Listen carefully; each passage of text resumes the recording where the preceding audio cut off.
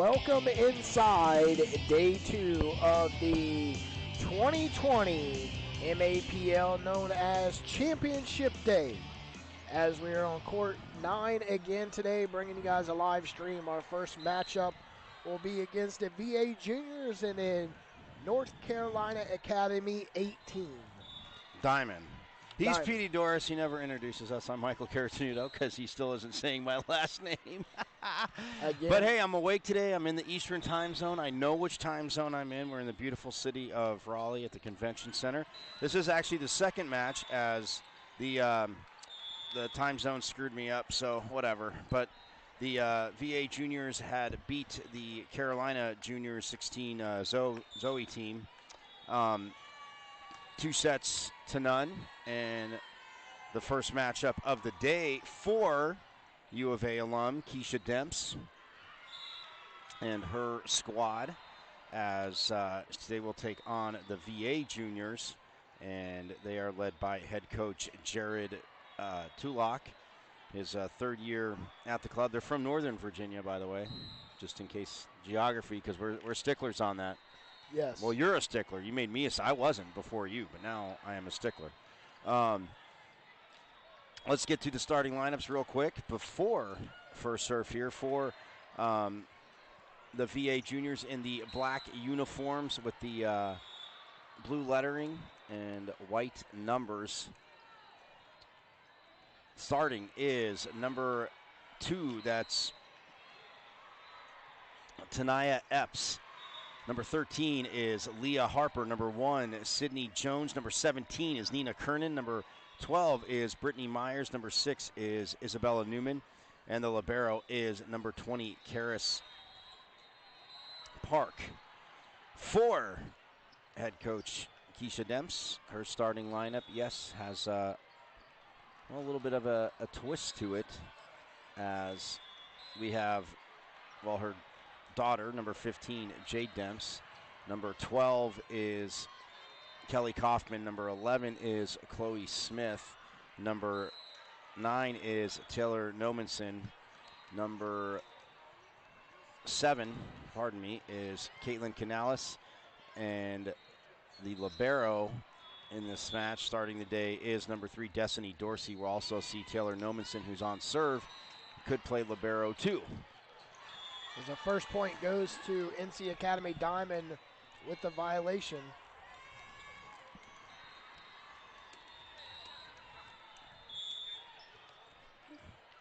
So VA Juniors, they actually get the, and they're in the style points, the powder blue. Oh, great dig right there.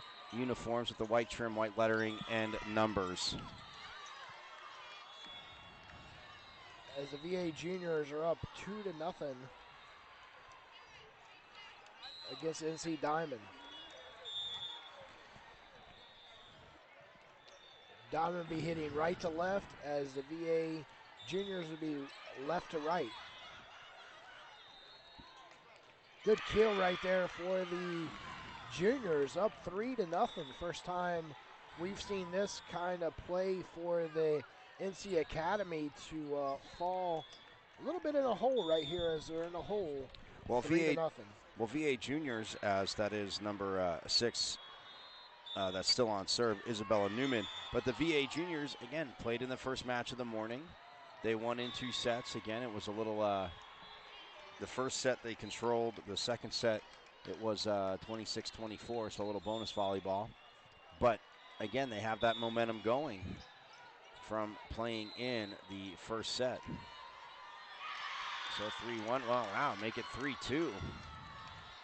Or 4-1, 4-1. Not everybody gets a point. No, there's no soul. Not me, I know. Not after the age of 10, not everybody should get a trophy either, but that's neither here nor there. As the libero now, Karis Park, and actually Karis Park and Ella Park, who will sub in, number 14, they are not related, Coach telling me, and I asked him, like, oh, same last name and playing volleyball. He goes, oh, no, they're actually not related. They are best friends, though. So we do have a few commits for VA Juniors as well, as Tanaya Epps, number 2, is headed to Virginia State, and number 4, Lauren Sandin, is headed to Georgia Tech. Oh, nice dig there by Nomenson. Well, again, as she slid in, she was able to get power on it a little too much. The overpass there, and the VA juniors. Oh, they must have called a violation because now it is 4-3.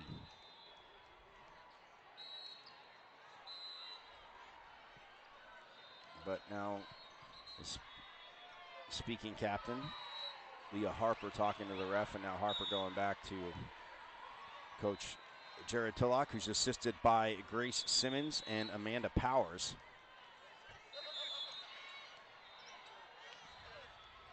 Set goes outside. Ooh, and a big hit there by Newman from the back row. But again, we will see great defense. Pete and I talked about it yesterday, about as the tournament goes on, and yes, I mean, we're into bracket play now, and the defense spearheaded by the liberos, but again, all over the court. Oh! And that just went long for number 6, Sarah Barnum, who is in this. So, yeah, Barnum, again, had a nice night at the net, or I should say a nice first day at the net yesterday. And now checking in to serve for the VA juniors. That is number 21. That's Megan Bickle.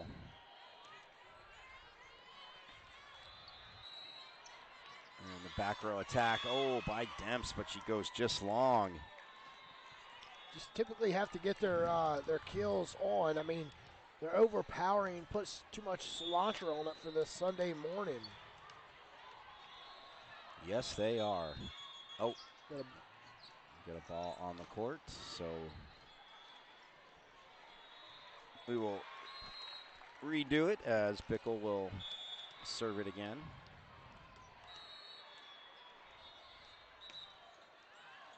Too hard of a serve right there for Bickle. And the service error makes it 6-4. And now we get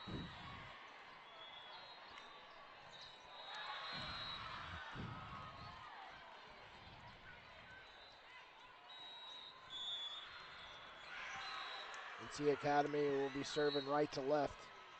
See exactly if they can get a couple points back, as she almost dropped it right in. That's your for an ace, but well, that's Jasmine Goy, who yesterday all day long from the service line, Goy was just a complete bear.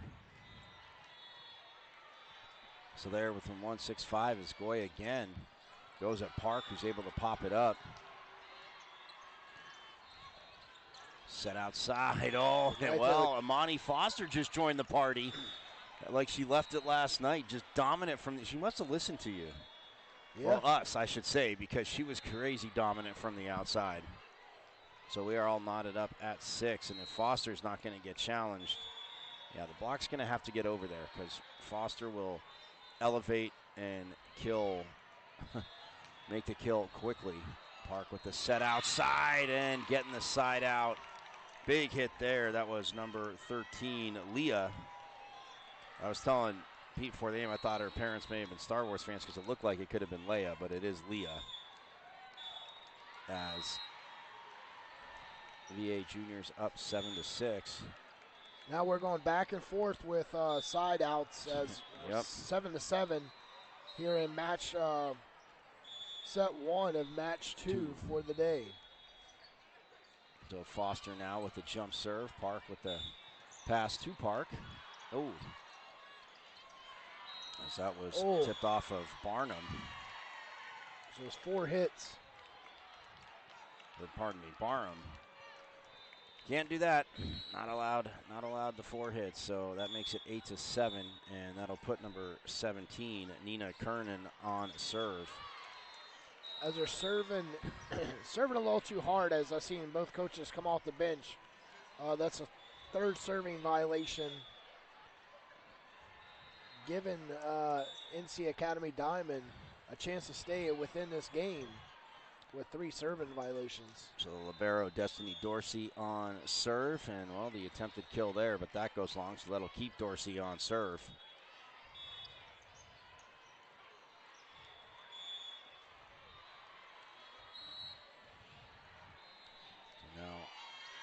Oh, well, not for long. Another service launch there. And both teams tied up at 8. And checking in to serve is number 1 back in the game is Sydney Jones for VA Juniors. Just guides it over nicely, no problem there. Here goes Demps with the kill. Oh boy, gave her the nice set, but look at the dig. And watching VA Juniors' first match against the Demps on that outside every time has got a great look of checking where she's going to kill it at right at the court. As she's coming in and sees the weakest link, she pretty much puts all her power as she will be headed to the Big Ten after high school. Yep, playing at Wisconsin as now Nomenson will take her turn up in the service rotation. Oh, good dig right there. Well, she made the effort. Too much. But Tanaya Epps split it through the block and diving to her right, gets there to make contact but punches it off the court. So now we are all knotted up at 10.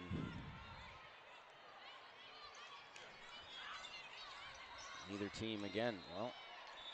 Oh, pancake. Beautiful pancake there. Well, it is early enough for breakfast for you viewers out there, so Dorsey wanted to show you that it's there as that goes into the net. Demps will go back to serve on the side out for the NC Academy 18 Diamond team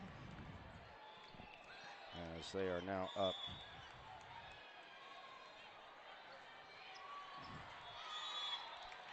11 to 10. Now it's 11-11. Well, you're all knotted up at 11. And again, teams just trading side outs as the libero, Karis Park, goes back to serve. One of the shortest females on the court for both squads. Her and Nomenson might be battling it together. Oh, nice. Very nice block there by Kernan. Again, the defense, look at that, getting out of system, but transitioning back beautifully. As Dorsey with a nice bump set and trying to make a diving dig, but couldn't get there. That was number 4, Lauren Sandin.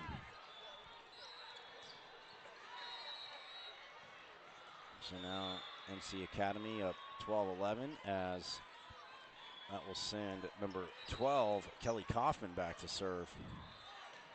Nice kill right there. She's planted it right in Nomenson's kneecap. Wow. Nomenson with the dig, but a little too much power. Yeah, that one I don't think had any chance of heading back in the right direction.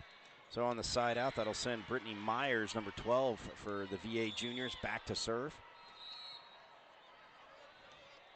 Little crow hop step there and just sends it over. Nice quick set. And it's punched over by Barham.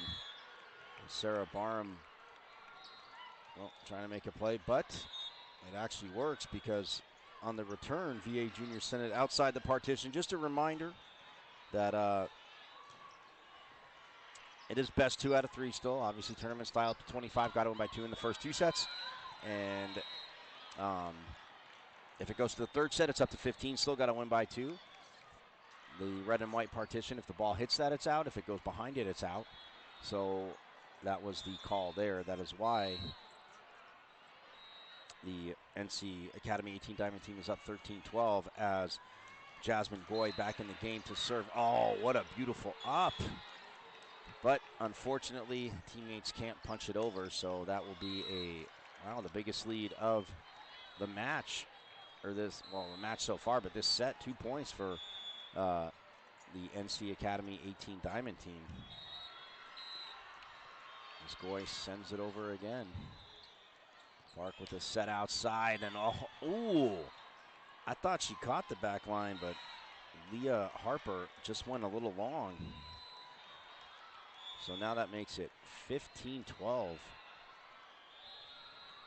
And NC Academy, by the way, they did not drop a match yesterday on this court. They were undefeated. And the VA juniors, they were 2-2 yesterday, by the way, and 1-0 today. So far they are 3-2 overall. And NC Academy, as they are 4-0, looking to stay 5-0 as we get a timeout here. But again, it is day two of two. Championship Sunday here from the MAPL Raleigh tournament. Yes, we are at the Convention Center in downtown Raleigh, North Carolina, the Tar Heel State. And the blue courts match it. Actually, the baby blue jerseys of NC Academy today, who had the black jerseys yesterday, they kind of match the court as well.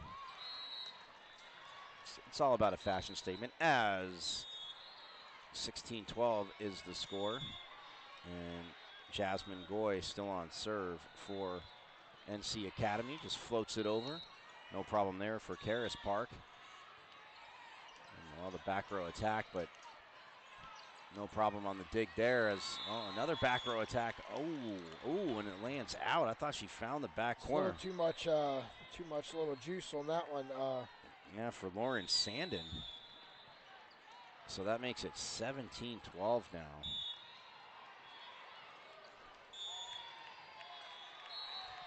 And well, coach takes a timeout after the ace there, making it 18-12. As coach Jared Tulloch. He said, and they actually, this is the sixth tournament they played in, and in a January tournament they played in here, they actually won it on this court. So he's a big fan of court number 9.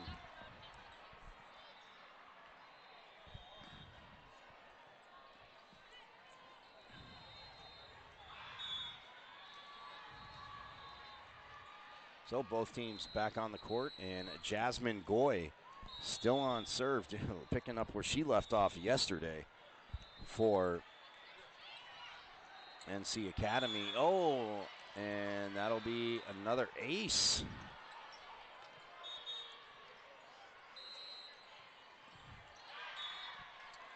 Wow, so just like that, trading side outs pretty much the first 12 points of this match for each team. Well, 24 points total, you could say, but trading side outs. But now Jasmine Goy, getting a little help, dropping a few aces, and they are up by 7 in the first set.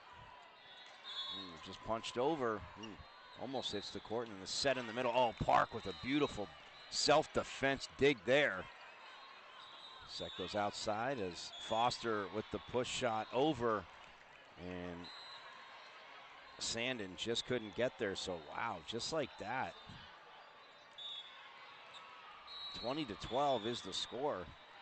And Goya's will be her 8th serve in her rotation. Skips it off the net, but it goes over. Set outside. And look at that. Sarah Barham shutting it down at the net. As we've seen, obviously volleyball is known for runs, as currently, like we said, expressed over the past 2 days. NC Academy is known for putting runs on the board just to, they let you get your momentum working, but just like Coach Demp said in an interview yesterday, once I get my first match out the way, the girls try to see where the weakest link are, and that's where they focus. And after that, she said they've been down by as many as 11 and 12 and come back and shut the team out and win. So, she says that's how the girls play, and she's not going to change up no chemistry. She's not going to try to burn out no timeouts if they're down by 4 or 5, because that's exactly how they play. Well, and to be able to come back from deficits like that, to overstate the obvious, is huge, as teams trade side outs there, as Foster got shut down at the net, but then right after that, unable to return it, as now checking in, that is number 4, Alexandria Quinn, serving specialist, who will go back to the service line for NC Academy. She sends it over, popped up there by Myers. Now a chance for Demps. Oh, skipping it off the block, and there's Harper to pop it up. Oh, a little back and forth now. You gotta love this. Again, defenses will show up. Oh, and a beautiful read by the setter. Sydney Jones swiped it as her momentum looked like she was gonna pull off that jump set again and push it towards the far side of the court, but she sees the defense cheating over, swipes it, and 22-14 now as Nina Curran serving. Oh, Dempsaller back there on her heels. Yep. Just drop one right in. Yeah, Kernan was making the effort to get there, but you're right, leaning back a little bit, so that makes it 23-14, and that will send Destiny Dorsey, the libero, number 3, back to serve.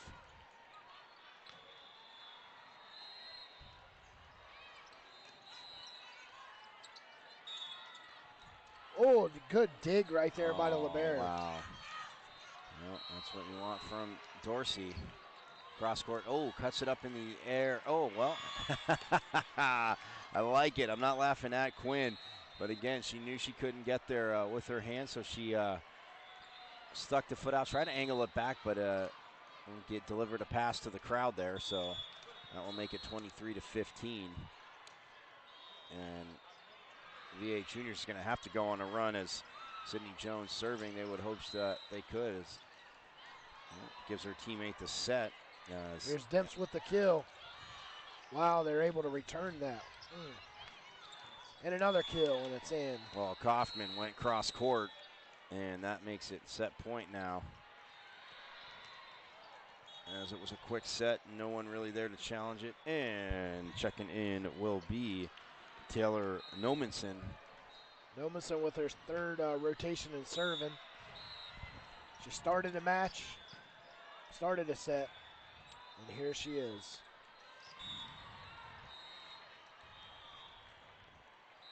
Taylor Nomenson, just okay to serve from the official, goes cross court. Return, and it's out. And that is the first set. And that's your first set. 25-15 is what NC Academy takes set 1 of match 2.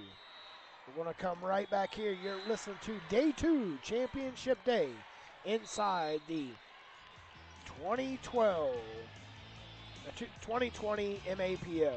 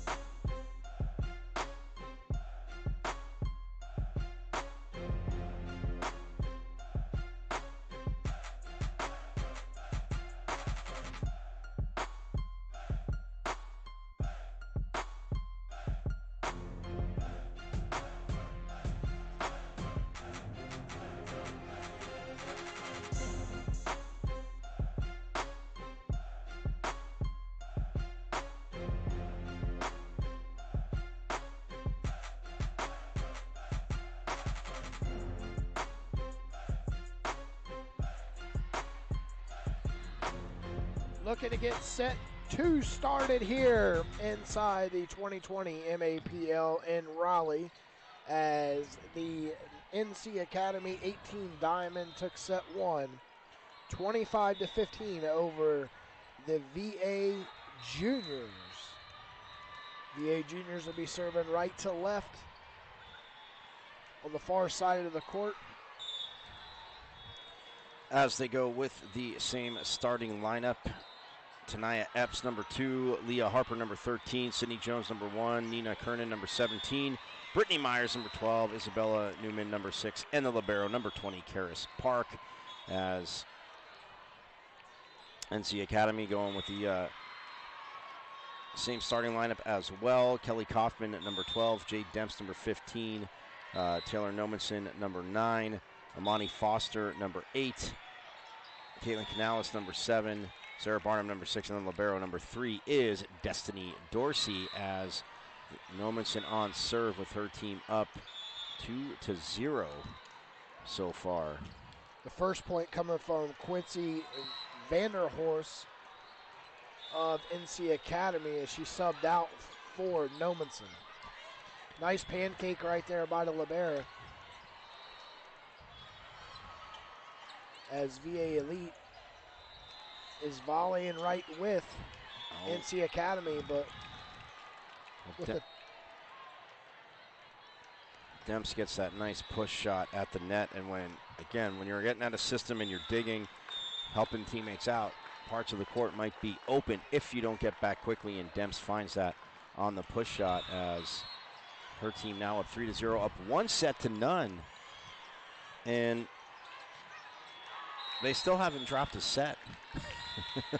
Wow. Because, I mean, yesterday, obviously, they're 4-0, but everything was in 2 sets, and they have not dropped a set yet, as we get a quick timeout by head coach Jared Tulloch from VA Juniors, with his team trailing 4-0. But, yeah, you go through any tournament, again, I don't care if it's a regional qualifier or obviously a tournament like this where you're seeing talented teams, like to not drop a set the first day, and I mean, this is your first match and you took the first set, so they are definitely in a rhythm now. And Coach Keisha Demps has her team. Her son actually plays volleyball as well. She said she didn't get back home till about 11 last night because they have a tournament too, so she had to go and see. She got to see him play his, I guess, last match. Back to action now, though. 4-0 the score for NC Academy, as the VA Juniors. Oh, well, that is one heck of an effort dig there by Sydney Jones. As Nomenson still serving to offer her 6th point right here. Nomenson serves up left to right. She hit it in the back row as VA Elite was able to play it. Now they're with a volley and a kill. Nice little dig right there by VA Elite. Oh, look at that. Wow. Jousting at the net, and Chloe Smith. A nice play there, number 11, as Smith gets the ball back, sets it outside to Demps. But Park, she showed her defensive prowess in that first set. Wow, just sit back and watch this match right here as it was out. Oh, and that's their first point of the match on the side out, as Destiny Dorsey in the competition there with Karis Park, the libero. And now serving first, that is number 4, Lauren Sandin. And she gets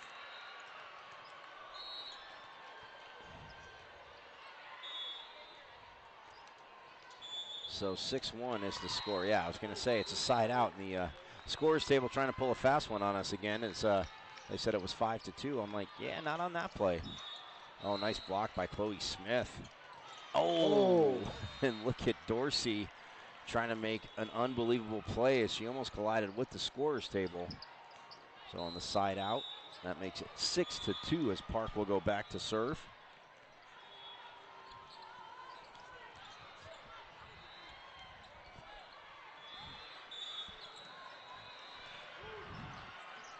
It's Kaufman, alone at the net. A little too hard. Yeah, and again, maybe she was a little surprised that block wasn't there to challenge her. March 1st, happy March 1st, everybody, since this year was a leap year. So we get an extra day on the calendar, right? Isn't that awesome? 2020, one extra day on the calendar. New decade, new era, new everything. Oh, and it was out. And she had a chance there as Leah Harper was off the net. And she sends it long, so that makes it 7-3. And going back to serve will be number 12, Kelly Kaufman, the New Hampshire commit. Goes right at Park, but the libero delivering a nice pass, and then, off the block, and it'll be a side out. So after starting down 5-0, they're on a 4-3 run, or 4-2 run here. As that'll be number 21, Megan Bickle, back to serve. Bickle offers a serve, and it was deep on Nomenson. They set up, great setup right there for NC Academy, but Foster, just the power that she has. The power she offers, if she can get it, like, her problem is sometimes whenever she doesn't follow through as good as I think she wants to, because, I mean, some of her kills are a little too high to be returnable. Well, a little back and forth there, but now Smith with the set outside to Foster. And swipes it at the block to get it over and working it to the far side of the court. But look at this. Reaction by Foster, but now it's a bump set outside, and Barham shuts it down. Sarah Barham at the net. Again, she's playing that rotation. She's not serving. She's playing in the front row. And it's no surprise to us what we've seen from her the last, day and then this match so far as to why. And now the serving machine, Jasmine Goy, back into serve.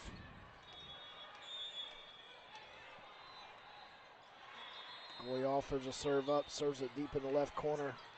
It's returnable and killed, and she Barham right there again with a block. She is just a force at the net.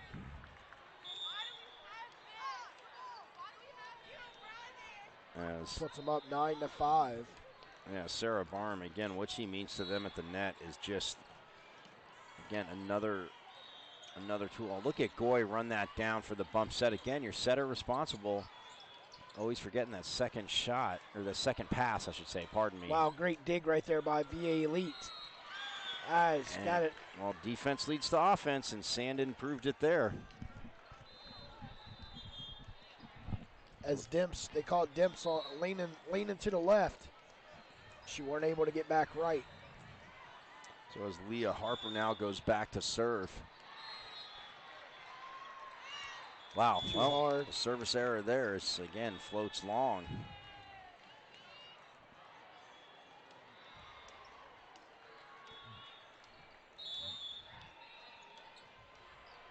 And that'll put Amani Foster back on the service line. And splitting the defense there. The nice back row attack by Leah Harper that time, taking a little bit off it, but finding the space in the court. And they're back to within 3, 10-7, as that will send at number 17, Nina Kernan, back to serve.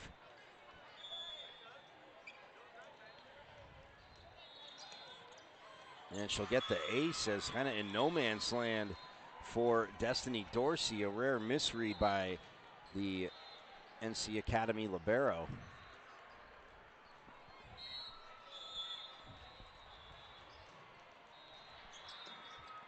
As Kernan can ace now. Demps off the block. Oh, what an up there.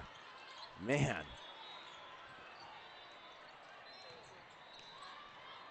And Demps again trying to take a little bit off it, but took a little too much off it, as you mentioned about Foster, but not following all the way through. See her mom talking to her, saying you didn't follow all the way through. That's what made that ball float long. So now they're within, they were within one at 10-9 until that serve by Kernan went into the net.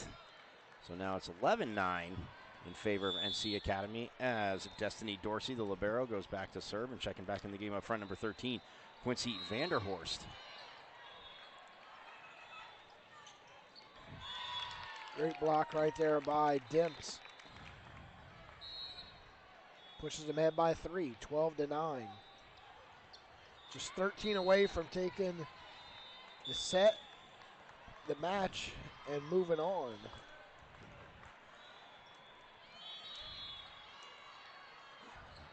As today is bracket play, there's no pool play like yesterday for all you people out there watching, tuning in. Pass the word along. We have championships this afternoon at 4:30 is what the time is scheduled right now, but that can fluctuate as the day moves on if we have issues with matches.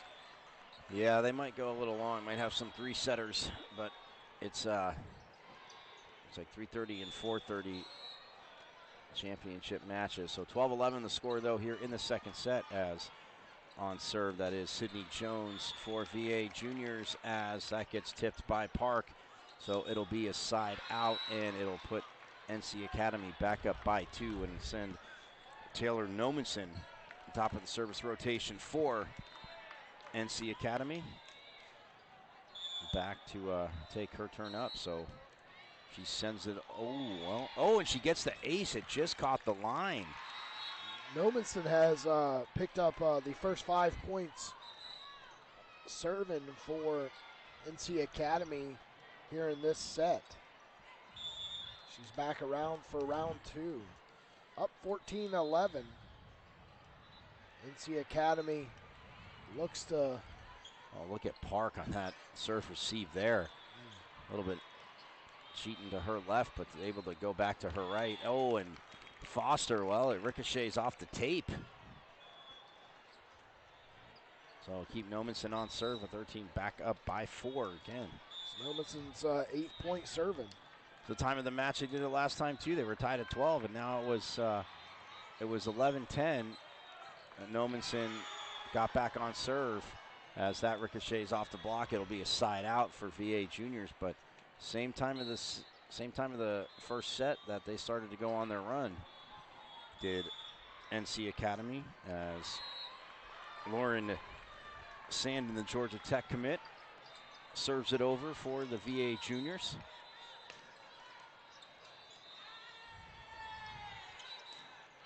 Oh, and that goes long. The defense a little late getting over, but maybe that was a good thing, as that kill attempt goes long, and now Demps will take her turn up in the service rotation.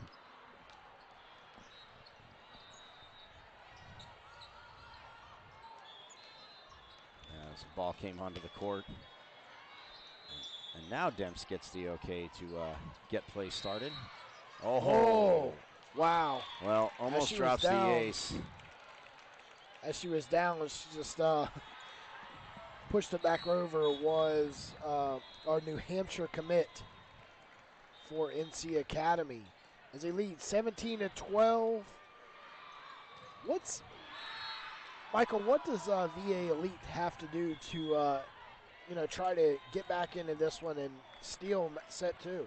Well, defensively, they've been right there. I mean, their libero, Karis Park, we talked about setting the tone. They've been in decent positions. I mean, they got to, again, the points given away, and both teams have given away a few, but the points given away with service errors is definitely frustrating for players themselves, but obviously for coaches as well. And when you look at it, it's one of those things, if you're the VA Juniors, again, just move the ball around.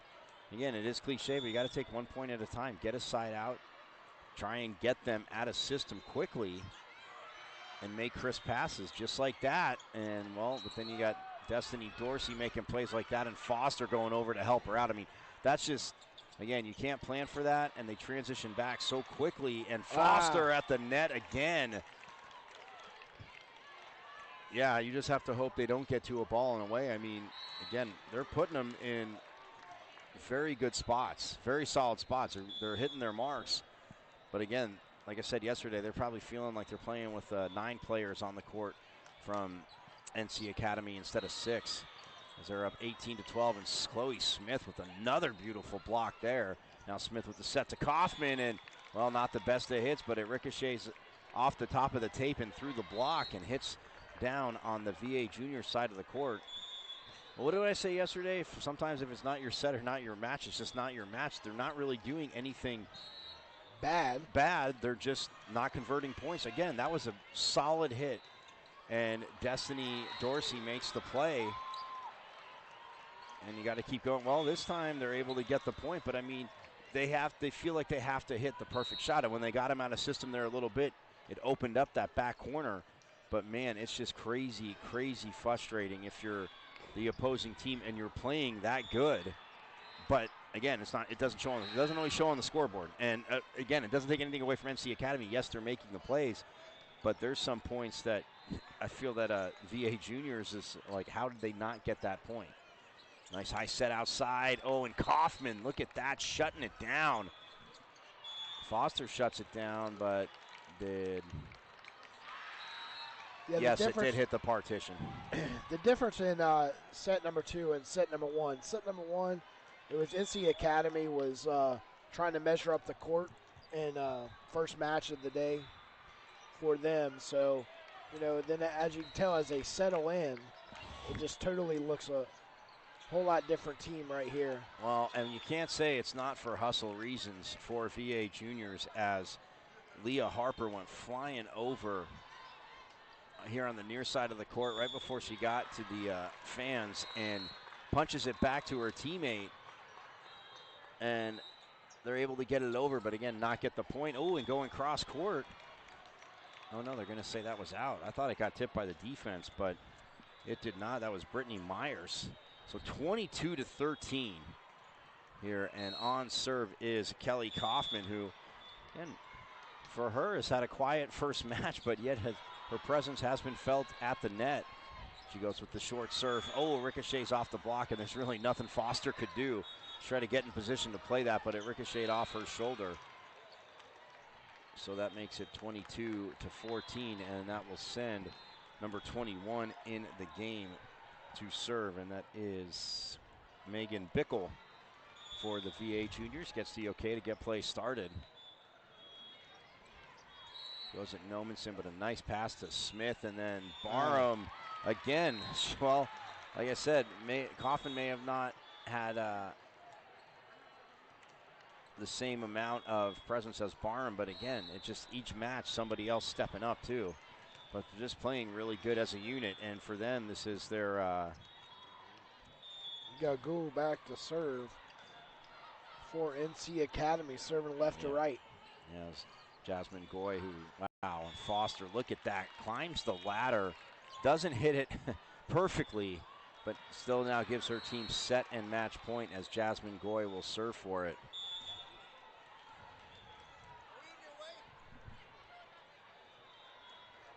Goy floats it over. Oh, a high bump set outside, cross court, but Demps with the dig.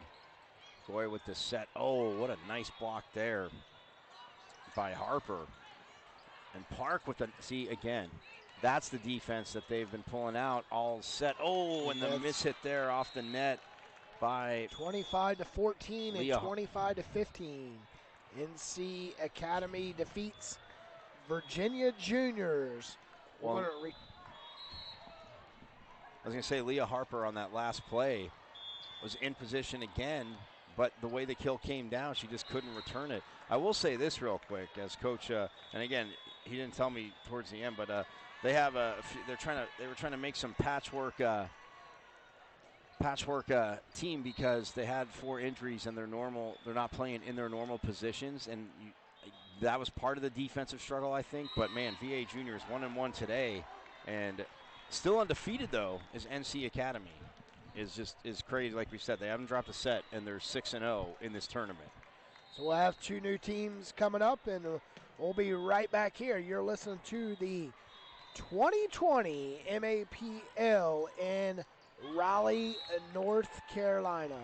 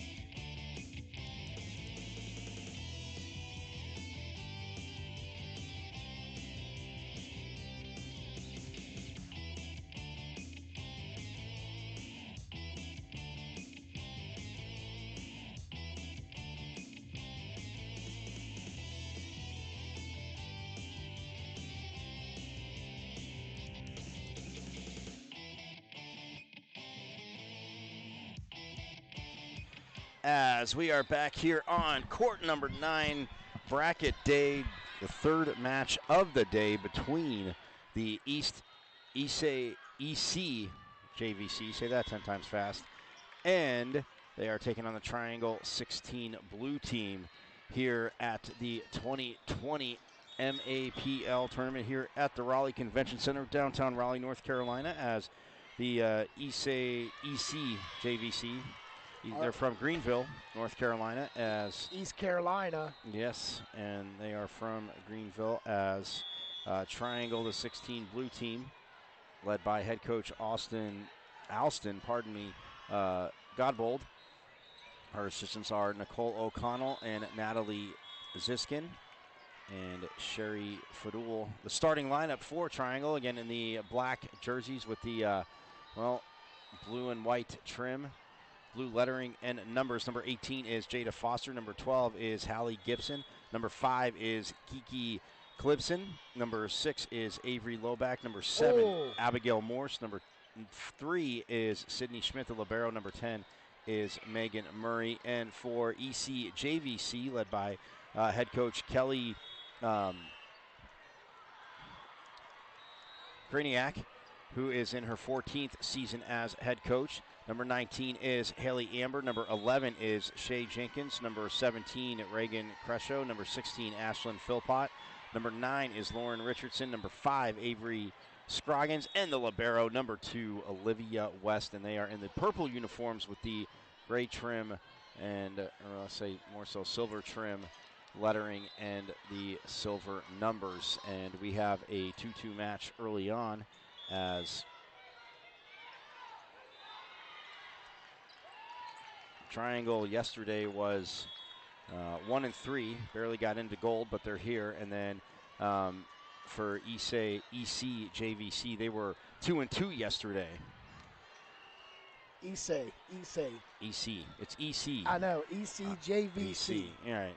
Say that 25 times. ECJVC, ECJVC. Okay, don't do it 25 times. Please don't. So right now, Triangle trails ECJVC 3-2. ECJVC is on the far court.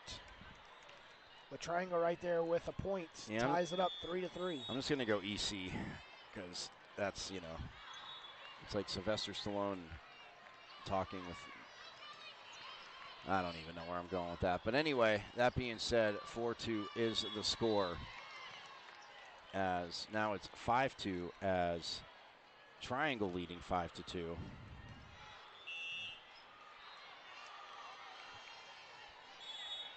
And on serve for Triangle, that is number 9. And that's Bracelyn Prosky. Well, they get the point, and Prosky will stay there.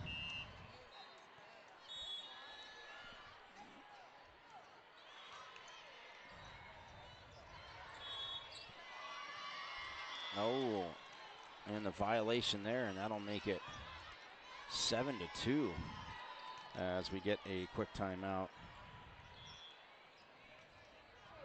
from Kelly Kraniak. Her assistant is Megan Hall. Her 14th season at the club, so she also coaches a 17s team. I asked her too, because a lot of coaches, or some programs, and we touched on it a little bit yesterday, but some clubs you might start with an age group, so you'll start with them when they're at, if you just draw that, whatever straw, so you get the 13s, 14s, and you'll follow them all the way up to 17s, 18s, and then you'll start back over with a young group. But most coaches are like, nope, we have different coaches for different ages. They need to hear different voices, and some of the coaches say they need to as well. Out of the timeout, that gets sent over by EC, but it goes out.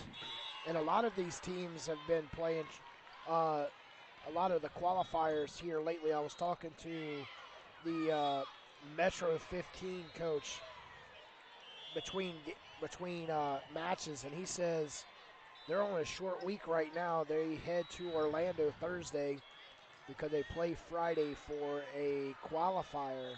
And he said they've been traveling for 7 weeks straight with different tournaments. Yeah, there's a few coaches I talked to that, they're in the midst of a,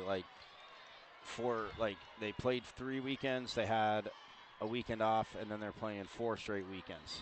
So he's like, each team, and I was like, well, how does depth work? He says, right now we're, the girls are exhausted trying to survive injuries. He said it's just something you have to, your depth is where you're at, come this late in the season after traveling 7-8 weeks now. He said, now we're, and this is just the beginning of it. I mean, you figure it's March, but they're going till June, and all the qualifiers coming up.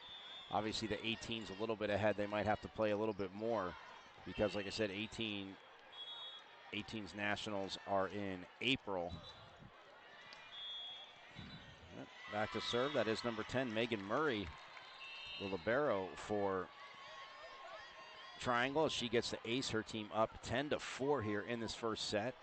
Again, best 2 out of 3 up to 25. Got to win by 2. The libero in the different colored jersey.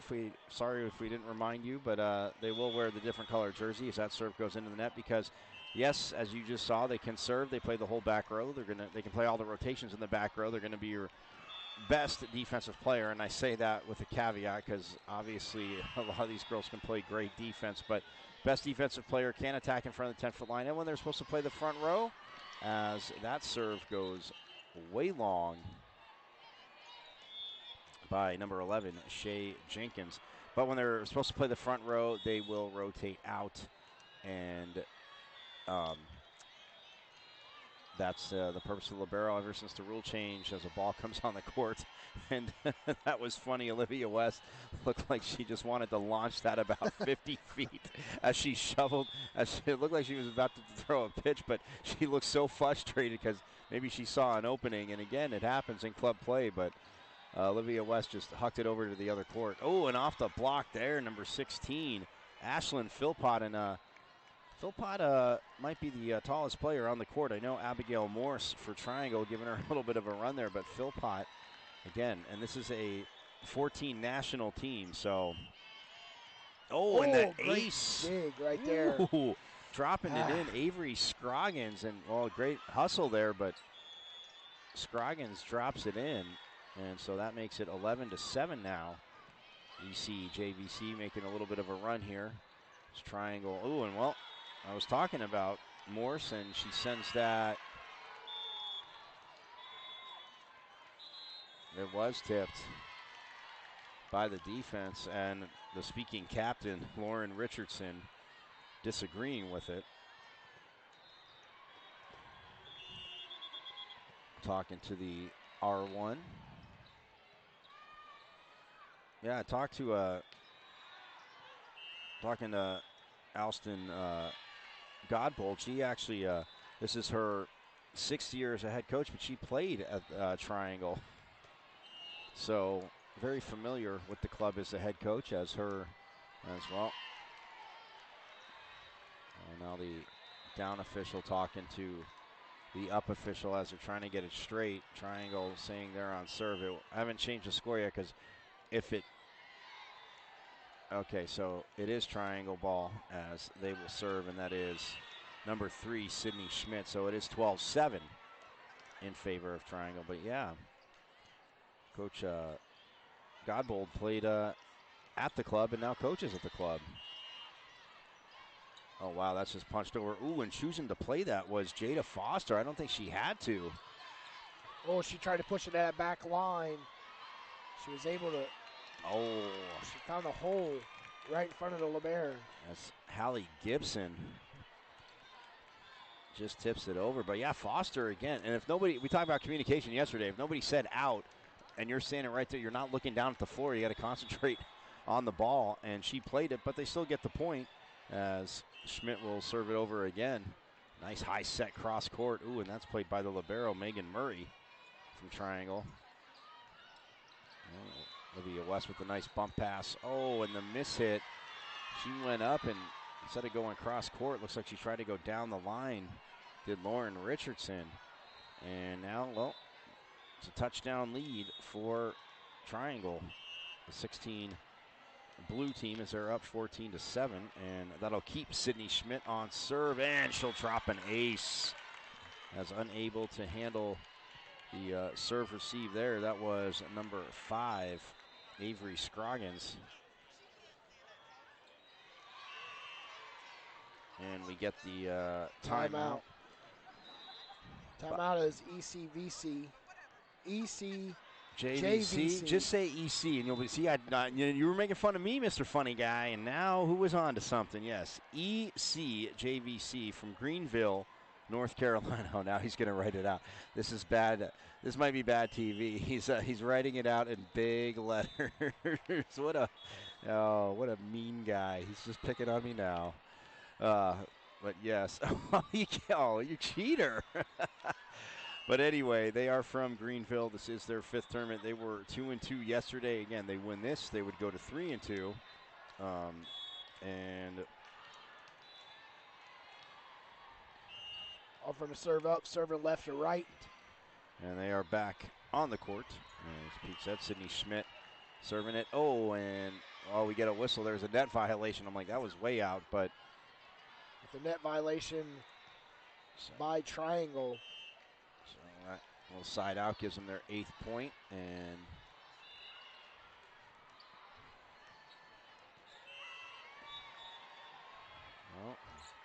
going back to serve, that is number 17, Reagan Crescio. As she finally steps all the way to her right. And she'll get an ace as a mishit there by Schmidt.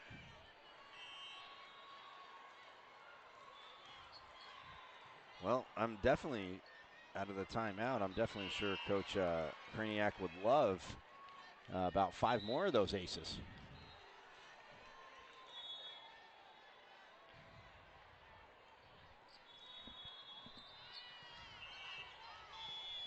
So 15-9 the score here in the first set. A little jousting at the net, and the ball still in play and trying to get there to make a play as she was sliding to her left, but couldn't get back to the right. Hallie Gibson, pardon me. So that makes it 15-10. As we get a substitution as Kiki Clipson comes back in the game, number 8. That's Mary Broderick in the game.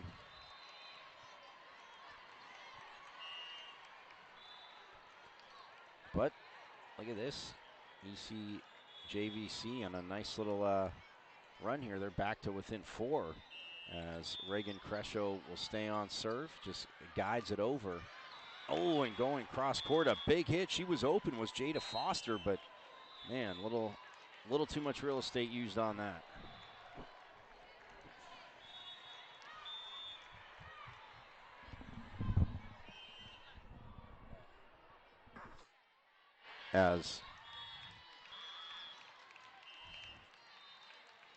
They get the side out. Oops. Yeah, they get the side out there, making it 16-12. Does Triangle, and that will send number 7 back to serve. Abigail Morse, as Morse guides it over softly.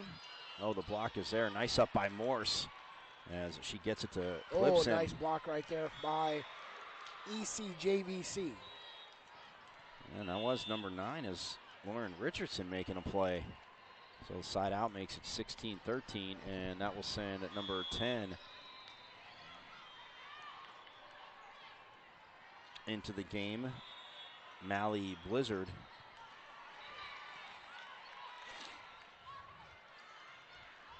Good look right there by Triangle, but a little too hard as she went cross court and out of bounds. Gives ECJVC a point. And only down by 2 right now, serving right to left.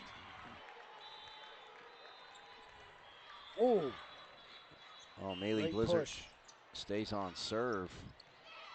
Look at that donut hole. Absolutely. So now they're within 1. I tell you, I've noticed a lot with Triangle since ECJVC 14 national team. they're not communicating. They're not talking. Well, they're getting out of system pretty quick, too, which, again, that is a part of it, because if you're not calling for a ball and you're both rushing to it and somebody could get there faster or more efficiently, they need to in every sport, you always hear coaches say it, but if you're on this court and you're not, that's how injuries happen, because you will collide and it will be a pretty big collision.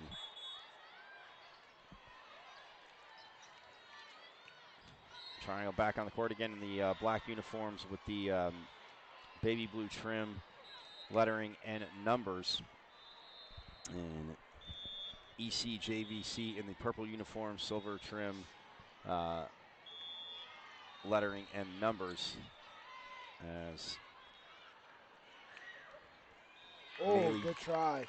Maylee Blizzard, well, was on serve, but, well, the timeout gets Triangle a side out. They're back up by 2, 17-15. And Hallie Gibson will take her turn up in the service rotation. Little crow hop there. Nice line drive serve. Good pace to that. And, no, they punch it over. They might not return it for the Aces. That's just pushed over, but nice defense there. Just sliding over to make that play is Crescio. A nice high bump set going cross court. Oh, and the libero, Olivia West, almost makes the play. Makes it 18-15. The timeout by Triangle, 16 blue, did help. Let's get some calm down again, and as Gibson will serve again. But this is a 16 team that's taken on a 14 team just because of how this bracket is set up. And you don't see, again, that's kind of the uniqueness to this tournament. You really aren't going to see that at a lot of tournaments because of people think, okay, club or not, playing up, but it is a major advantage for the older teams. But I got to say, the 14 national team hanging around with this 16s team as Gibson serves it again and cross court. Oh, and that has popped up in a little collision there between Mary Broderick and the libero, Megan Murray, who was trying to make a play for Triangle. Broderick got there, popped it up, but Murray kind of stumbled over her, so the side out gets ECJVC back to within 3, and Lauren Richardson on the service line as, and, well, Megan Murray decided to play that, but she didn't have to as she stuck her hands up because she punched it over the head of Mary Broderick. So that makes it a 2-point game as Richardson served it up again. Going cross court, nice play there. Swiped over, ooh, the dig. It's an overpass, but Kiki Clipson making the play there, and look at that. Her defense leading to offense as ECJVC can't return it. So they go up by 3, but you made a great point. I mean, obviously, they took that one time out, but they made a run. And they're within 3. They need to get a side out here. Is checking in the game for Triangle. That's number 9, Braylon Prosky, who will serve.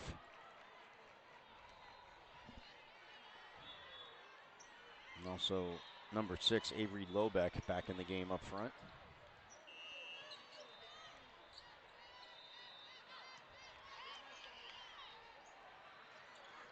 Oh, nice up there.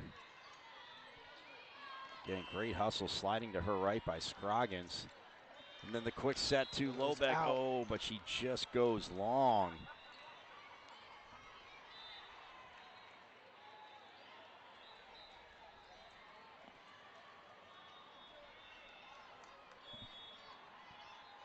Well, 20-18 is our score. Triangle up, but ECJVC on serve as Martha Blunt checks in to serve, and, well, that gets punched into the net, so they are now, look at that, within 1.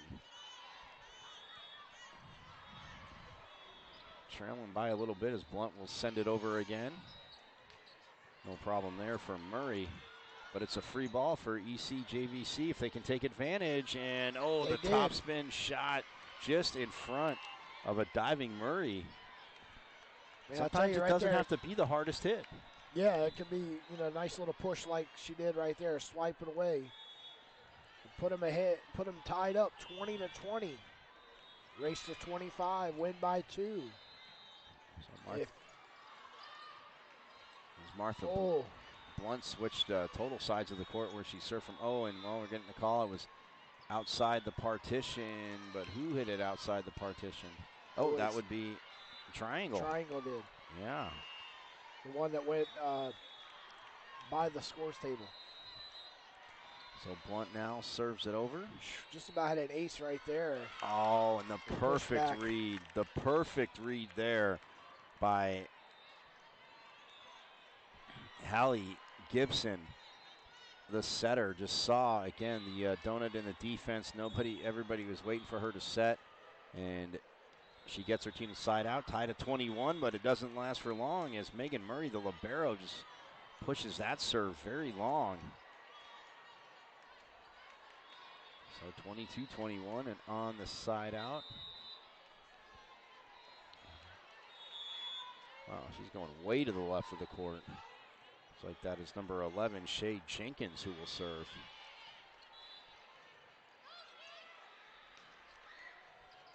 No chance here for ECJVC to go up by 2. Set over again, but nice read by Crescio that time. Wow, great dig right there. Great hustle by Prosky. Now the set to the near side of the court, off the net. It doesn't touch the block. It did touch the block. Well, the official's saying that it was off the defense, but the line judge is coming over and talking to her, is saying that it's not. Nope, it is off the block. So Triangle ties it up at 22 apiece. And up in the service rotation, number 5, Kiki Clipson.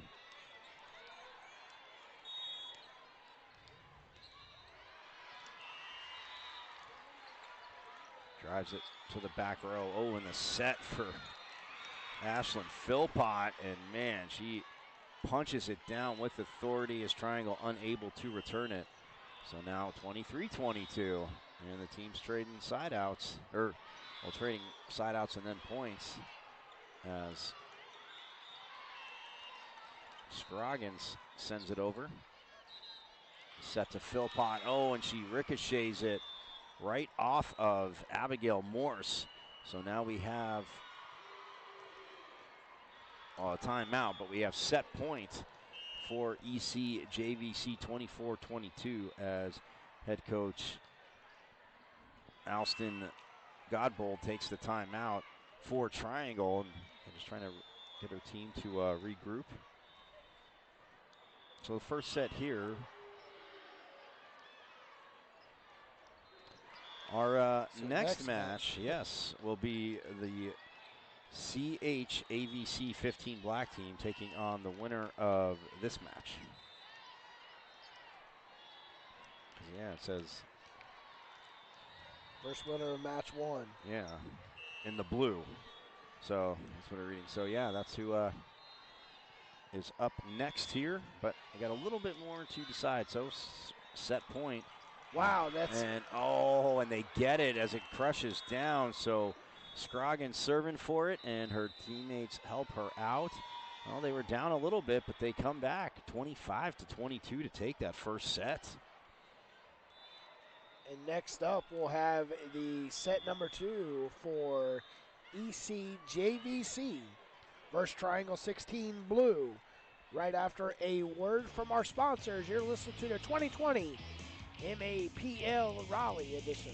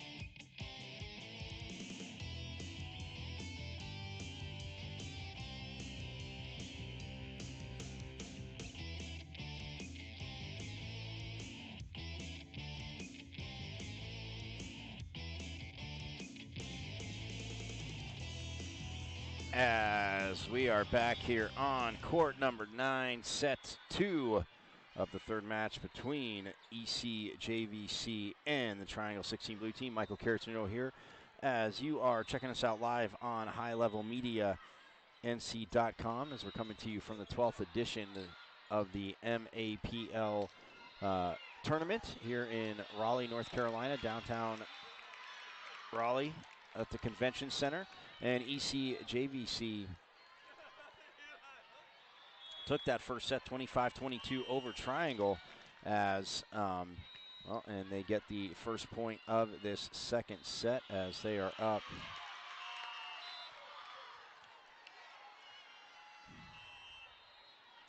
1-0.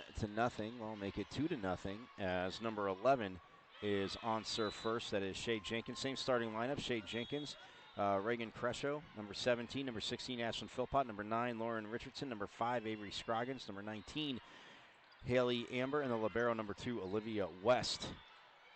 As 2-0.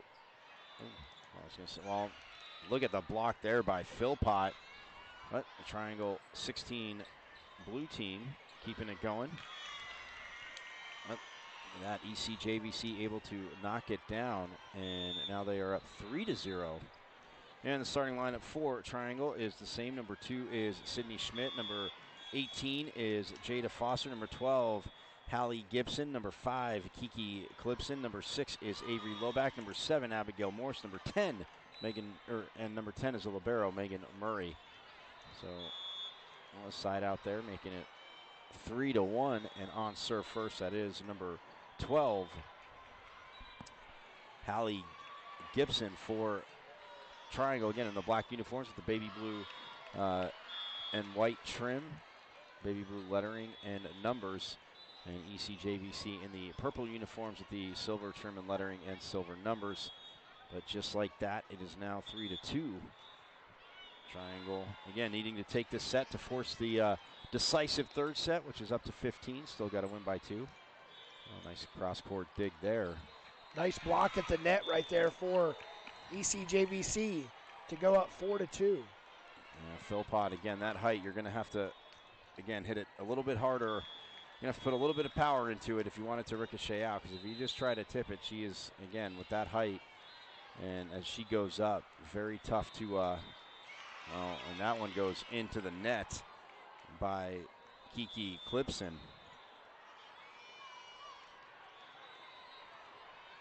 That makes it 5-2, as that will be number 5 on serve, Avery Scroggins.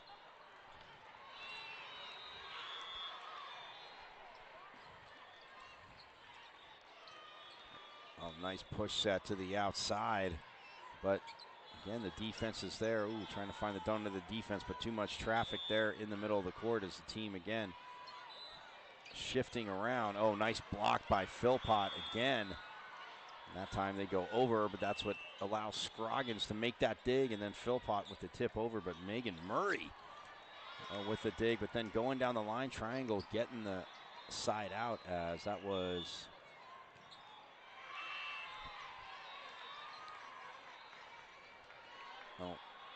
number 5 on the kill. That was Kiki Clipson.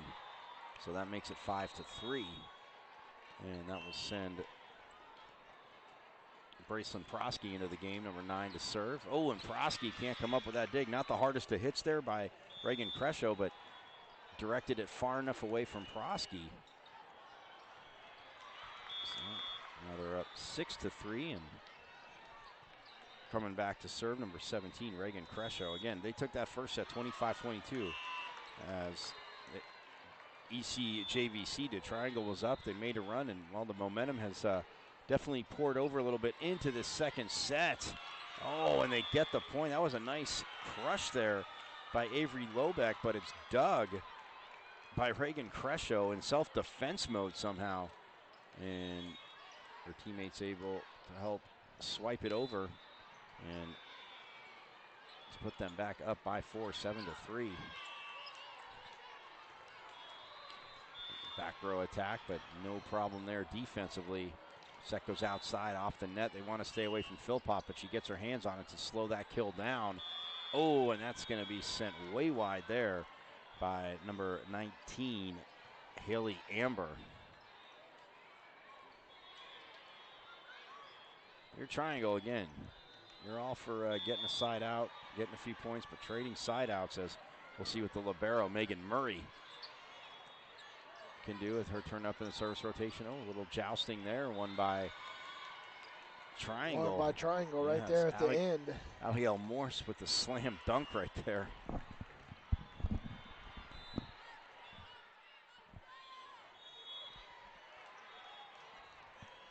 Makes it 7-5 as Murray will stay on serve.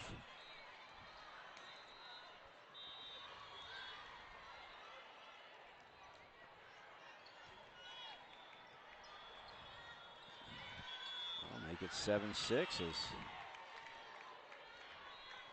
and Murray from the middle of the court, just sending it over, no real problem, clearing the net. Oh, Murray comes up with the pancake, but Philpott trying to slam dunk it down, and I never heard a whistle. But I'm guessing Murray didn't get to the pancake, so that makes it 8-6. Well, that was the quietest whistle ever. Yeah, I was thinking that it was an inadvertent whistle. Well, no, they were saying it hit the court, but yeah, but with a low whistle like that, that's right. what you expect. Not meaning to blow the whistle.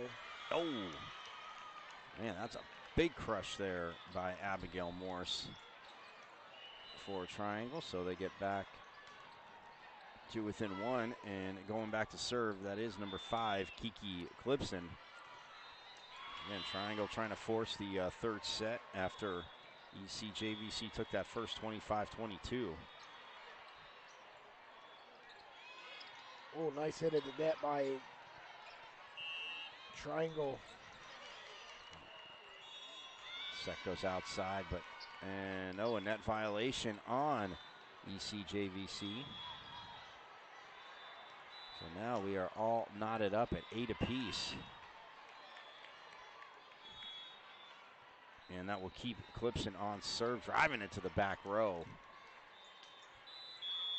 Off the net, Murray with the nice pass to Clipson, and then going cross court was Gibson.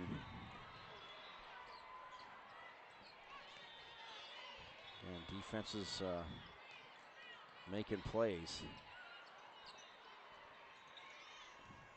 And to tip that over the block is a set a little too far out. Oh, and that set. Oh, I guess the block did get it. I was going to say, how's that not 4 contacts? But I think she did make contact at the net there. Look at this. Nice rally. What a just great back and forth.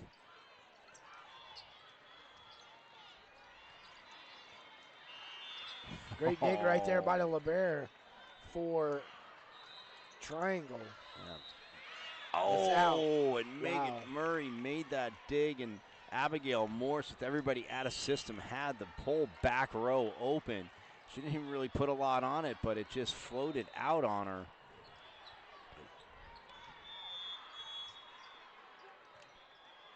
So now it's 9-8, and number 9 serving on court 9, Lauren Richardson. Oh, nice block there at the net by Shay Jenkins. Oh, and ricocheting that off the block beautifully was Hallie Gibson for Triangle. And see that, well, that's what they're doing now. They're down a little bit, they tie it up, they trade side outs. As Mary Broderick in the game to serve. Set in the middle, off the block. Goes outside, nice dig, but it's an overpass, so a free ball. If they can take advantage, but nope. Murray says, I got you. Oh, no, it did hit the court. So that's twice Megan Murray, the libero, has been right in position for a play, but the ball just hits the court. Yeah, it's Martha Blunt now, number 8. She'll check in to serve for ECJVC.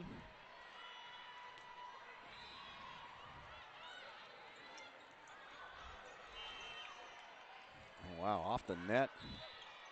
Oh, that too hard right there by ECJVC. And it does. It goes wide, so that makes it 10-10. And now Abigail Morse will take her turn up. Serving for Triangle is again a line drive serve over the net. Set to the near side, just set over, no problem for Morse.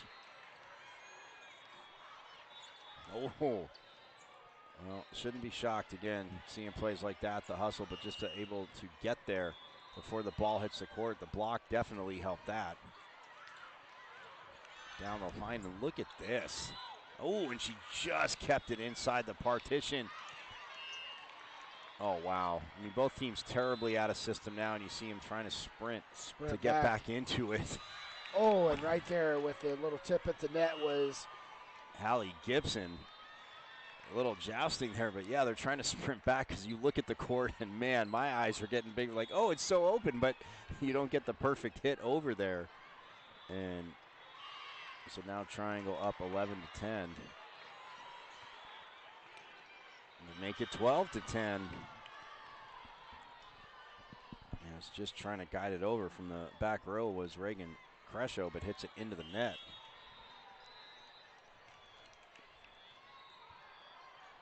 So Abigail Morse with the serve. Oh, set over. Look at the quick reflex there, though, by Avery Loback. Loback tries to send it down, but the block was there. Oh, well, she gets there to make the dig, but not enough power under it for Sydney Schmidt. So ECJVC gets a side out, gets back to within one, and up on serve, that'll be number 11, Shay Jenkins. Well, again, this game has seen momentum switch back and forth quickly again, but both teams' defenses, again, like I said, the lack of effort is definitely not the reason why, as we get 4 touches. As the speaking captain for Triangle, Hallie Gibson, going to come over and talk to the up official, but she was trying to say that it touched the defender, because the official saying it just touched the net, not the defender, so it would be 4 contacts.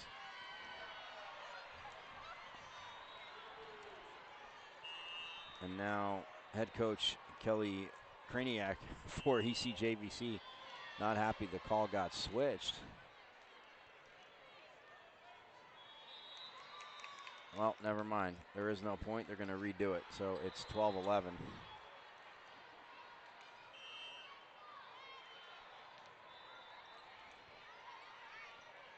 There we go.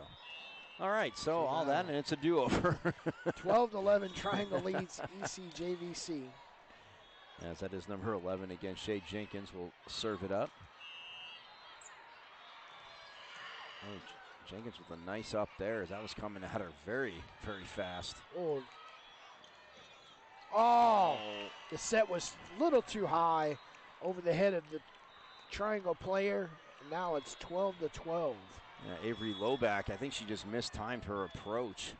But either way, so I guess the volleyball score gods as well, that goes into the net, never lie. So it should have been ECJVC maybe point in the first place on the redo. But that goes into the net, so now Triangle back up by 1, and that will send Hallie Gibson back to serve. She takes the crow hop and drops an ace. Well, ECJVC trails 14-12. Well, we only had, after taking set 1. Only had, what, 3 3-setters yesterday? Yeah. So we'll see if this delivers the first. Oh, a little collision there as Lauren Richardson on the court. A little slow to get up for ECJVC. Oh! Almost pancaked it right there. Yeah, Lobeck able just to angle that down swiftly enough. And now they're up by 3. Triangle's up by 3 as head coach Kelly Kraniak takes a timeout with her squad trailing by 3, but up 1-0. 25-22 was the score of the first.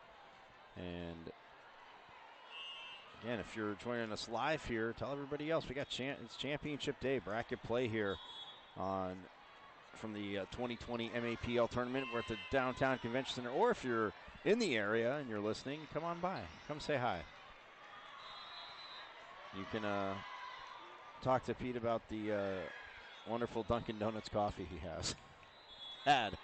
It disappeared. Has disappeared. Back to action now as Hallie Gibson will serve. Again, her team up by 3, and out of the timeout, they run a play for Philpott, but she gets dug. And they set her again, and another dig. Solid job in the back row there by Broderick. Oh, and it's off the block, and that time Avery Lobeck was close enough to the net where it gets swiped into her, but she's able to send it right back down on the ECJVC side of the net.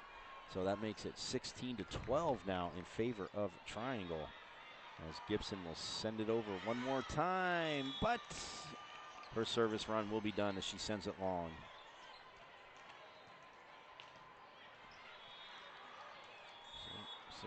16-13 the score as number 5, Avery Scroggin serves.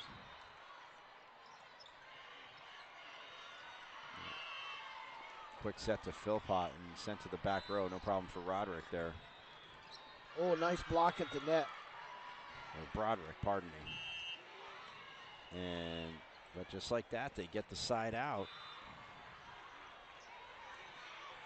Well, this coach, Kelly Kraniak, her 14th season coaching at the club. Oh, down the line, and it's in. As she had to reach back to Reagan Crescio, but able to make the play, get her team back to within 3, and Crescio will go back and serve now. But if you're Triangle, again, you're to the point where you can totally trade side outs. 17-14, Triangle leads ECJVC. Oh, and it's right there. Triangle puts one more on the books. 18-14, 4-point lead. They got a 6-0 run in them to close this out. Stay tuned. We'll have the action. well, Philpott a little too close to her setter, had to reach back there as you saw and just couldn't send that over. Now she gets to approach, but it is dug by Prosky. Oh, and look at that, Prosky's defense. And then punching it over was Abigail Morse. And that makes it 19-14 as Coach Kraniak going to take her second and final timeout as she's talking to her middle there in Ashlyn Philpott.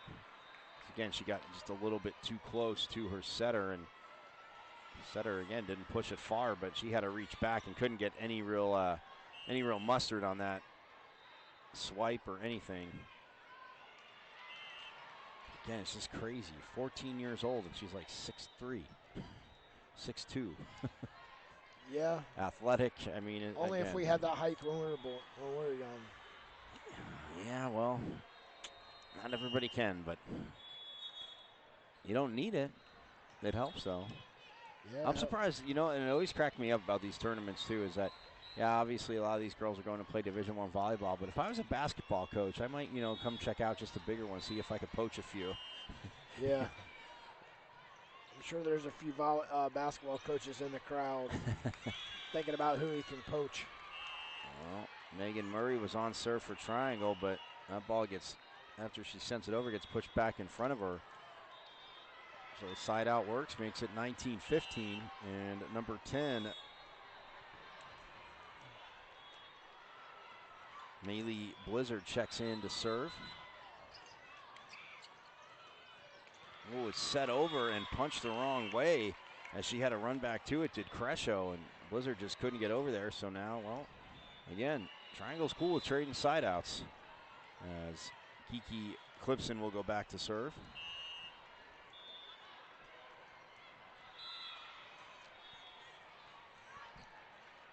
Ooh, just over the top of the tape. And that's that'll be double touch either way. It's an ace for Clipson, so 21-15. They're looking to force that third set, but we'll see what kind of ECJVC has one more run left in them. If they can get a side out, but it's a free ball for Triangle. Set in the middle. Oh, and going cross court, and she was not going to be denied that time, was Morse. So 22-15.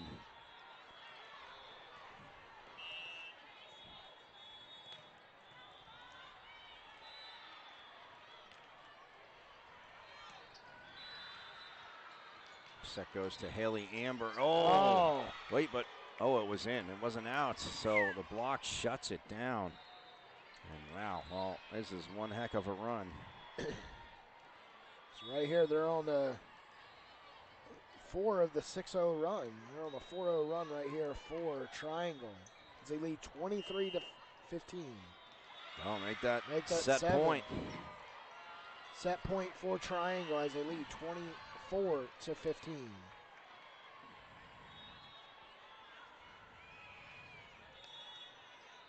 And serving. That was Clipson trying to close it out on her service rotation. Set goes cross court over the block, but now the back row attack, but the defense is there. Oh, but it goes short, and selling it like it was over was Shay Jenkins. So they fight off one set point. As going back to serve, that is number 9, Lauren Richardson. But the second set point, all Triangle has to do is side out. Ooh, off the top of the net, but a chance here for ECJVC. And shutting it down at the net. Nobody challenged her, Abigail Morse. And we will have a third set as Triangle takes it 25-16. So we'll have set number 3 of match number 3. You're listening to the 2020 MAPL Raleigh edition on highlevelmedianc.com.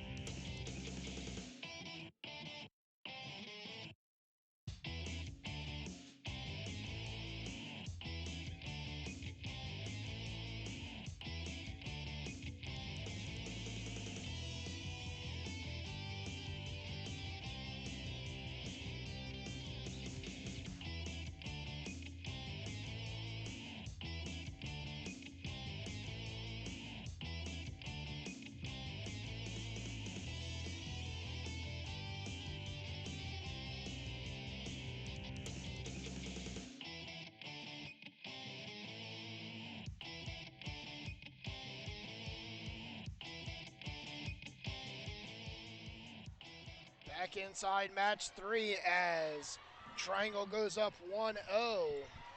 Got a quick start here to set number 3. Triangle's working right to left here in set 3. They get the second one right there. Second point up 2-0. Again, up to 15, must win by 2.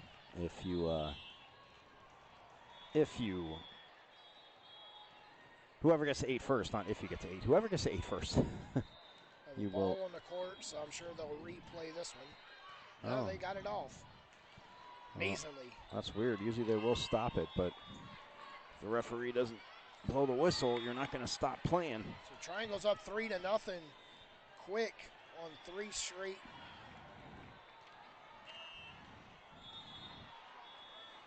Points and serves. And serving for Triangle is Hallie Gibson. As Gibson keeps it going here. Again, gold bracket, and you want to win this. Triangle trying to improve to 2-3. Greenville will drop, or ECJVC from Greenville will drop to 2-3, and make it 4-0 now.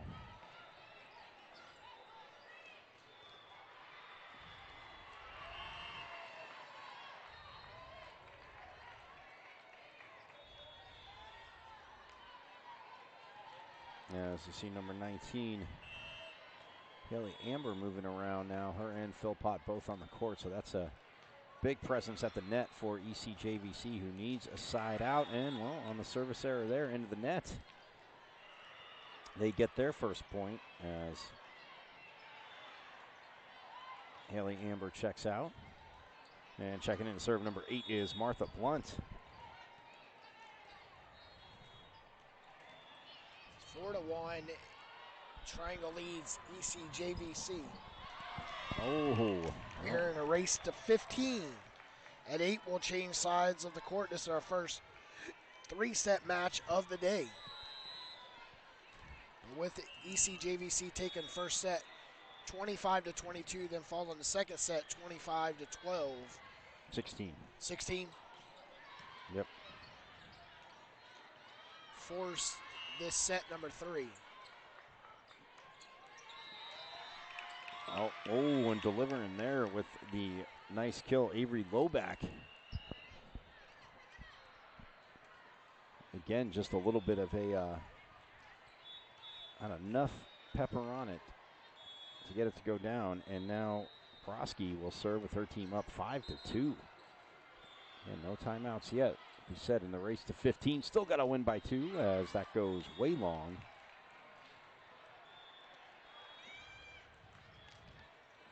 So it makes it 5-3, and that'll send number 5, Avery Scroggins, back to serve.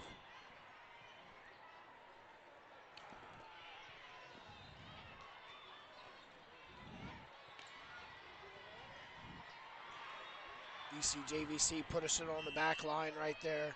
This Triangle looking to capitalize right here, and it was out. It was in. Did get part of the line, so now it's 6-3. Triangle with a 3-point advantage right now. And the libero, Megan Murray, up to serve. Ooh, tries to come to the near side of the court to just sneak it in, but it goes wide, so that'll make it 6-4. As checking in number 10, and that is Maylee Blizzard, and she sends it over. Oh, with a nice high set there. Oh, and using too much real estate down at the far side of the court was Kiki Clipson. So just like that, 6-5. And ECJVC again trying to rebound from, again, losing the second set, but they did take the first. Oh, into the donut of the defense. And she has done that a few times, has Hallie Gibson. So, as that makes it 7-5. So, if Kiki clips in, and well, she's on up to serve for Triangle. Get this point. Teams will switch sides of the court. It is a free ball. They have a chance. Can they take advantage? Set goes outside off the net. Oh, and well, it was rolling down, and trying to make a play was Shay Jenkins, but it rolls off. That makes it 8-5, and the teams will switch sides of the court as per tournament rules. Wait, hold on. We have the line. Yes, they switch sides 8-5. Well, right, but there seemed to be a conference with the official, and teams were slowing down. But yes, now they finally finished the change.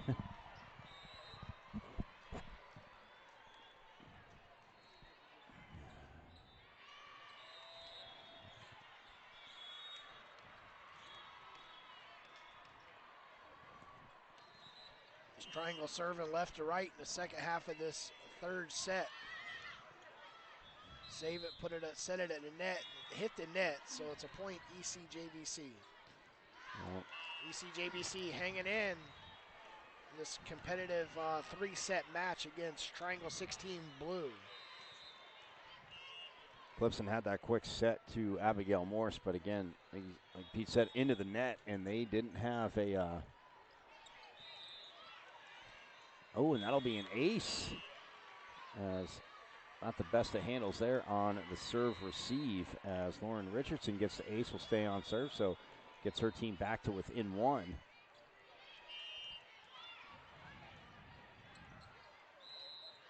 Oh, look at the block there, and now they tie it up at 8. 3-0 run, 4-0 run right here for ECJVC, as it's 8-8. Race to 15, win by 2. Could we see extra volleyball in this set number 3, as we're in extra volleyball now? Still have to win by 2. Shay Jenkins looking to have more of an effect at the net for partition. Yeah, ECJVC, and it'll be a side out, so that'll put Triangle up by 1, 9-8, and that will send Mary Broderick, number 8, back to serve, as waiting to get the okay as she spins the ball, and right from the middle of the court, line drives it over. Oh, and going cross court there, that time getting the point is Haley Amber. Just put it far enough away.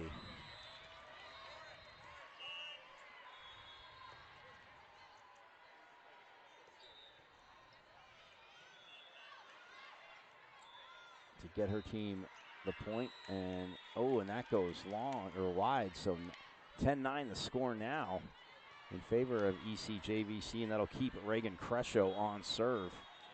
Man, both teams again defensively has sparked their offense, but also got the momentum rolling. And it's just who can make again great the dig next right there by ECJVC. Yeah, who can make the next great defensive play, and they keep matching each other. Puts it outside, but again, over the block, and beautiful read there by Gibson just to get that over. This Triangle capitalized right there on the block at the net. Oh, if Gibson didn't play that like she did, because she had a chance to hit that right into the net, but just sent it deep. Gave her team a chance to fight, and now Abigail Morse will go back to serve. And not for long as she sends that long. Puts ECJVC up by 1.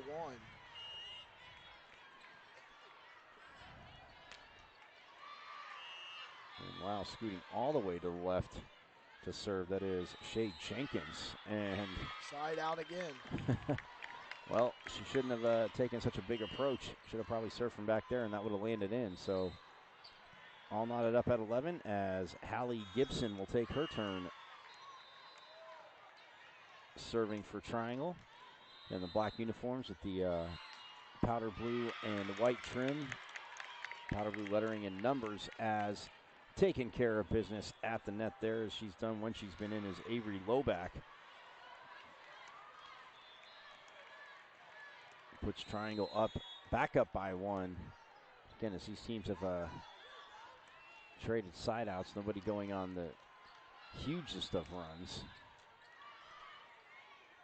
Oh, nice pop up there by Schmidt. And look at West. Again, just, making plays as Haley Amber just tried to guide it to the back corner. She's had success throughout this match so far with that shot. Just couldn't find the corner now. 13-11 and 2 points away from Triangle. Again, dropping the first set, but winning the next two to take this match. And that's an ace, and now it is set and match point as Gibson delivers that right at the libero. West, who's played such a solid defensive match, as now we get a timeout by head coach Kelly Kraniak. And neither coach taking a timeout. I'd say we're trading side outs. They were tied. But now it's I was a little shocked maybe at 13 she didn't take the timeout, but now with set and match point.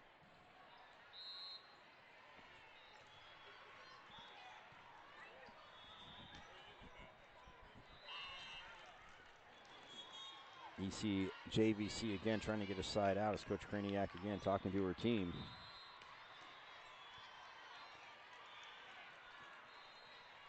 But they're back on the court, and getting ready to serve is Hallie Gibson. As Gibson goes cross court, and she's going to finish it off with an ace. They drop the first set 22-25, but then they win 25-16 and 15-11. Next up, we have the CHAVC 15 block out of Chapel Hill against the winner here, and that was Triangle 16 Blue.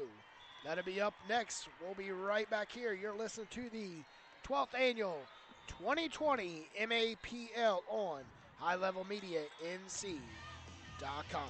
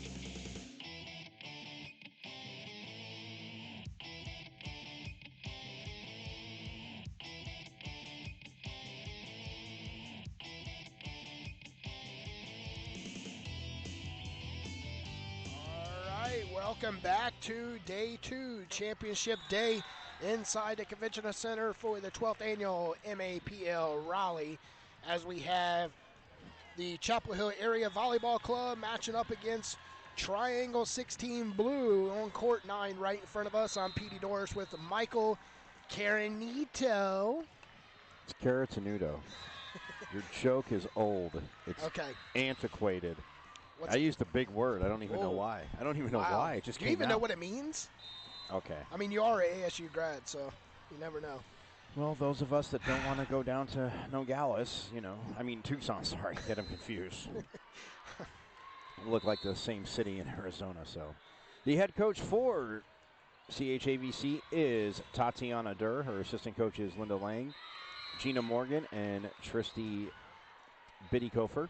The starting lineup for this CHAVC team, who unfortunately has two of their players out, but we do have number 5 is Julie Altieri, number 9 Anaya Carter, number 13 is Erin Jordan Cornell, number 8 is Cameron Lanier, number 11 is Cameron Lloyd, number 7 is Lois Stevens. The libero is number 15 Mel Bankowitz. And for the Triangle 16 Blue team, same starting lineup that we had when we just saw him on the court. Number 3 is Sydney Schmidt. Number 18, Jada Foster. Number 12, Hallie Gibson. Number 5 is Kiki Clipson. Number 6, Avery Lobeck. Number 7 is Abigail Morse. And the libero, number 10, the defensive star, Megan Murray. As it's a 3-1 lead early on. CHAVC gets the ace there from number 11, Cameron Lloyd. So they are up 3-1.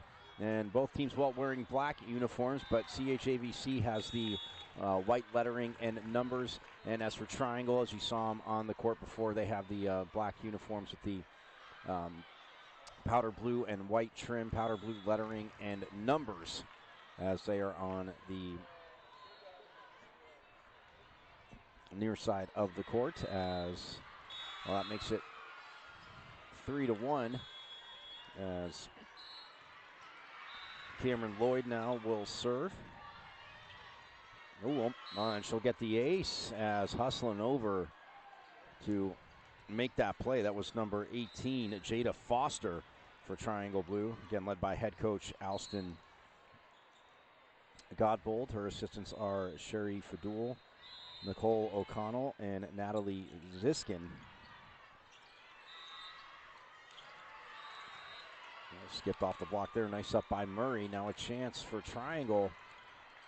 Triangle gets it over, hits it on that back line as CHAVC returned it, but it was out. So point goes to Triangle. So now it's 4-2. Yeah, Naya Carter with the big hit. I'm guessing that Coach, of course, obviously everybody would like to win their matches in 2 sets, but I'm guessing Coach Godbold told her team, let's maybe not drop the first set, so we have to win the next 2. As that's just guided over by the libero from CHAVC, Mel Bankowitz. But Triangle getting the point there. All makes it 4-3. As now that's Mary Broderick that will go back and serve. Oh, cross court, and it lands in. Wow, Anaya Carter. Well, this is the 5th tournament that CHAVC has played in, PD, and they have actually won 3 of 4 of the other tournaments, and the only other tournament they didn't win, they finished in 2nd place. So they have had a very solid start to the club season, this 15 black team, as they're taking on a 16 blue team. A little jousting there, punched over by Triangle. Oh, what a nice up there by Hallie Gibson. And they're able to keep it going. And again, if you play that kind of defense, that's why, as Triangle gets the side out and they get back to within 1, 5-4. As Megan Murray, the libero, back to serve.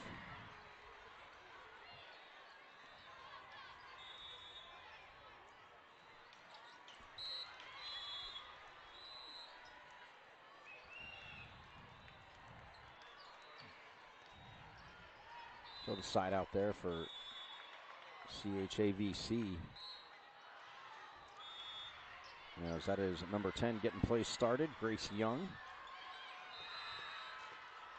Oh, set into the block there, and Murray, look at that. The libero saving that from hitting the court, and they're able to get it over, and they get the side out. As just hitting it long from the back row is Cameron Lloyd, so that makes it 6-5 now. CHAVC up by 1, but Triangle making a nice run, and that'll be number 5, Kiki Clipson, who served out actually that second set. Triangle ties it up right there with an ace. Yeah, Clipson served out the second set against ECJVC. And she'll serve again. Said tied up at 6. Oh, and the back row attack from Cameron Lloyd. Ricochets off the block. And now going back to serve, that is number 9, on court 9, Anaya Carter.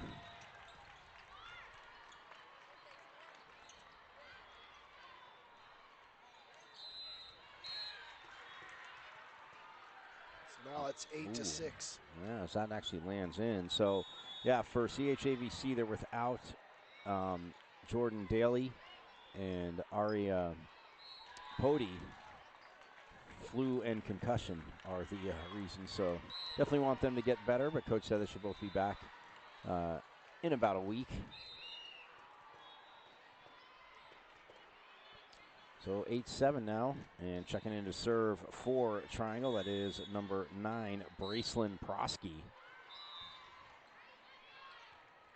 With this coronavirus going around, you definitely want to take all cautions of any type of flu symptoms. Well, I mean, let's not say going around, with it out there. Well, it's going around. It's in Washington State, yeah. Washington State yesterday. With 2 more today. Same nursing home. Terrible. But we have great volleyball action here, and look at that stuff at the net. Reading that beautifully was Cameron Lloyd, and she just sends it right back down as Morse trying to make a play, but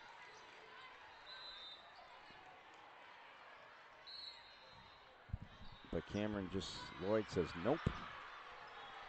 So 10-7 the score. CHAVC up. Oh, well, on the side out there as it finds the court for Triangle Blue. That'll make it 10-8, and that will send Abigail Morse back to serve.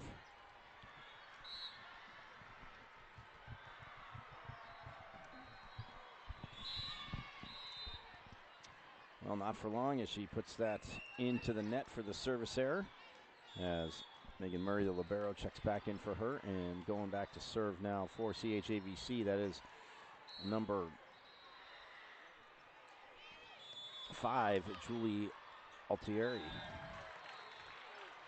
And that goes long.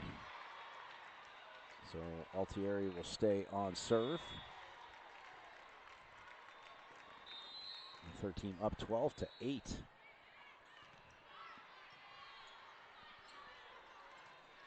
Oh, and the kill there, and man, she read that perfectly, did Hallie Gibson. Punches it low and in the back row, and well, the contact was made. Now Gibson gets her team to side out. She'll go back to serve with her team only trailing by 3, 12-9.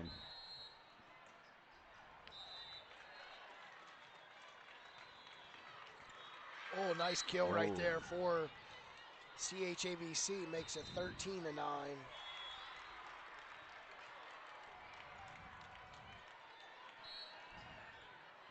It's Cameron Lloyd now. Serves it up. The half jump serve there. Ooh, a little bit of an overpass, some jousting, and well, that is 4 contacts though. I was like, wait, isn't that 4? But Triangle sold it pretty good, like it was just 3. But yeah, they little smile on their face as that'll keep Lloyd on serve with her team up by 5, 14-9. And by the way, they were 4-0 yesterday too. Oh, and that goes into the net by Prosky for Triangle. As head coach. CHAVC was 4-0 yesterday? Yep, they were 4-0 yesterday. And this obviously their first match today. So looking to go 5-0. And now Triangle, well, has improved to 2-3. Since they won that last So they're trying to get back to, trying to get to 3-3, I should say, giving CHAVC their first loss. But we'll see what happens as Triangle comes back on the court down 15-9, and Alston Godbold, the head coach, he takes a timeout again. 6 years coaching at the club, played at the club since she was, and she said she first started playing at the club when she was 13. So very familiar, obviously, with Triangle. And another ball comes on the court, but that was after the serve was out. So it goes long, and that makes it 15-10 now. And checking in up front, number 18, Jada Foster, going back to serve for Triangle. Number 8, Mary Broderick. And Foster, again, in that first match against ECJVC, was a nuisance at the net when she was in. That's a big swing there by Carter from CHAVC. And look at that, pushing it off the defense. Triangle gets the point, and that'll keep Broderick on serve. So now they're only down by 4, 15-11. That's exactly how they're fighting back, and right there to give up 1 point on the serve. So now it's trailing by 5 still, 16-11. And the service error by Broderick, and another big jump serve there, man, by Cameron Lanier. They're able to return it nice up there in the back row by Lloyd for CHAVC. Wow, great bounce back for Triangle. So they're going to lose it right here to CHAVC and fall down by 6 now, 17-11. Some nice jousting at the net, but won by CHAVC, as that will keep Cameron Lloyd on, check that. Yeah, Cameron Lanier, number 8 on serve. They're both named Cameron, and they're both in. That goes wide, and they get the point there. So yes. 18-11. Again, it just seems like around the 11 or 12 point that's where teams have won on runs in this morning so far on this court.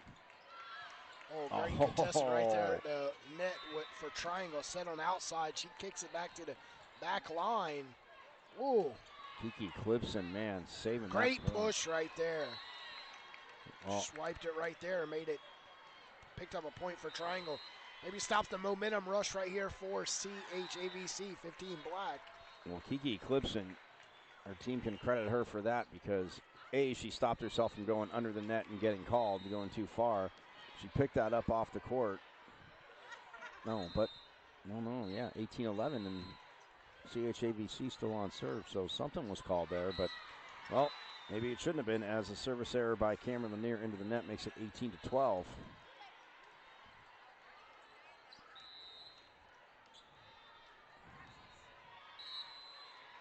And now serving for CHAVC. For Triangle. Yeah, that was Megan Murray. And they'll get the point, so Murray will stay on serve as that gets punched into the net. So now it's 18-13, and see if we can make a run right here for Triangle. Bear try it back to serve, serving left to right. She almost dropped it right in for an ace. You look at Triangle, it seems like they're all out of position. Fine in the far side corner there was Aaron Jordan Cornell, number 13. They're not so much out of, CHAVC is, with some of their hits and people making digs, they've gotten a little bit out of system, but they've done good about getting back, but CHAVC has just found some of the empty parts of the court. It won't be an ace. Almost an ace, as somehow Broderick able to punch that over, but at the net she slam dunks that one down. Aaron Jordan Cornell showing both sides of her game, the finesse to the far side of the court, and then the crush right down the middle to make it 21-13 in favor of CHAVC as we get another timeout from Triangle. We're going to step away right here with them. You're listening to the 2020 MAPL on HighLevelMediaNC.com. honored to serve the community of Apex by providing honest, compassionate dental care. We focus on preventative care and education to make sure all of our patients enjoy optimal dental health, and we offer judgment-free treatment if you're in need of a corrective procedure. Dr. Barker and the rest of the Cardinal Family Dentistry team want to be a resource for you when it comes to your dental health. So we always keep you well informed and offer honest guidance to help you make the best decisions for you and your family. Give them a call today at 919-589-5001. Coming back out of the timeout, trailing 21-13 as Triangle 16 Blue look to bounce back on the serve by CHAVC 15 Black. And CHAVC working right to left. And they pick up the point right there by the miscue at the net. Picks up 22-13. Abigail Morse for Triangle. Rare miss hit by her into the net. And now the set goes outside, and Jada Foster. Well, a little too much paprika. She's had some success, and yes, a little bit too much there as she sends that wide. I love how you're living off of Snickers and Musketeer small bites. You know, you talk about my coffee, but I mean, that's not true. That is not true. A, they were just there. B, I'm not living off of. I'm just enjoying them. Use your adjectives right. Set point though for CHAVC as they're up 24-13, and that'll be the end of the first set as Triangle hits that into the net. So 25-13 is the final to the first set. As Triangle, again, teams will switch sides of the court. They'll make adjustments, but Triangle, man, they're going to have to, well, they dropped the first set last time, came back in 1 and 3. Can they do it again, though? We'll find out. You're listening to the 12th annual 2020 MAPL Raleigh on highlevelmedianc.com.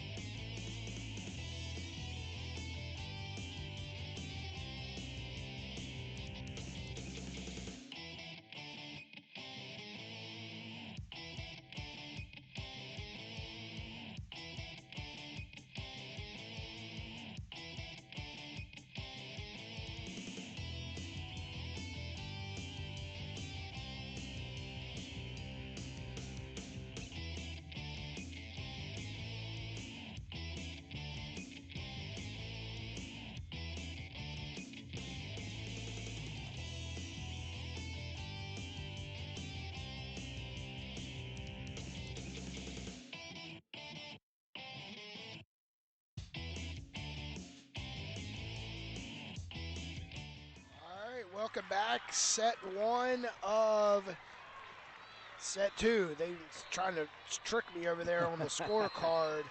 Hey, the scores table will always mess with you, just so you know. So they will always mess with you. So CHAVC will serve left to right to start the first serve of set number two as they took the first set handily, 25-13. Pick up the first point as Triangle. Triangle did the same thing last match. Got 2 on the board real quick, and then CHAVC did not look back. The CHAVC's on our left side. Triangle 16 blue is on our right. Yeah, CHAVC all black jerseys with the white lettering and white numbers. Triangle, the 16 blue team in the black jerseys with the baby blue and white trim, baby blue lettering and numbers. As again, they need this second set to force their favorite decisive third set. Ooh, off the block there, and getting the kill for Triangle Blue is Kiki Clipson.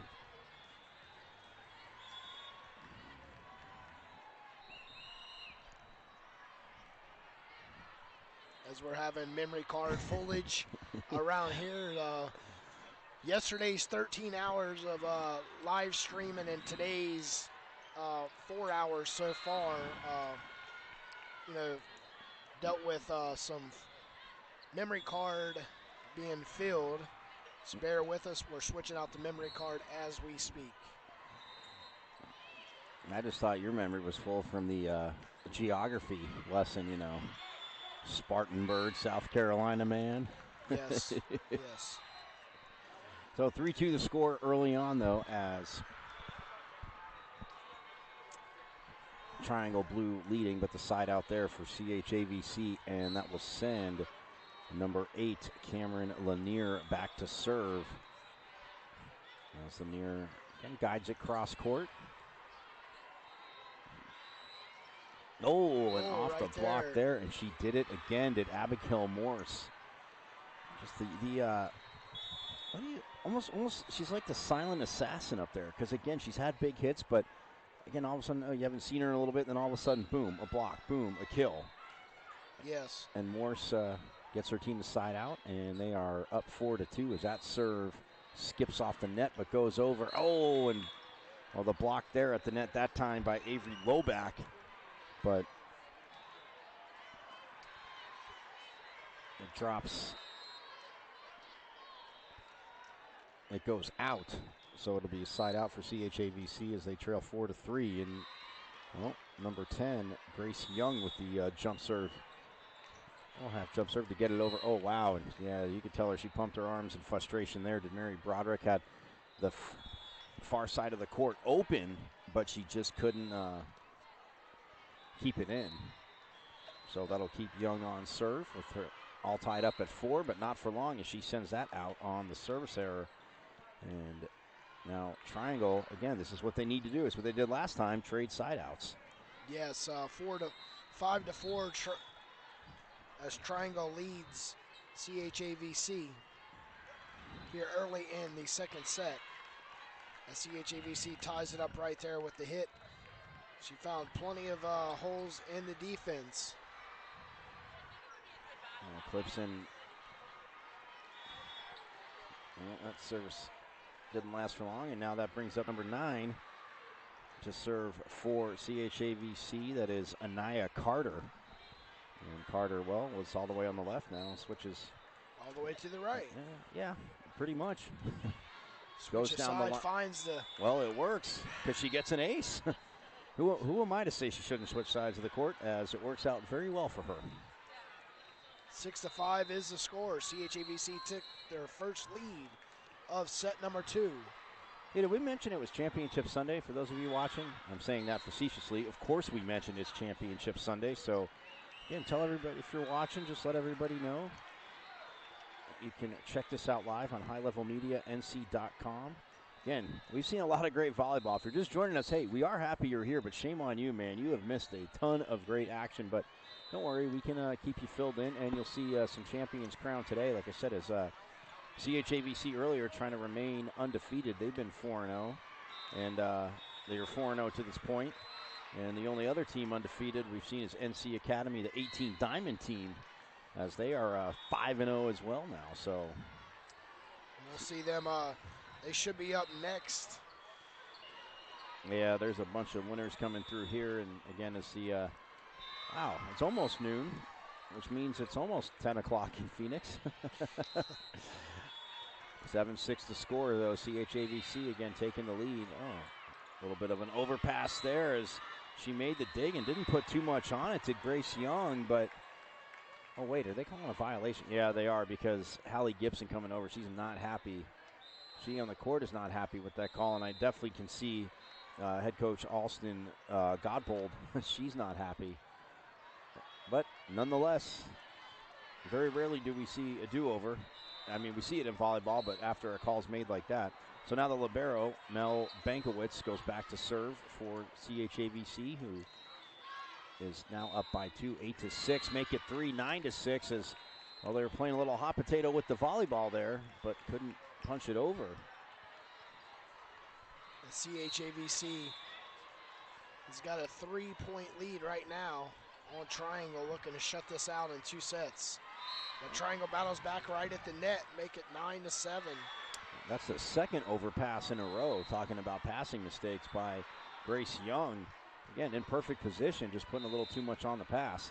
So now number 6 back to serve for Triangle Blue, as that is Avery Lobeck. And Lobeck goes all the way across court, no problem.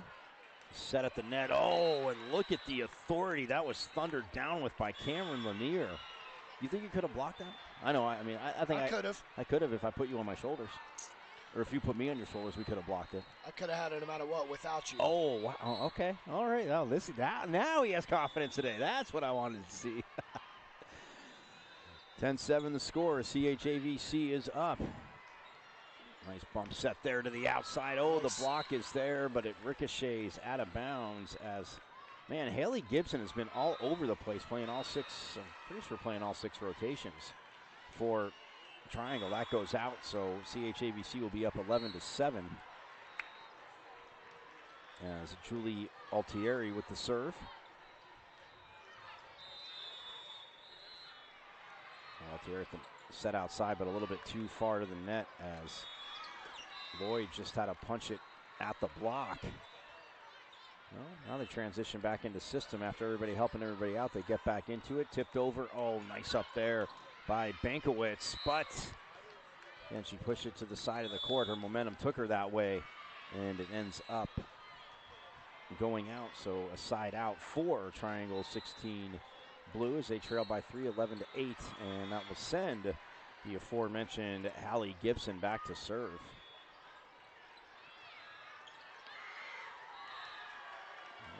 And the bump set, oh, right at the net, off the block.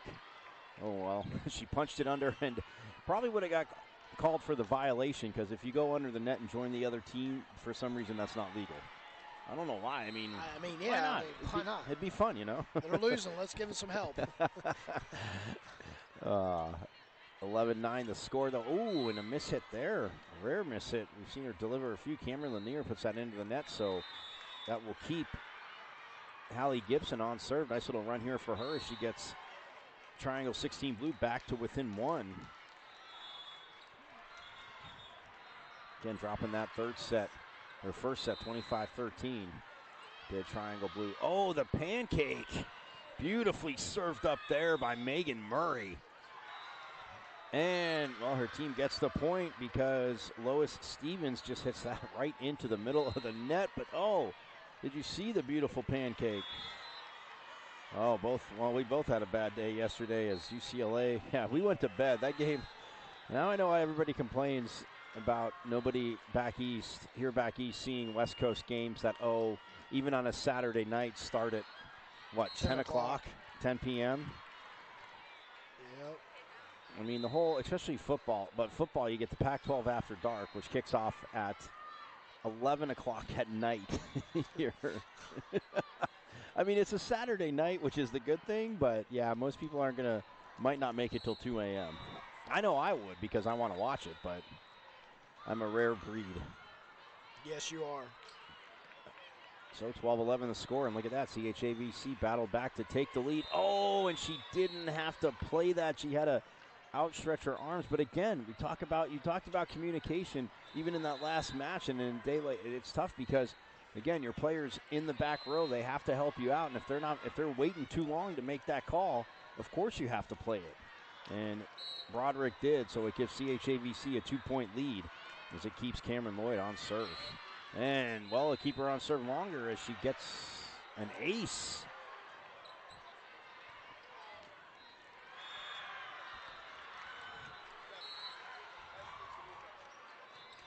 So Lloyd with the serve over, her team back up by 3. And, well, delivering there was Abigail Moore. Again, the silent assassin strikes again. They go to her and she delivers.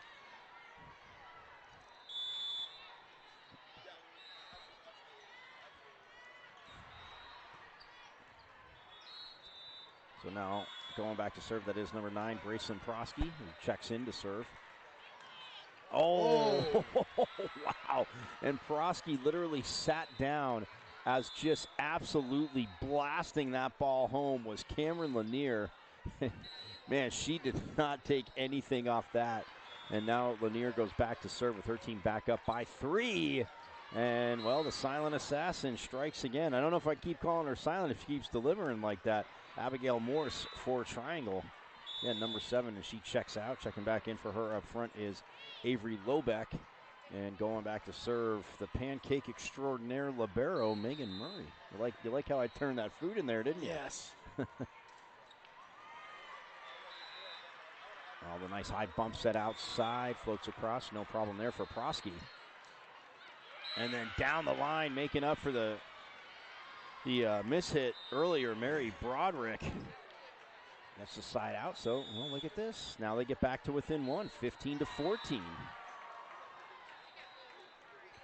As Murray, well, sends that long, so that'll make it 16-14. But again, triangle right there. Already have more points than they did in the first set as they trail. Yeah, they trail 16-14.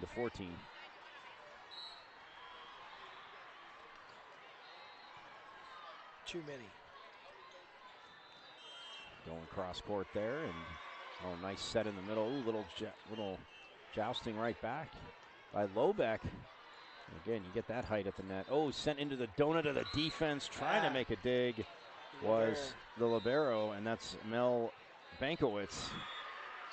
But now that makes it 16-15, so you were foreshadowing. Look at you, Crystal Ball. Look at you, Crystal Ball. I've done some foreshadowing here in this tournament. You've made some calls. I'll give you that. I've learned from you. Oh, well, then you wouldn't have made too many good calls, too many correct ones about scores, because I'm always off. 16-16 now as Triangle ties it up right there with the error by CHAVC. From the city. 15.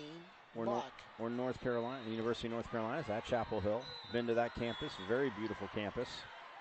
It's a little brisk outside yesterday. Well, today, the weather a little brisk here, but I love it. Oh, and trying to deliver on the pancake there was Kiki Clipson, but just couldn't get there. So that makes it 17-16 in favor of CHAVC. But yeah, Chapel Hill, I went to that campus years ago. That's an absolutely beautiful campus. Can't really say anything good about it. Oh, well, that's because, let the rivalry go. I mean, if there was anything nice, I say something nice about the school down south campus. The lawn is better. The lawn is the best thing they have. It's a better setup. Might be a little bit better set. That's the only better thing they have than Arizona State, and that's the lawn. As I'm getting them going today, so we're going to have a lot of fun here Championship Sunday as it rolls on. 18-16 though, CHAVC up in this second set and up 1-0 as, they got to transition back and dumped into the donut of the defense, and making a heck of an effort to get there was Mel Bankowitz, but again, just away from her outstretched arm. So now they're Triangle Blues within 1, 18-17, and that'll send Mary Broderick back to serve. Broderick again from the middle of the court. Sends it right to Young. Nice kill right there, but Triangle saved it. Nope. Point goes to CHAVC. Yeah, because it was 4 contacts on that, on the dig, and then it bounced around. So now the other libero, the libero for CHAVC, Mel Bankowitz, back to serve. With her team up by 2, 19-17. Again, just trying to win this second set. Oh, but the crush there, wow. Sydney Schmidt, welcome to the match as she sent that right at Anaya Carter. So now we're Triangle's trailing by 1. Yeah, 19-18. Serving right to left. And that will send Avery Lobeck back to serve as we're waiting on something. And now we can finally get match going. Oh. This ball comes on the court, but they don't stop play. And look at that. She throws the ball back over to the other court, does Anaya Carter, and then makes the second hit. Oh, cross court and out of bounds. Anaya Carter right there saving the life for CHAVC. I saw her grab it and throw it bounces right to her. She just launches it and then it says, oh, let me make this pass like it's nothing. And the lefty serving now, that is number 5, Julie Altieri. The third team up 21-18 as everybody from Triangle Blue hustling back. Again, it'll be interesting to see if Coach Godbold takes another timeout if they don't get this side out here. Again, needing this set to force the third. And, well, never mind. She took the timeout right now. See? I don't know. I couldn't coach much strategy, but I could definitely coach timeouts. Like, let's just stop this momentum right now. I got 2. Let's get back here. So now we're setting at 21-18. CHAVC leads Triangle. They took the first set 25-13. Will they move on and send Triangle out of the gold bracket with a loss? CHAVC comes out at a timeout, not needing a full minute to talk it over with a 3-point lead inside the 12th annual 2020 MAPL Raleigh. A lot of teams, I'm sure, have started to be eliminated and moved on. But right here we have CHAVC leading by 3. Make it 2. Silent Assassin back in the game, getting the kill off the block there, Abigail Morse. As they come out of the timeout, switch up the momentum. It's a momentum switcher. And we said that yesterday. It's so important. I mean, if you do call the timeout again, whether as that goes long, but to get that first point again, yes, you want to build off that, but get that point. You set up something, get the point, and they set it up there for Morse, who's delivered all match. But again, the timeout did work, but at the same time, then they send it long on the service there, and then I'll put Cameron Lloyd up on the service line for CHAVC. But I'll tell you, it seems like you have to know as a coach when to stop the momentum. You know, you have to, I mean, it's a big task to know when to call a timeout because you only get 2%. So, I mean. Well, absolutely. And that is slam dunk down there by Cameron Lanier, but it looks like a violation happened. So that makes it 22-20. And checking back in the game to serve is Braylon Prosky, pardon me. As now she gets the ball.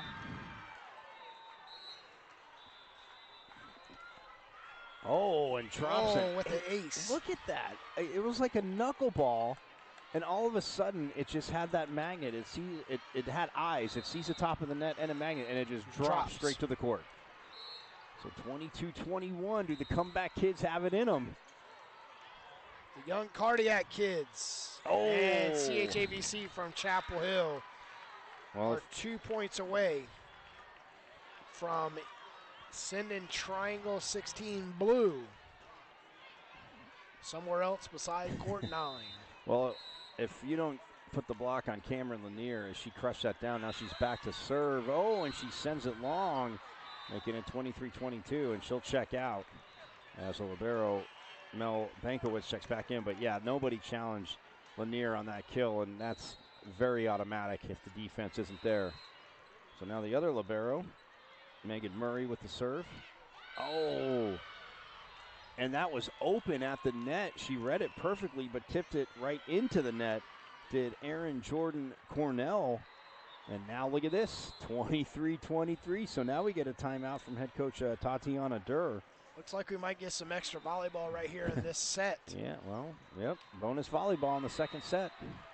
As, again, up to 25, got to win by 2. As I see the NC Academy 18 team hanging out, checking out, seeing who they might be playing. Could it be another 5-0 team in CHAVC? Triangle Blue, if they take this set as they're back on the court and Murray getting ready to serve, can they force a third set and do the same thing again? Oh, and the ace by Murray. Miscommunication there between Cameron Lloyd and the libero, Mel Bankowitz. We were talking yesterday, again, usually if the libero calls it, you're going to step away. They're both in the back row. They're very close to each other. Again, the communication has to be there, but I'm definitely wanting my libero to take that first pass if it's right there. So now it's set point for Triangle. As, again, the timeout called by CHAVC, but Triangle, now they break the huddle. So our next up match is going to be Academy 18 Diamond versus Virginia Elite 18s, which we saw yesterday. Serve over by Murray on set point. Oh, it's blocked and it hits the court. So, no, they tried to sell it, but they were huddled up and then they punched it over. So now it is 24-24, bonus volleyball. Got to win by 2 is Grace Young now for CHAVC. We'll see what she can do. Well, woman almost got trapped in the net there. It's like Spider-Man's here. And now checking everything at the scores table. Everything good. Yes, so all tied up at 24 now. Grace Young can get play started. Oh, nice dig by Young, but great save. Oh, right there. And that was a very tough play. Triangle picks up the point. And that's her 1 point away. Second set point now for Triangle as they're up 25-24. And serving for it, that is number 5. She got it right there with the ace. Ooh. And that is the end of it. So we'll have one more bonus volleyball right here as Triangle 16 Blue takes set 2, 26-24. Set 3 will be race to 15. Switch sides at 8, win by 2. You're listening to the 12th annual 2020 MAPL inside the Convention Center in Raleigh, North Carolina. I'm Petey Doris with Michael Cananito. You're fired.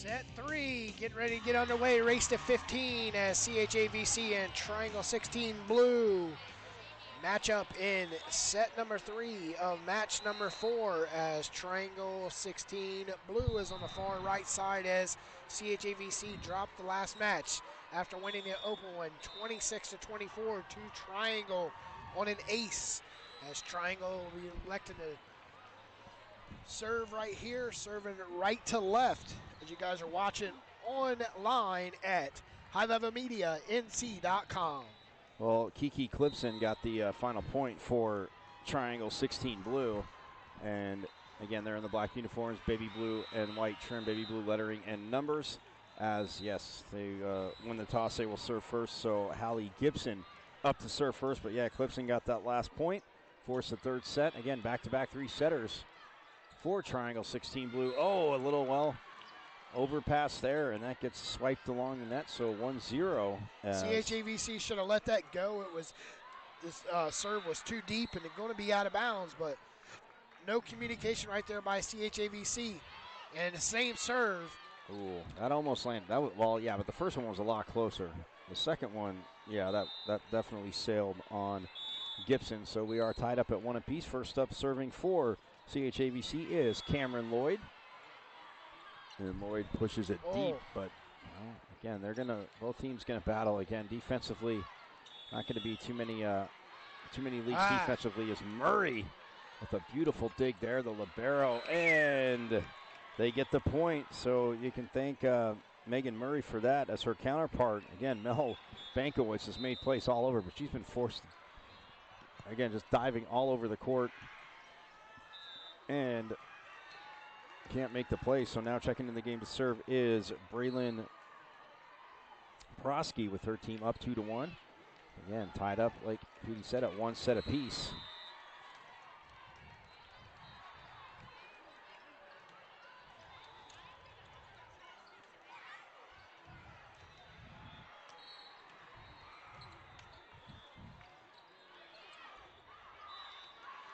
As the set, ooh, in the middle there, nice dig by Prosky. Oh, no way. Yet they're able to return it. Everybody getting back to where they should be. A nice high bump set to the far side of the court, skipping it off the net and getting the point is Anaya Carter.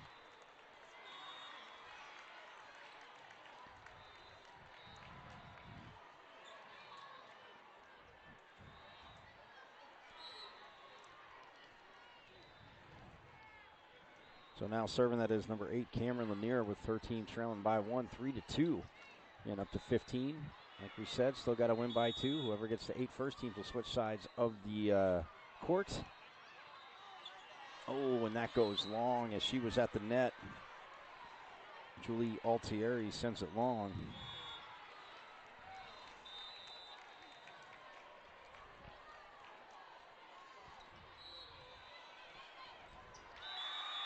Now, back in the game up front, that is number 9, Anaya Carter. Oh, and that's tipped into the net as she tried to get it over, but was too far off the net, was Mary Broderick for Triangle. So side out makes it 4-3, or the point, sorry, makes it 4-3 in favor of CHAVC as Lanier stays on serve.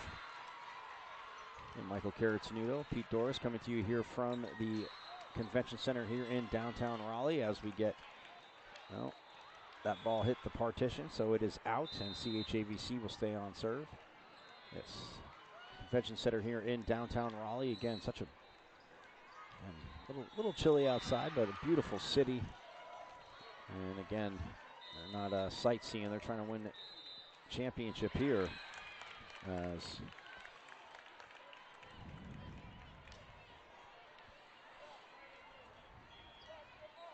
oh, they are now at 6-3. Nice little service run here by Cameron Lanier. Cross court, Lanier with a nice up though. And the set goes outside. Ooh, and Anaya Carter with a big hit, but look at Prosky making the play, and somehow they're able to punch it back over. And that falls in front of a diving Mary Broderick. Again, rolled off the net. Broderick trying to get there. And that makes it 7-3. And very interesting, Coach Alston Godbold takes a timeout right before the, again, if they do get this point, does CHAVC, it'll be 8. They'll switch sides of the court. But again, she's making them wait for it a little bit. And takes the timeout now, just wants her team to regroup again, even if, so they get a side out, get a few points again to make it closer, because you can't, again, down by 4, and if they do get this point, down by 5. You definitely don't want CHAVC to start a run right here. You know, as we've seen in the first set, they went on a good run out the gate, ended up winning by 12, 25-13, but then Triangle bounced back in that second set and took them a little extra volleyball, and now we're in front of more volleyball right here on set 3, with Triangle was scoring right there and stopping the bleed right out of timeouts. And like I said, momentum, and they know right when to take it. They took the timeout, slowed it down. ECVC was, you know, forced to lose the serve. Right now it's 7-4 and good volley going on. It's Triangle with a good dig as Libero pushes it back to the back line to the receiving Libero. A lot of diving going on, a lot of great athletes out there. Well, Abigail. Great volley, and it's ECVC coming out with the volley. You mean CHAVC? CHAVC. Yep. We got CHAVC. ECJVC. Yeah, I know. It's all right. You can be confused. So right now but it's 8-4. We're flipping sides. So CHAVC will be hitting right to left now as Triangle 16 Blue be left to right. And great volleyball here. Next up is Virginia Elite 18s versus the other undefeated team, the only undefeated team right now, NC Academy 18 Diamond, coached by Keisha Demps. Back to action, 8-4 set outside. And again, the silent assassin, though, Abigail Morse had gotten that side out of the timeout before. And again, she's rotated out, but now it's 8-5 as Triangle again getting the point as they switch sides. And coming back to serve, that is number 5, Kiki Clipson. And she's gone on a few good service runs herself. And we're just a little conversation at the with the ref, but now she is getting play started as Clipson will drive it to the back row. Chance here for the side out. Oh, and she uses too much of the court, does Erin Jordan Cornell. And she goes wide, so 8-6. Yeah, again, this near side of the court has been very friendly to a lot of teams. It's got the comeback mojo, the run mojo, however you want to look at it, but it is here as Clipson will send it over again. Her team within 2. Oh, the nice back step of Murray's there. As Broderick goes cross court and up there by Bankowitz. And Murray says, hey, look what I can do. Oh, here we go. Nice great back volley and forth. Going on back and forth. Good set on the outside. Great dig. Triangle tie within 1 now. 8-7 on that big dig right there. Yeah, Grace Young got there. She made contact, but just punched it under the net. So that forces CHAVC 15 Black to take a timeout. Right now, yeah, could this be the momentum switcher in CHAVC 15 Black out of Chapel Hill, North Carolina, the home of the baby blue, sky blue Carolina Tar Heels, if they can stop the bleeding? Well, they might be. Well, they have to. But if you're Triangle, again, at the same time, I mean, you've done everything right, but you can't give them those easy sets. Not even so much the overpasses and the happy birthday balls. I haven't seen any of those really today. Only maybe 1 or 2, but at the same time, CHAVC's moved the ball around the court, and if you're Triangle, again, you're wanting to stay on serve, as is Kiki Clipson, but defensively, that's where they have to do it. Here with a kill on the back row as they saved it was Triangle. Push it over the net. Good kill right there, and it's, oh, wow, it looked like it was out from this side as ECVC and Triangle's all tied up 8 apiece. In set 3 of Well, match and that 4. was a heck of a cut there by Clipson because CHAVC got a little bit out of system, and Clipson able to just cut it to the back corner, and she gets the ace on the serve receive miss hit by Bankowitz. And look at this. Now they are back up 9-8. The little engine that could. They just, again, effort and fighting and grit isn't the issue for this Triangle 16 blue team. They rebound from their mistakes well. And the back row attack, and that is in. Cameron Lloyd catches the corner and stops the bleeding there. Ties it up at 9. We're 99. 9-9. 9. And number 9. Anaya Carter back to serve for CHAVC. And that's what I said. So if we're not all 9s right now. John Lennon, favorite number. Revolution number 9, great version. Nice. Oh, and look at that. The tip into the block by Hallie Gibson. And that makes it 10-9, and that will send her teammate Mary Broderick back to serve.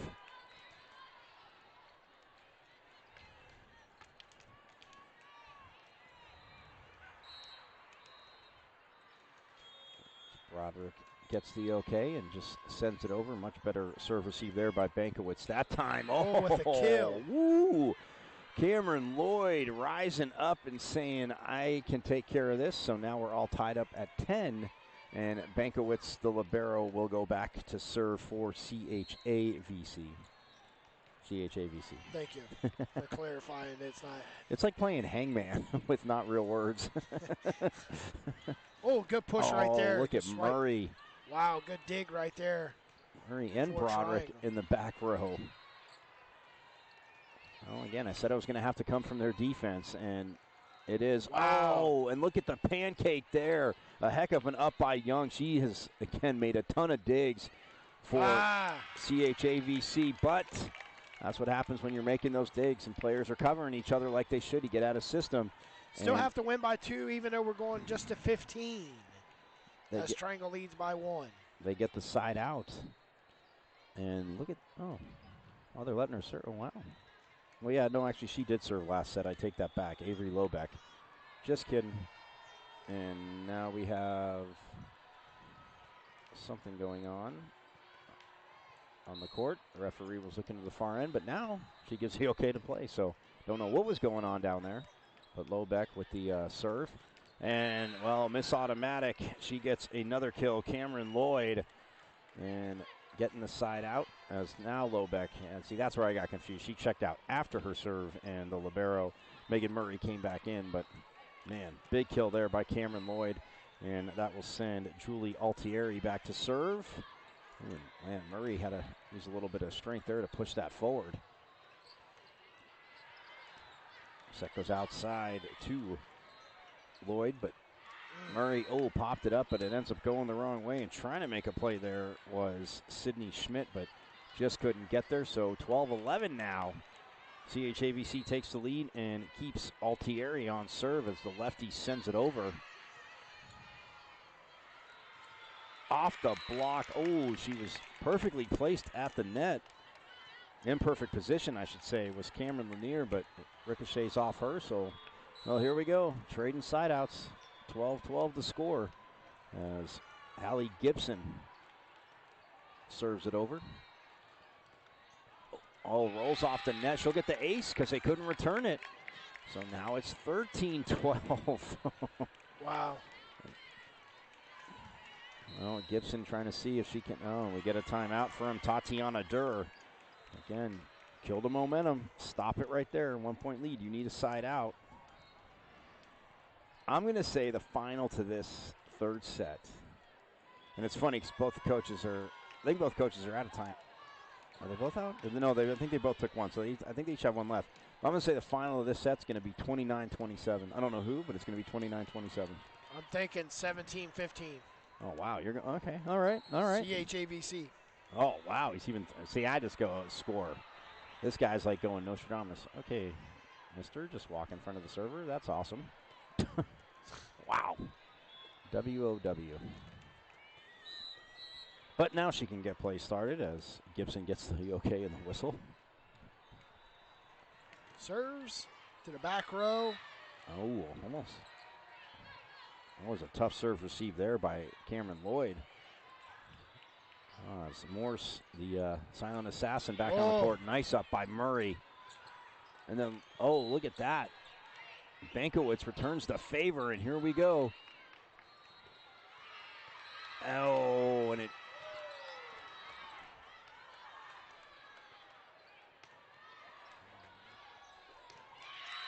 Oh, wow. Wow. Wait. She said it's a point for Triangle, but if it's out, yeah, if it's out, then it's CHAVC point. So she corrected it, and now, yes. Well, now Hallie Gibson wants to go over and find out, because, again, that was a very delayed call. The flag was up that it was out by the line judge, and there was no call. As now the down official is going to head over and talk to the referee, but she's saying she didn't see anything from what I can tell. So, yes, it is a point for CHAVC. That ties it up 13. at 13.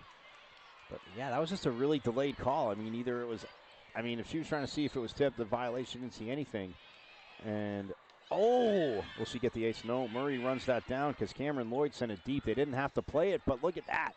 They transition back into system and making the play at the net right there. Cameron Lanier just slam dunks it down. CHAVC with a lead, 14-13 right now. Match point. But we do get a timeout from head coach Alston Godbold as she wants to talk to her team. And one thing they've battled back before, so again, I'm going 29-27 still. Okay, I'm still going 17-15. CHAVC. One thing I liked about the line judge, the back judge on that, was she left the flag up. She didn't flinch. She didn't get intimidated by nobody. She left it up. Her and the they're supposed. When they give the instructions, I know they all don't, but technically they're supposed to. Yeah. Hold it up until the referee signals. So this is set point, match point. Right here for CHAVC. As Cameron Lloyd will serve for it. Set to the middle, and the silent assassin delivers again. So here we go. Abigail Morse. Going to get a little extra volleyball here as it's tied up 14-14. Back to serve is Prosky for Triangle 6. Well, and with, nice hit at the net. Little jousting. Kill in the back. Prosky. Yeah, so now it'll be the second set and match point for CHAVC. Close to my 17-15. Well, we're getting closer to my 29-27, so don't you worry about it, buddy. We got quite a bit more volleyball to go. So, but up serving right now, that is Anaya Carter. Oh, the overpass there, and another overpass. With the kill. And that's it. 16-14. That puts CHAVC. Wow, the second match point. So they win 16-14 after taking the first set, you said, in big control, 25-13.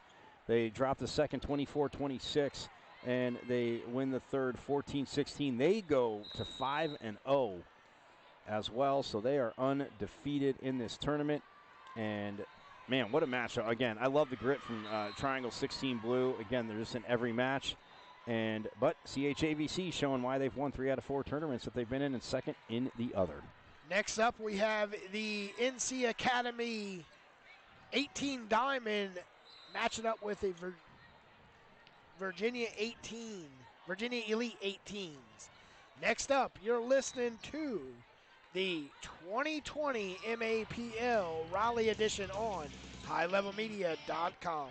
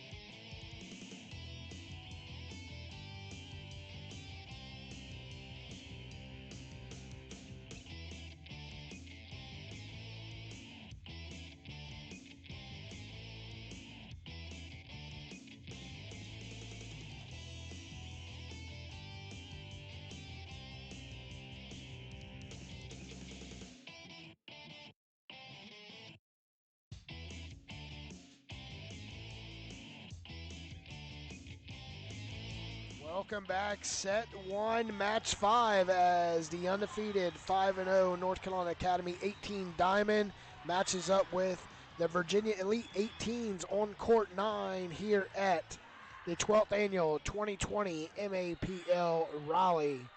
I'm PD Doris with Michael. Got to turn my mic on. Caratanudo, say it right. Learn how to say it right. I'm not This gonna. isn't your first day of broadcast school at U of A. Oh, they don't even have that there. I'm sorry. Yeah, they do. No, they don't. They have media arts. Let's not get carried away. Let's not get carried away. But anyway, let's focus on Championship Sunday here, funny guy. Funny guy. Funny guy. Makes me think of what was the movie? What was that movie? Oh, Knocked Up, when she's like, door guy. Yeah. But I'd rather be a funny guy than a door guy. I mean, come on.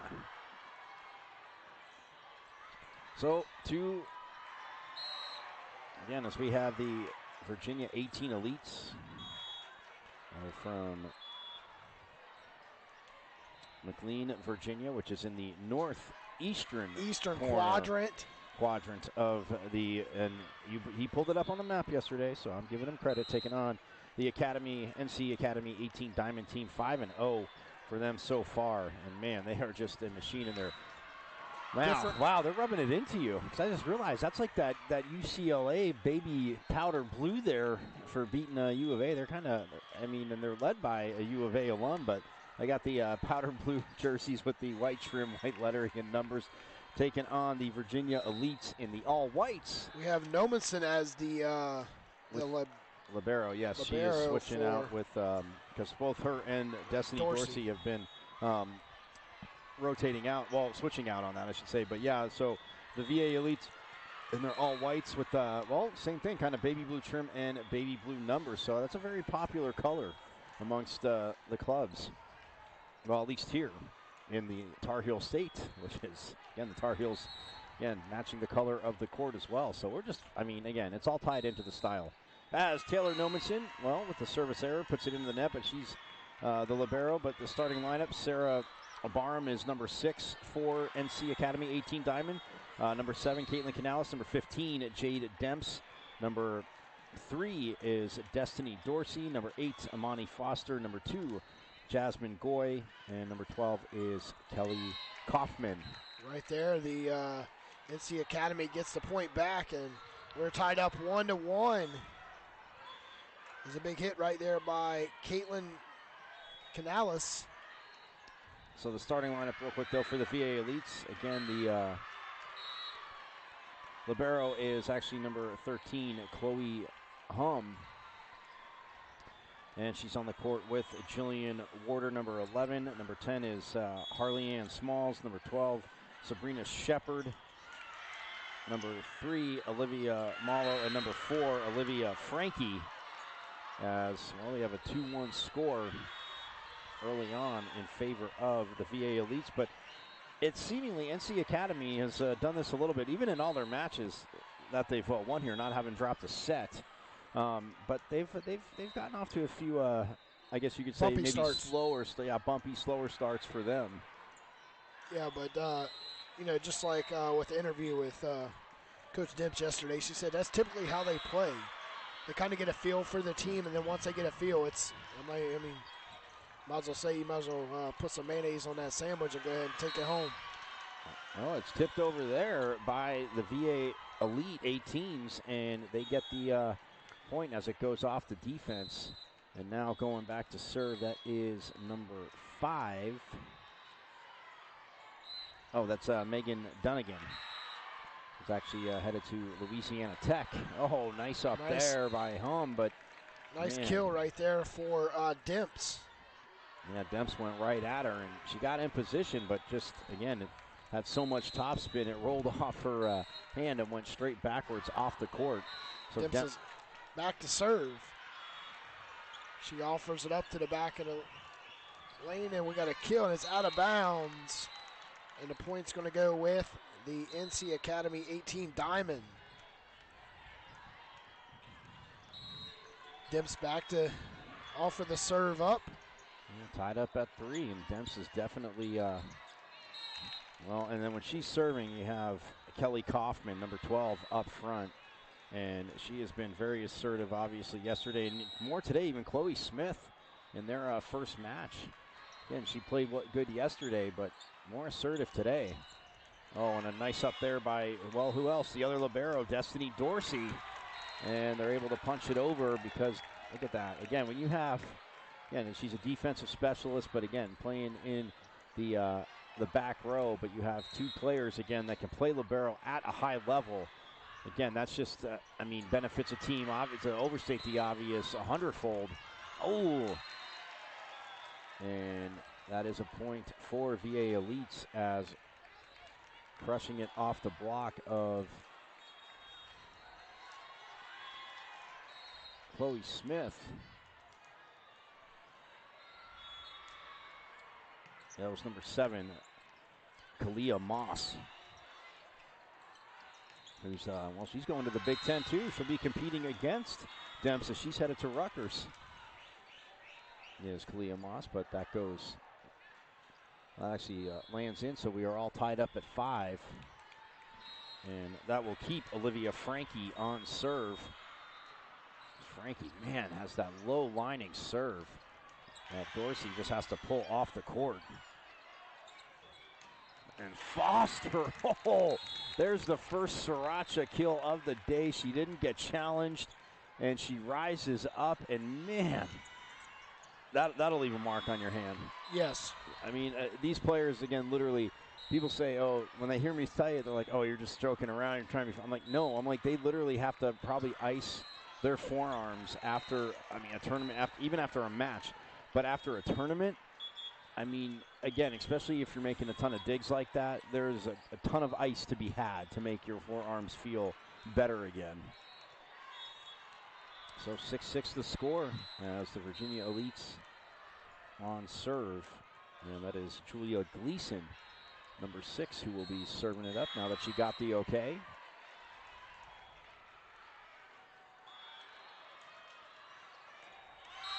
And, well, she serves up an ace.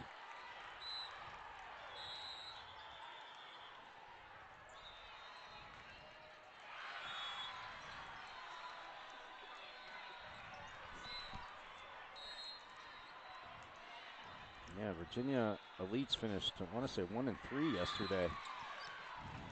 Oh, nice pickup there by Dorsey and Foster. Man, look at her. She looks like, and I said basketball coaches, because when she goes up, does she not always look like she's going up to slam dunk a ball? Yeah, the way she goes literally back. The way she goes up, the approach, and again, hundreds of hours of practice, your setter putting it in the right spot, but man, she just literally, she looks like she could definitely get rid of it. If I'm a basketball coach, I'm definitely trying to poach some players out of here. Yes, definitely with a leaping ability. I'm not saying you'll succeed, but you might as well try. Yes. Oh, and that was in. Yes, that was, man. As she gets the side out, and she'll go back to serve. Jasmine Green, ooh, getting nasty. Well, she said to Foster, if you can do it, watch what I can do. So Green now back to serve as Virginia leads up 8-7, and then Demps from the back row. Oh, and the libero trying to get over. Chloe Hum just sends it off the court, but again, barely making contact. So now we're all knotted up at 8, and that'll bring up the future slam dunk champion, Amani Foster, back to serve. And she drops an ace. Hum had a slide to her left, but that ball just, again, with the magnet for the court, drops down. And now, well, here they go with the lead, 9-8. Foster almost drops back-to-back aces. Oh, he tipped over, but Goy with the nice up there. Cross court. Oh, and Foster gets there, but punches it about 12 feet off the court, so all tied up at 9.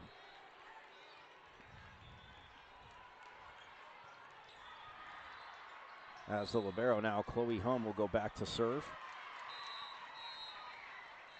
But we could also see, again, in the second set, Megan Dunnigan playing libero for the Virginia Elites.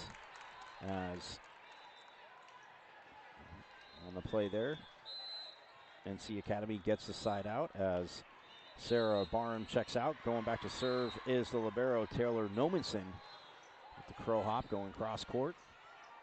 Opportunity here for the VA Elites. Oh, and that's shut down at the net beautifully by Kelly Kaufman and number 7, Caitlin Canales. Well, that is a tough front wall there with Canales, Kaufman, and Jade Demps up front. Oh, over the front row, and a diving Goy almost makes the play, but man, just in the big... They heard you talking about that front row. They knew they had to drop it over them. Right, and the back row again protecting the line, and they weren't even really that deep, but that ball just dropped perfectly. But yeah, that is a tough front row to deal with. So now on the side out, that will send Sabrina Shepard back to serve. Oh. And, it went out. I thought somebody called a net violation, but no, it went out. Cross court as Demps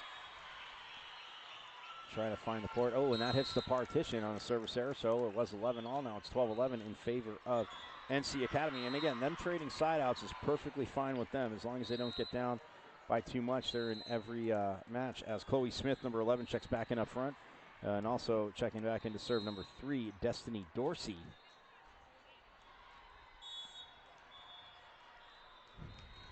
Dorsey sends it over. Set goes outside. Oh, great hit right there by... Oh, and look at Nomenson as... Well, she went over to the bench and leaned into it, which you can do because it's still...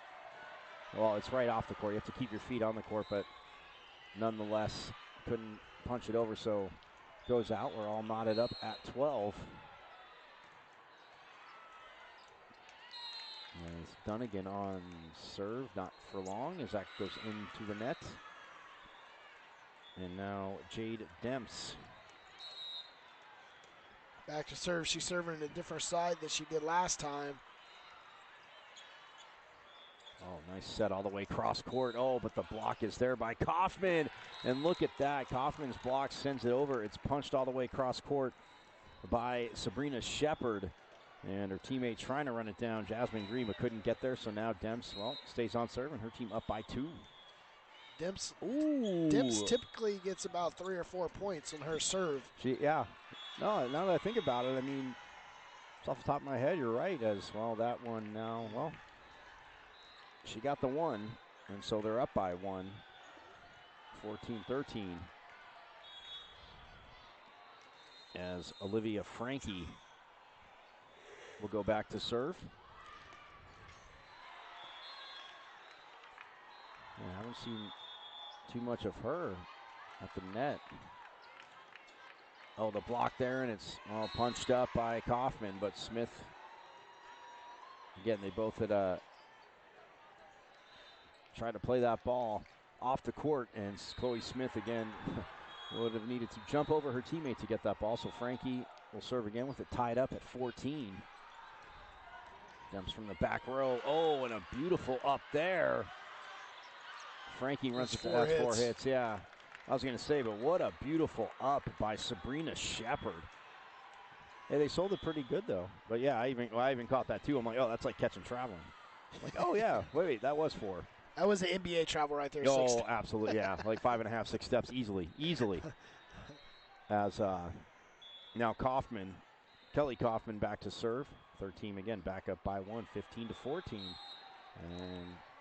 man, taking a few seconds to get play started, but now we can finally, Kaufman's finally able to do that.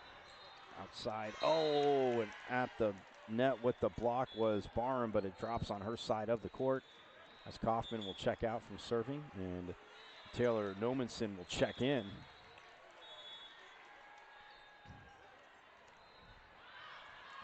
As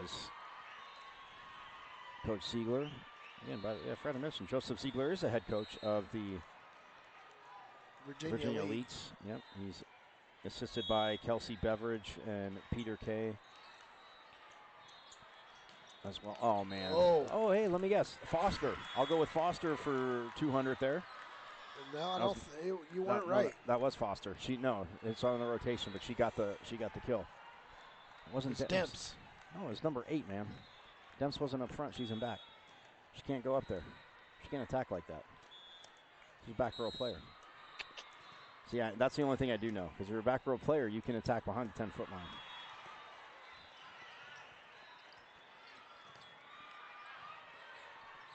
So, 16-15 the score.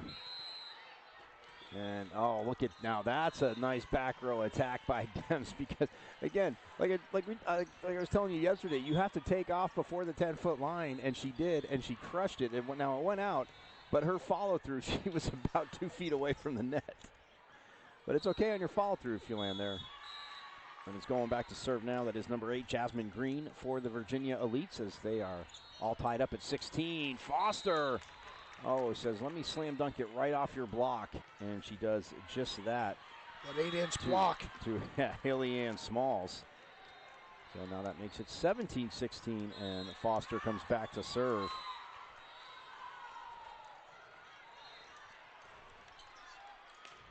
Ooh, cross court. Oh, look at Foster with the one-handed punch pass, but not too much control as Goy trying to make a play, but hits the net, rolls down the net, and Goy just had no angle as Foster checks out, and checking in is Alexandria Quinn.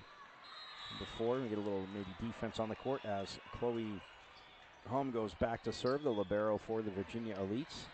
Set outside, oh, to Demps. Wow, she gets dug by Green. Oh, and the pancake. It hit the ground. No, it didn't. Play still going. She got her hand under that. Quinn with a beautiful play there, and that leads to a point. Yeah. No, you can. If it hits the ground. From here, it looked like. Well, it usually come up with a little more pop, but the fact that she got her hand in between it, and again, you're getting that support. Obviously, the ground's not moving down, so. But Quinn just got her hand in between the ground, the court, and the ball, and everybody's serving up pancakes on this court today. I haven't brought them over to the table yet to us, but they're serving them up. Oh, and another dig by Quinn.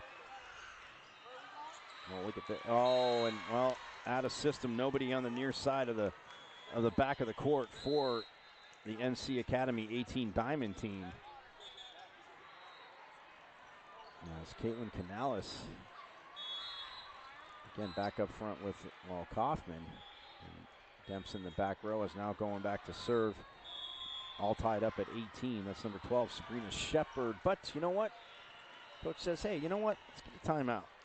Why are we still tied up at 18? We haven't got on our traditional run yet.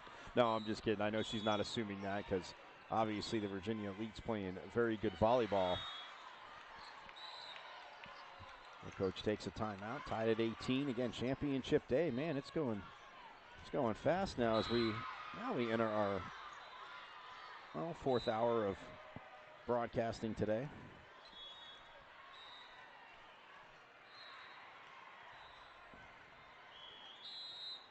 Championships. Love club tournaments for that reason. As, again, so many going on. A lot of teams. And like you said, I know Orlando, obviously, big tournament next weekend. Are we headed down there? Yeah. With no prep or anything. But sure, you make it happen, buddy. My birthday's coming up, so people can find me on Twitter at Diablo00. If you want to send me anything on March 5th, please feel free. I'm to the point, I don't mind it. As that was an ace out of the timeout for Shepard, and that's back-to-back aces. Look at that. 20-18 now is the score. Now Shepard will stay on serve, and, well, a little too much on that. But, yeah, at Diablo00. Please do not send me any stuff from that university down south. I would greatly appreciate that because it'll get returned address to you. But, yeah, hit me up on Twitter, and you can do that. But I know you'd send something like that, so I'm just getting that out of the way now. See, okay. He doesn't even deny it, everybody. PD is not denying it. So 20-19 as Dorsey was on serve, and yeah, okay. Let's get a whistle. They keep playing, and they're going to say it's a net violation. I know we're not doing it over. That's Coach Ziegler again, just encouraging his team. Oh, wait, are we doing it over? No, it's 20-19. They got the point, didn't they? No, they're No, doing so it they are over. doing it over. She did put the thumbs up, so 20-19 as Destiny Dorsey will serve it up again. The ball don't lie, they say. Absolutely. Cross court, oh, and trying to make the dig there was Quinn, but, well, it didn't lie. It went off the court, so now it is 20-19. What are they doing over? Yeah, 21-19. Thank you, scorers table. As, again, VA Elite is up. And going back to serve, that is number 3, Olivia Mallow. So Melmanson, no problem there. The set outside to Demps, cross court. Oh, and it goes wide as the alley was open. But Demps just, again, a little too strong there. So Mallow will serve it up again. Her team up 22-19 is, well, NC Academy looking for a side out, and back-to-back times she goes wide. And they're trying to say, oh no, okay, it did go off the defense. So now that makes it, wow, instead of 23-19, we have 22-20. And Demps, well, like you said, on serve, and she's trying to deliver a few here as, again, just sends it over. Ooh, Hum with the nice sliding up on the serve receive there. Cross court, and that goes wide. Big hit there by Green, but can't keep it in. And they need the ball to come back to the court, and it finally does. So Jay Demps can serve it up. Man, a lot of crowd, a lot of traffic, people jumping from court to court. That's what happens on championship day. Set outside to Frankie. Oh, and look at that. Frankie had to reach back. She was off the net, but finds the back row, so that makes it 23-21. And now Olivia Frankie will go back to serve. Again, trying to take this first set as head coach Keisha Demps takes a timeout.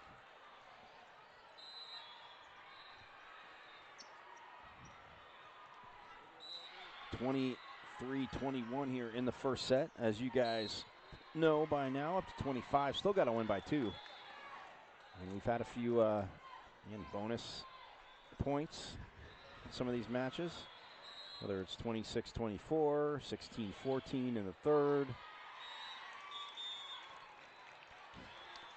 That is where we're at as the NC Academy 18 Diamond team comes back out on the court. And Virginia Elite's waiting for him as Olivia Frankie, again, we'll see if this stopped her, slowed down her momentum on the serve. As Frankie, nope, sends it over. As Kaufman, well, just has to guide it over. Frankie pops it up, though. Chance here for the Virginia Elites, but now it'll be a free ball. Oh, and who else? Slam dunk Foster on the kill. See, everybody's got to earn nicknames. Amani Foster has earned slam dunk, rightfully so. Slam dunk, yeah, she's definitely with her. And I think she could win a slam dunk. I think if you and I stood under a basket, she could actually jump over us and dunk. Okay. I'm only 4'8". So. Oh, he is. Don't listen to him. My goodness, 4'8". That makes me 5'3". You are, right? Oh, okay, you tell yourself that. So set point now, 24-22, and serving for it for VA Elite is number 11, Jillian Warder. As Warder sends it short. Set outside, Foster, and, well, they kill off one set point. And the challenge was there, but if you're not going to get 2 people in front of Foster, good luck. Yeah. Man. Woo. It's hard to stop Foster or Demps. Yeah, when they get one-on-one outside. Ooh. As Chloe Smith serves it over. Second set point, though, outside. Ooh, just punched over, and it's out. Oh, man, she had the back corner. Jasmine Green, the set was a little too far. Bonus volleyball tied up at 24. And, again, that was a heck of an athletic play. I mean, we talk about the kills when elevating, but that play right there by Jasmine Green, the set too far, the fact she was able to get to it and punch it over is just millimeters away from taking that set. Millimeters. Yes. Not centimeters, millimeters. Yeah. Wait, wouldn't like nanometers would be even smaller. Bad with metrics since they don't teach them over here. Yeah, exactly. What he said, I second that. But now Chloe Smith back to action, serves 24-24. They fought off 2 set points. That time Green delivers. Ooh, Jasmine Green with a little pepper. Paprika. Like a little bit of habanero right there. Absolutely. So now it's their second set point as they're up 25-24, and Green actually going to go back and serve for it. Goes to Demps, to Smith, back to Demps, off the block. Oh, Hum just punches it up. Oh, a little miscommunication, but they get it over, but it's a free ball for NC Academy. Outside, and Foster just had to set that over as she started her approach too early. Oh, almost with the kick over, which, again, you can do. And in the middle, and that's the first big kill I think we've seen from Sarah Barham this set. In this set. Not, I'm saying, over the 2 days, but in this set. And now, well, they fought off 2 set points, 25-all, as slam dunk Amani Foster is waiting to serve, as now she will get the okay. Goes short. Set goes outside, cross court. Oh, and Nomenson just can't get there. Big crushing hit there by Kalia Moss as she checks out. And now Chloe Hum, the libero, going back to serve with their 3rd set point as they're up 26-25. Bump set to Demps with the approach. Oh, just had to guide it over outside. Oh, nice block there by Vanderhorst. Oh, and Foster thought Chloe Smith might get it, and that is it on the 3rd set point. So, wow, 27-25. Hey, that was my 3rd set score, but that didn't happen in the 3rd set last time. Anyway, so VA Elite takes it, 27-25, and that is the first set. In the entire tournament, the so NC far Academy 18 has Diamond dropped. Yep. has dropped. You're listening to the 12th annual 2020 MAPL Raleigh inside the Convention Center. We'll be right back with set number 2 of match number 5 on Championship Sunday.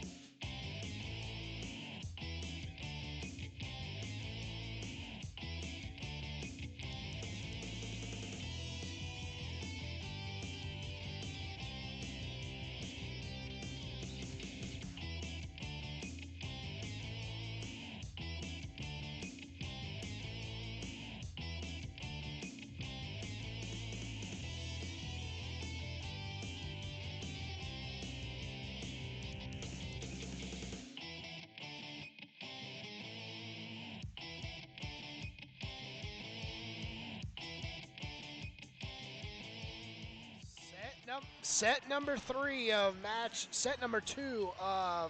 match number 5 on court 9 here on Championship Sunday, as VA Elite 18s took set 1, 26-24 over NC Academy 18 Diamond. 27-25. And this one, the NC Academy will be hitting right to left, as Virginia Elite will be right in front of us, going left to right. A lot of action happening on all 23 courts here, as to our left, on court 7, Metro is facing Metro. I love when clubs have the inter-club rivalry, because you know showing up at practice that the bragging rights are through the roof, is all I'm going to say, because somebody can talk a little trash and you just kind of hold up your medal, hold up the scorecard. That's good enough trash talk for me. Kind of like the Territorial Cup. I was going to bring it for you, but I figured that's 3 in a row, a lot of Territorial Cup points. But anyway, we're gonna focus on the championship volleyball. Just wanted to get that out there, since some nice gentleman here had a terrible sweatshirt on. It's close to his heart and keeping him warm. Touche. Anyway, on that note, as we get the second set started, as Petey said, the VA Elites right in front of us in the white jerseys with the powder blue numbers. As the NC Academy in their powder blue jerseys with the white trim, white lettering, and numbers. Again, see if they get off to a faster start. Demps swipes it over, but a nice up there by Sabrina Shepard, and getting them the first point. Big hit there by Jillian Warder as she goes cross court. Puts them up 1-0. Offering to serve left to right. Puts the serve up in the right corner of the back line. Demps gets a block. Oh. And it's going to be points, NC Academy 18. Yeah, they get the side out there. Man, again, like you were saying, Demps and Foster with so much power. And even if you block it, chances are that ball's going to be chucked out of bounds, and it was there. As serving first will be Destiny Dorsey for NC Academy. Again, drop their first set. So see if they can pull out this one to force a third. Oh, man. Wow, that was Demps from the back row, and she just killed it. Absolutely killed it to keep Dorsey on serve.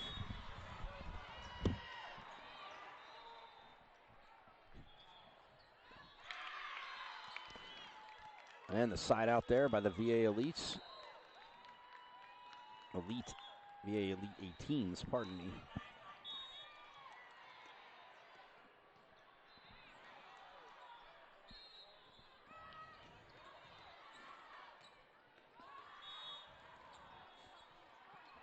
So now serving, that is number 5, as that's Megan Dunnigan, as we are all tied up at 2.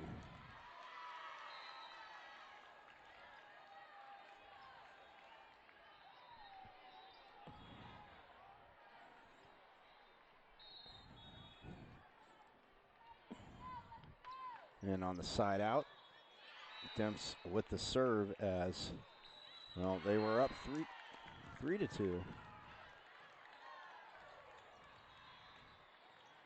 Put the side out there by VA Elite. Ties it up at 3. And that'll send Olivia Frankie at 4 back to serve, as she has that line drive serve. Oh, and she'll get the ace as Demps with the mishandle there on the serve receive.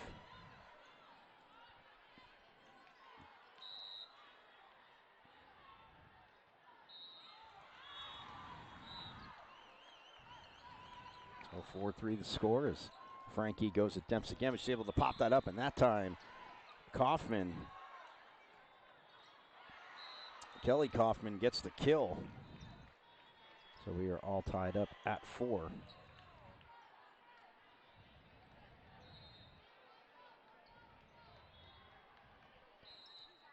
As Kaufman with the serve after getting the side out. Oh, and well, Chloe Smith gets there, tries to get it up to Sarah Barham, but Barham a little low, hits it into the bottom of the net.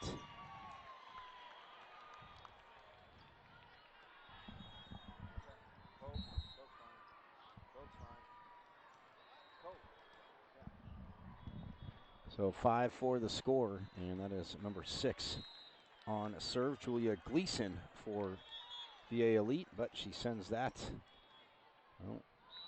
into the net for the service error, so now we are all knotted up at 5.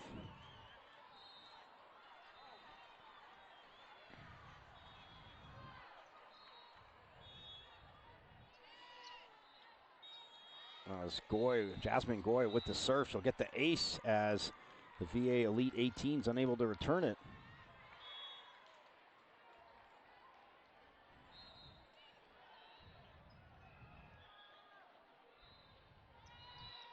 Jasmine Goy with a nice serve there. And going cross court is Green, and look at that, unable to return it.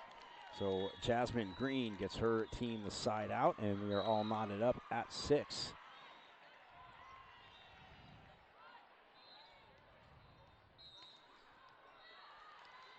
And as Green from the middle of the court sends it back, no problem for Demps. She gets it to Goy, outside to Foster. Oh, and the kick.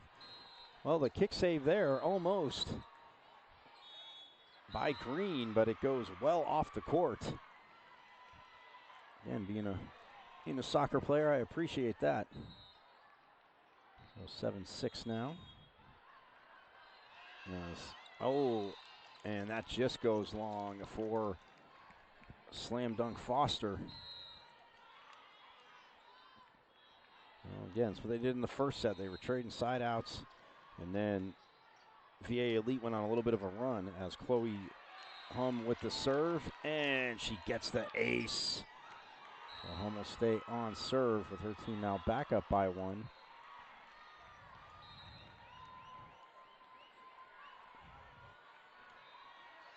Hum sends it deep. Oh, Nomenson, the nice up there, and then Foster tips it over, and Hum, oh, what a great dig.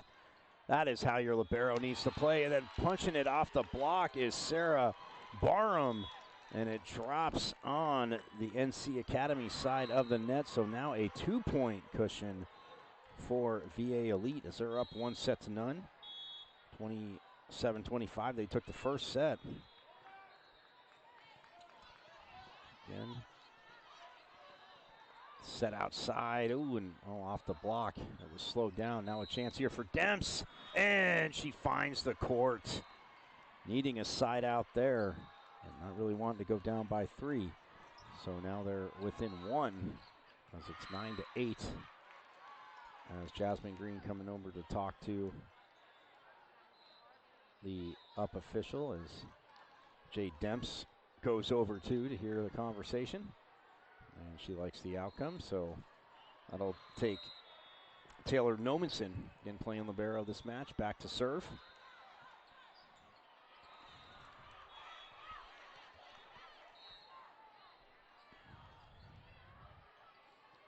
As Nomenson gets the okay, and now she sends it over. 13 down by 1. Ooh, almost drops the ace. A quick set to Frankie, and she ricochets it off of Kelly Kaufman. And it goes out of bounds, so that'll put the Elite back up by 2 and on serve. And going back to serve, that is number 12, Sabrina Shepard.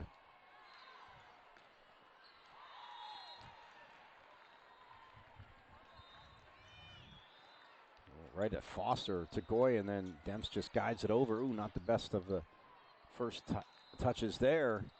Oh, and Nomenson with a nice pass to Goy, outside to Demps, off the block. Shepard with a nice up, though. Oh, again, just enjoy. What a phenomenal rally. And Foster from the back row tattoos Jasmine Green. Wow. What a hit there from Amani Slam Dunk Foster. And that makes it 10-9. Whew. And that'll put, oh no, sorry, that'll keep Dorsey on serve. 13 with her team down by 1, but a chance to tie it up here. Foster from the back row into the donut. Ooh, Chloe Hum gets there, but a little bit too late as she just punches the ball under the net. So we are all knotted up at 10 apiece.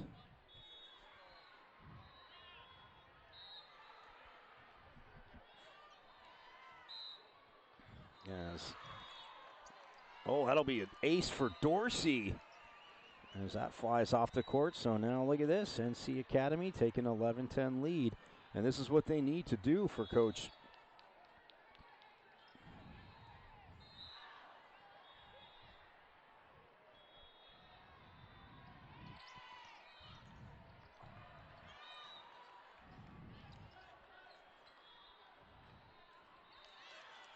Ooh, that has popped up there by Green. Ooh, that almost hits the court, but Smith saves it, and Demps just guides it over. Now the set, Green with the back row attack, and it goes just long as Green thought it was in. So now a 12-10 lead, and, well, interesting. Coach Ziegler takes a timeout.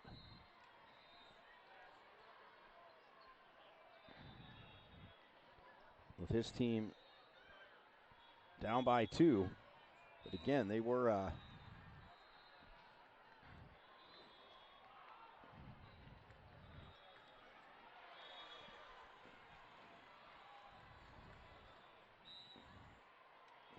up by 3 and now down by 2.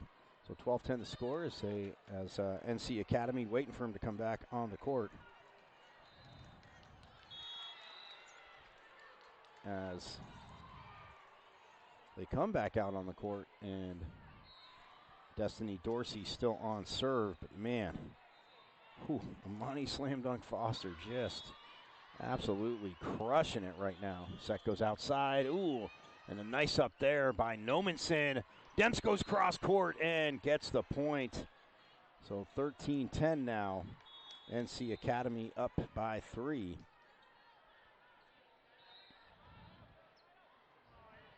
Yes. Great kill right there for NC Academy. Oh, and Foster.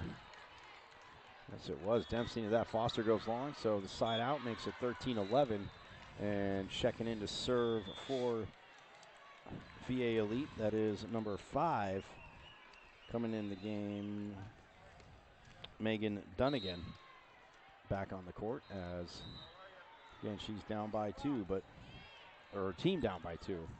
Set in the middle quick to Kaufman, and Dunnigan was there, but she sends it over to court 10. And she is playing on court 9. So that'll make it 14-11 in favor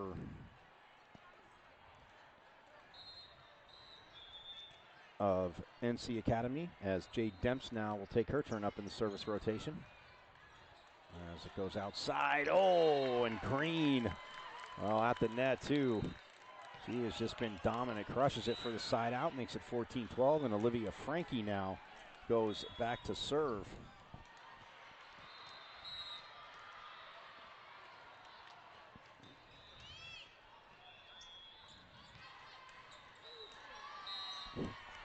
Great kill right there by NC Academy to go up 15-11. And now that'll put Kelly Kaufman back on serve.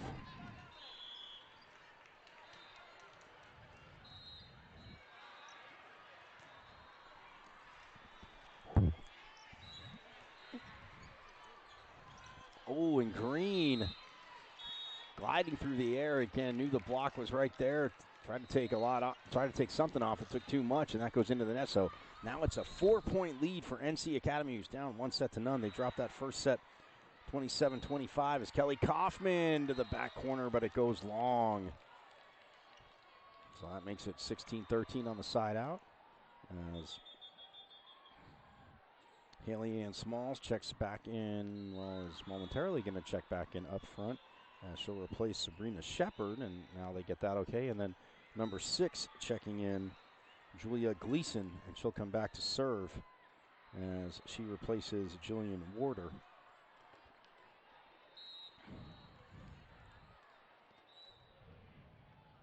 So Gleason, floats it. I thought that was going to land on her side of the court, but somehow she just gets it over the net. gets the ace and gets her team within 2. As head coach Keisha Demps not really liking what she sees there. And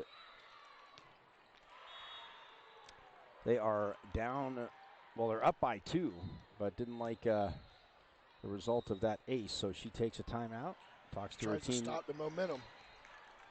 Absolutely, talks to her team real quick, and then goes back, and they get back on the court pretty quick, as Gleason now will still be on serve for VA Elite.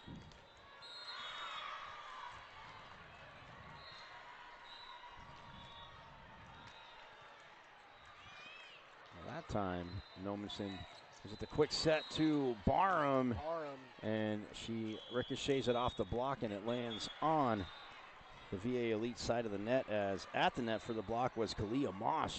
Good position, but it just ricocheted off her hand. So now checking in is Jasmine Goy, and she'll serve with her team back up by 3, 17-14.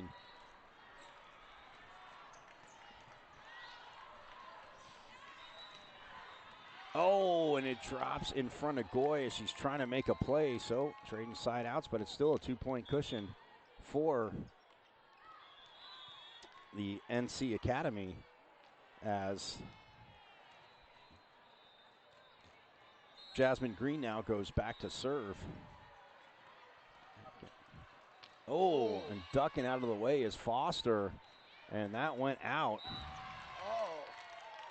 Oh, no, they're going to say, well, no, the line judge couldn't see if it went in or out, and she called it.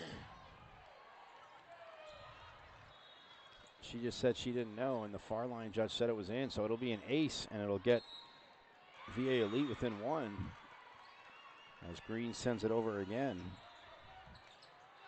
Off the block there. Ooh, rolls under the net. Oh, and Chloe Hum tried to play it. It was going away from her. She punched it back towards her teammate, but it was a line drive pass, so maybe the ball doesn't line. Maybe it was out, but either way, NC Academy gets the side out. It looked out from here. It did. It did. So Foster with the serve, set outside. Oh, Foster with a nice dig, gets it to Demps, and then just got it over by Barham. Green, oh, she's been lethal on that back row attack, but that time punches it into the middle of the net.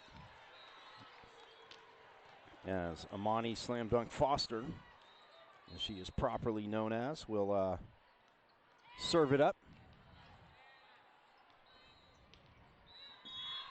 Oh, and that goes, well, it goes out. So Foster will stay on serve as Coach Ziegler takes a timeout, as they are the first to 20 is NC Academy. They are up 20-16.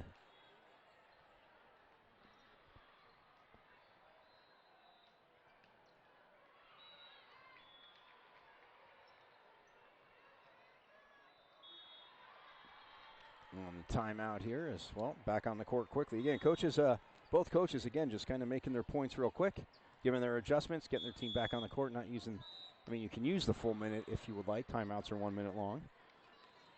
As now NC Academy comes back on, as Foster will be back on the service line. See exactly how the momentum switches right here to see if it goes VA Elite 18's way. Well, so come out. The block slowed that kill down, and then Barham. Oh. Man, Sarah Barham again. Another team. She comes through when it's needed to be done. Absolutely, I was going to say another team with a silent assassin, and that's what Sarah Barham's been. Again, consistent at the net, very few mishits, patrolling the front row, the net beautifully. So makes it 21-16 and make it 22 with the ace by Foster, and a rare mishit on the serve receive there by Haley Ann Smalls. That was coming right towards me, and I honestly have to say I had a Garrett Cole curveball on it. You know, she goes right back to the same place on the serve. Virginia Elite working left to right.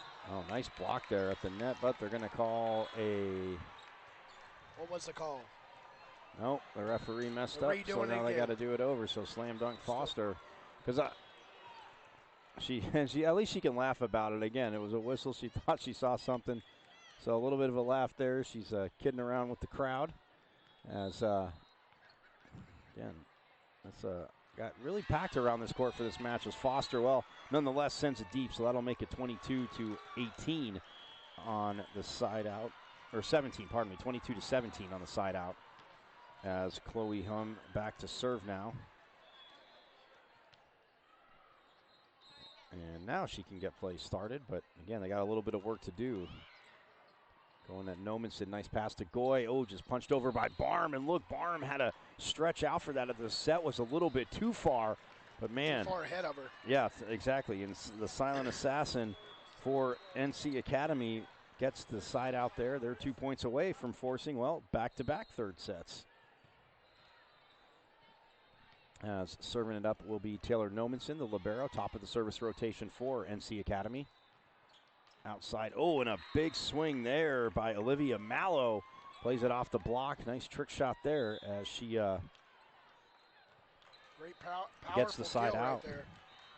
Yeah, gets her team the side out as checking in and going back to serve. That is number 12, Sabrina Shepard, back in the game.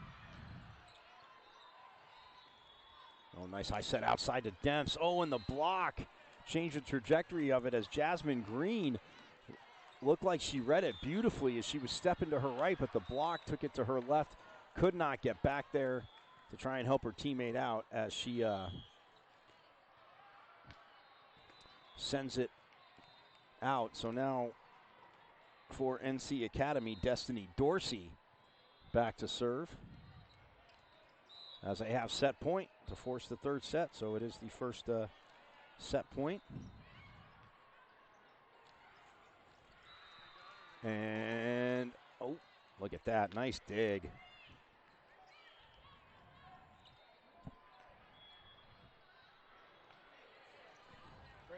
Great hit right there by the libero. Look at it back. Just back and forth.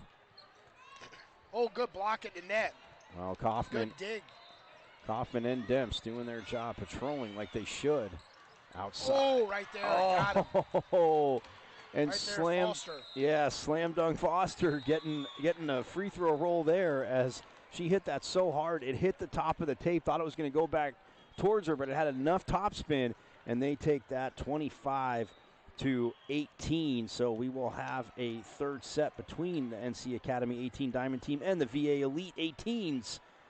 Wow, here from Court 9. That's why it's called Championship Court, man. That is why it's a championship court. We're headed to set 3 of match 5 inside the 2020 MAPL in Raleigh inside the Convention Center. Thanks for listening on High Level Media NC. We'll return with set 3 of match 5 after a word from our sponsors.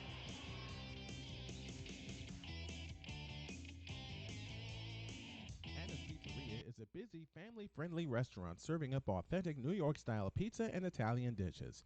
Our full-service menu offers a wide range of choices sure to please everyone.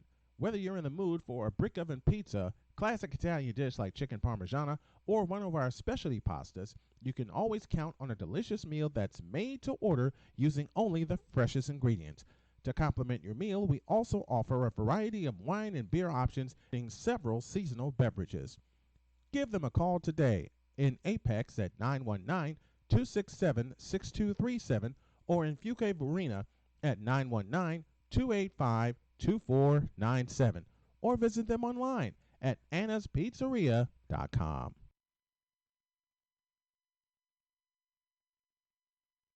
At Cardinal Family Dentistry, we are honored to serve the community of Apex by providing honest, compassionate dental care. We focus on preventative care and education to make sure all of our patients enjoy optimal dental health, and we offer judgment-free treatment if you're in need of a corrective procedure. Dr. Barker and the rest of the Cardinal Family Dentistry team want to be a resource for you when it comes to your dental health, so we always keep you well informed and offer honest guidance to help you make the best decisions for you and your family. Give them a call today at 919-589-5001. That's 919-589-5001. Or visit them online at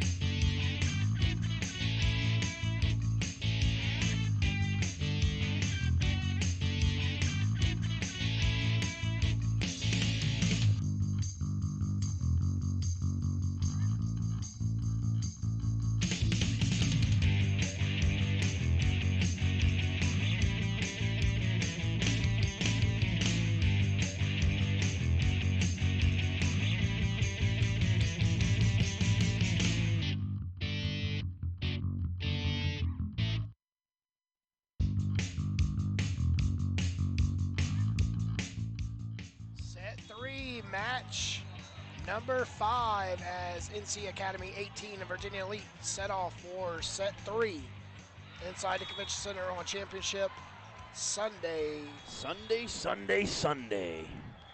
fun day, full of volleyball. Championship Sunday right in front of us. Court 9 as North Carolina Academy and Virginia Elite face off for set 3. As Virginia Elite gets the first,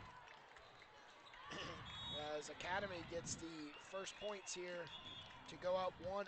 Race to 15, win by 2, switch sides at 8. Yes, they do. And well, interestingly enough, Virginia Elite decided to start here on the left side of the courts, where it's been the winning side. But now Destiny Demps, oh well, she comes in and they'll trade side out. So 1-1 the score. Coach Ziegler, again, on his feet, encouraging his team. As checking in now, that is number 5 for VA Elite, as she will go back to serve, Megan Dunnigan, as she replaces number 3, Olivia Mallow. So 1-1 the score, 1 set apiece, and wow, Dunnigan airmails that long. So 2-1 as NC Academy goes up, and now Jade Demps will take her turn up in the service rotation, which means that Slam Dunk Foster is up front with Kelly Kaufman and Chloe Smith. Set goes outside. Oh, and look at that. Kaufman going one-on-one with Jasmine Green. Crushes it down, and now they are up 3-1. Is NC Academy, as Demps will stay on serve. Ooh, Chloe Hum. Oh, look at the nice dig there on the serve receive. I can't say dig, the nice up there on the serve receive. Demps from the back row with the, trick shot, drop shot. Top spin is Chloe Hum talking to her team. Probably trying to fire herself up, it looks like, to get there and make that play. But that'll keep Demps on serve with her team up 4-1. Green outside, and Demps with a dig. Outside to Foster, and she, goes right at Hum, and it bounces off her shoulder. Goes to her teammate, they get it over, and that time Foster delivers, making it 5-1. And we get a timeout by Coach Ziegler. And you can't fault his team. I mean, they're getting chances, and Jasmine Green uncontested there. I don't know how Jade Demps, again, was able to direct that pass. Not saying how she made the dig. She was in position, but directed that pass, and they're able to get the side out. Or the point, and Demps stays on serve. Again, her team up 5-1, up to 15, like we said here in the third set. Must win by 2. First to 8, teams will switch sides of the court. Oh, nice back set there, and into the block, and man, Amani Foster with the kills, with the blocks, makes it 6-1. Man, they're really upset, seemingly after dropping their first set. Oh, and Hum, look at that, saving the ace.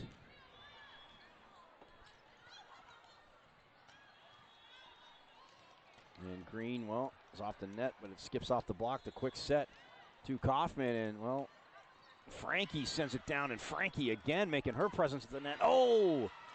And the double touch there as it's just set over to Jasmine Green, who, well, punches it up and then punches it at the net again. So that makes it 7-1. If they get this point, teams will switch sides of the court. As, man, Jade Demps, her friend's helping her out, but a nice service run for Demps. Oh, and the set goes literally into the middle of the net, and Frankie, as Coach Ziegler talking to his setter, saying, yeah, you can't set her when she starts, as she's elevating at the middle of the net, or lower.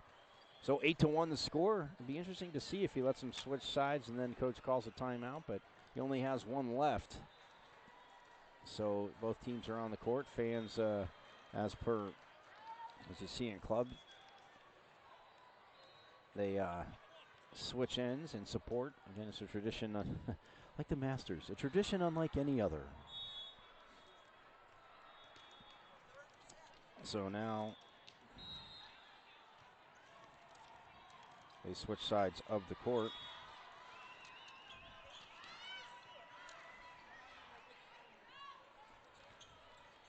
And where's the whistle from? What happened there?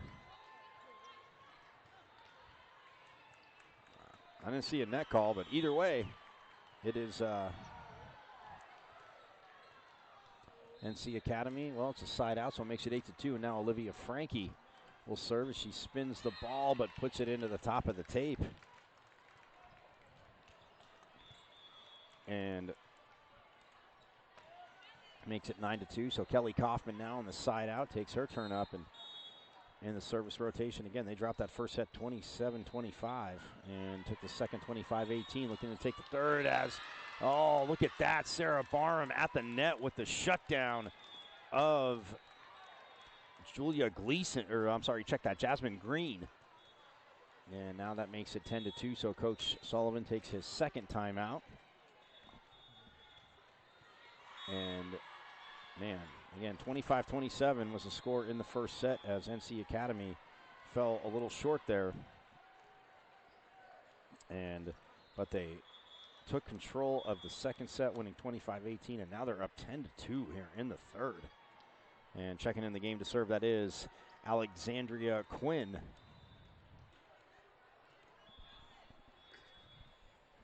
And everybody on the court, all set to go.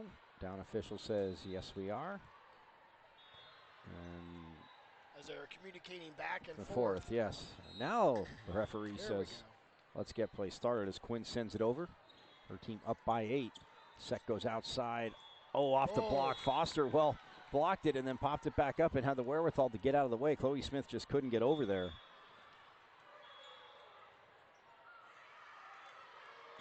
Now as we get a substitution coming in, so that makes it 10-3. And coming back in, well, actually the double sub to get a little more defense out there. And good call there, I think, with Coach Demps, obviously with Taylor Nomanson, the libero, coming back in, but also having Destiny Dorsey, who's played libero, but in the back row with her. And then you have Demps in the middle, so Dorsey with the nice pass. Oh, referee didn't blow the whistle. I'm like, why did Chloe Smith just catch that ball? Coaches say players might have the classic, brain spaces here and there, and it was a perfect pass, and she's like, thanks. But no, the referee didn't blow the whistle. Now she blows the whistle, and we get started. Chloe Smith runs it down. Foster on the outside, off the block. Nice up by Dunnigan. Oh, wow. Oh. Right between him, Barham and right there Chloe Smith, yeah. Didn't quite know who was going to go for the ball. Fell right in the middle, right in that hole of that donut. Yeah, Sarah. So now it's 10-4. Sarah Barham is like, oh, I should have taken that, but that'll keep Dunnigan on serve. And she sends it over, the bump set, and Demps from the back row. And it skips off two different VA Elite players, get the side out. That makes it 11-4. Demps was definitely stretched out for that back row with that one.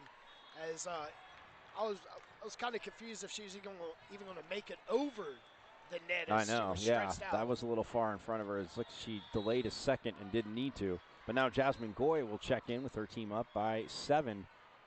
And she'll get an ace, make it up by 8, and 3 points away from still staying unblemished in this tournament. Our next game up is Chapel Hill Area Volleyball Club 15 Black versus LEVBC 16 National. And that will follow this matchup right here on Court 9 inside the 12th annual 2020, the New Vision of Life, MAPL Raleigh edition.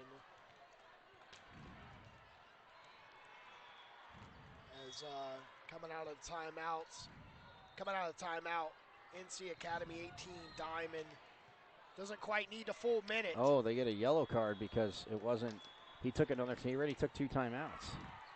The team went over there, so the proverbial, yes, you can get the cards in volleyball, a yellow card.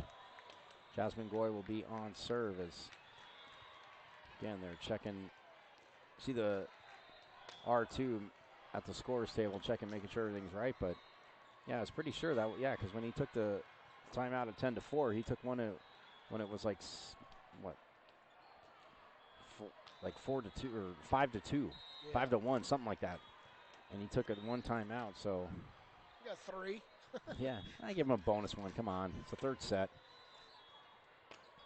As that set goes outside. Oh, Barham with another block. Right, Man, and just roll right down her shoulders. It did, and Caitlin Canales was right next to her trying to pop it up. But, man, in perfect position. So now that makes it 10-5, or 12-5, pardon me, on the side out. And that will send Jasmine Green back to serve for the Green 18 to me Elite. feels like just like how Foster serves for NC Academy. I was just about to say that to you. It's kind of funny how that works out, but yeah. Oh, and a little miscommunication there. Between.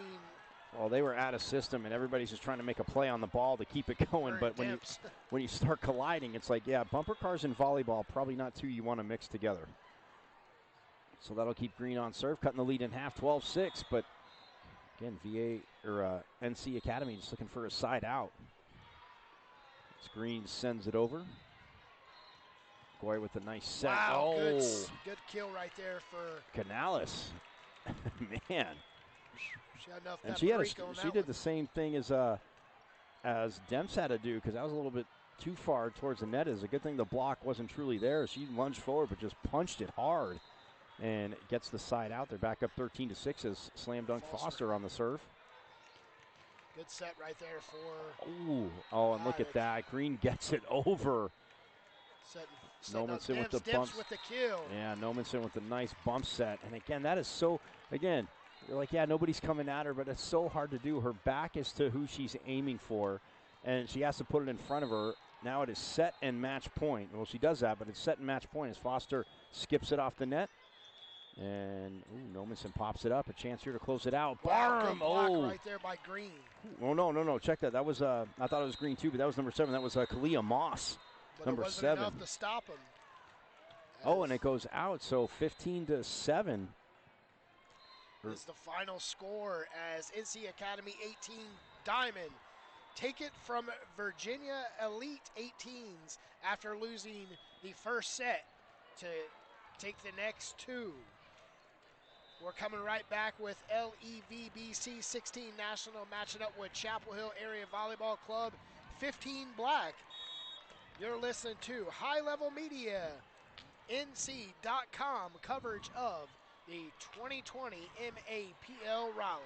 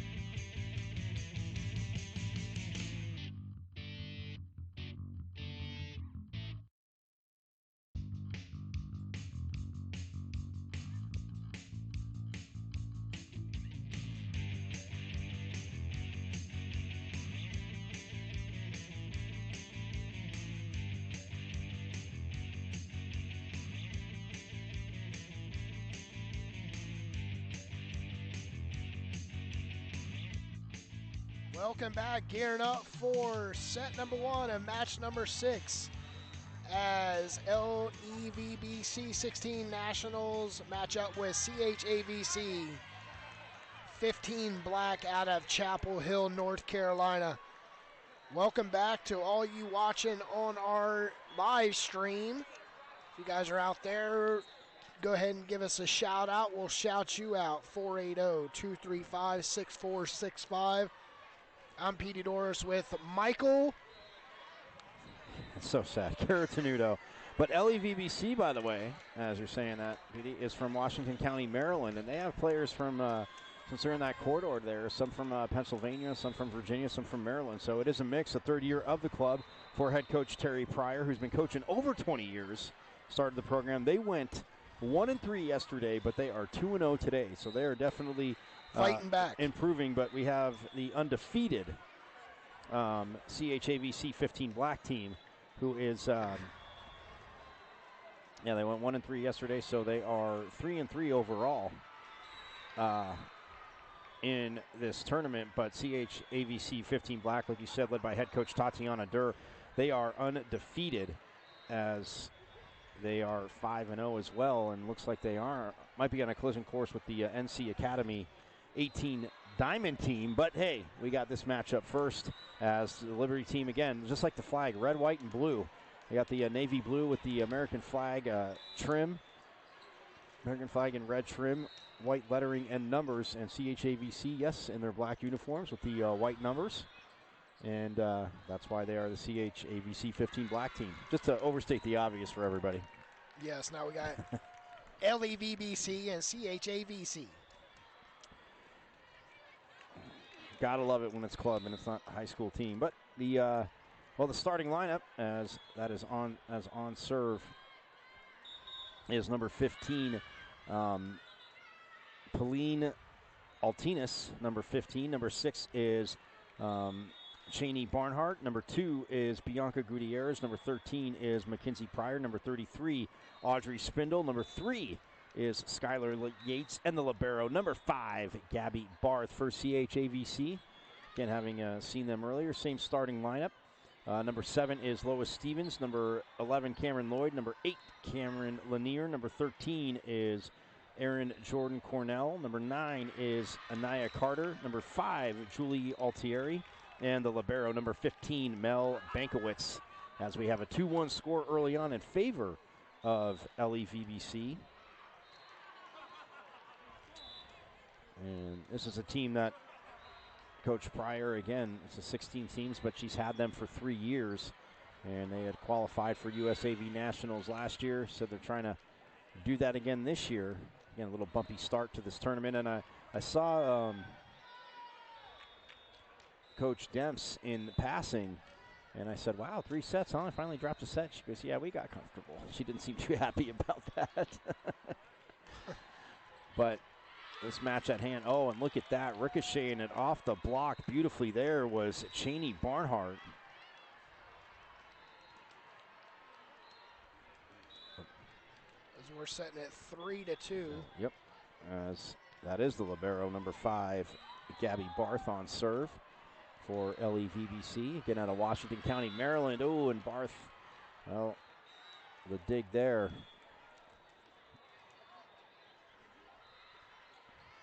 As it goes over to court number 7, but the ball does, and now it makes its way back, so it'll be a side out as CHAVC will be on serve, and that is number 10, Grace Young.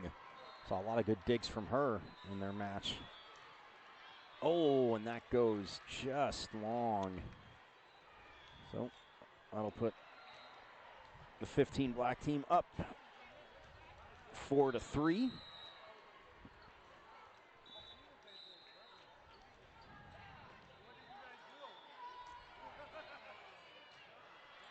Oh, nice save there as it's just guided over the net by Pauline Altinas.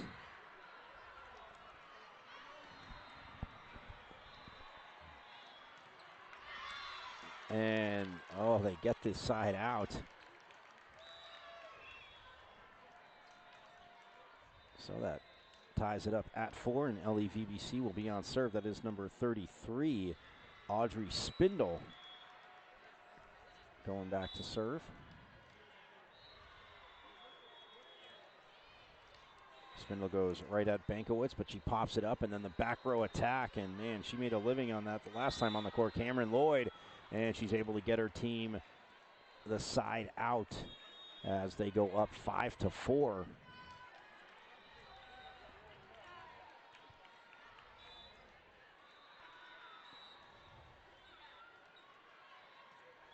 And the big serve there by number 9, that is Anaya Carter.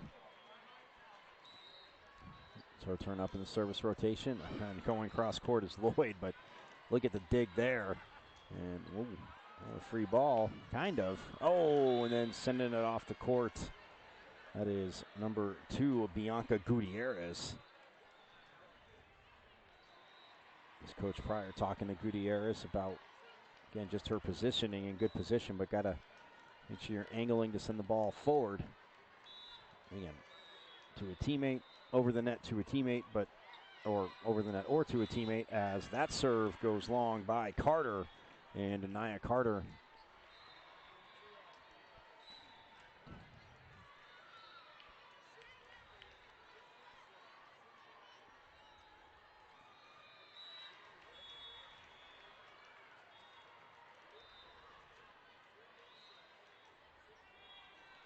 gets the point. They're up 7-4, and now the referee gets it started as Carter sends it over.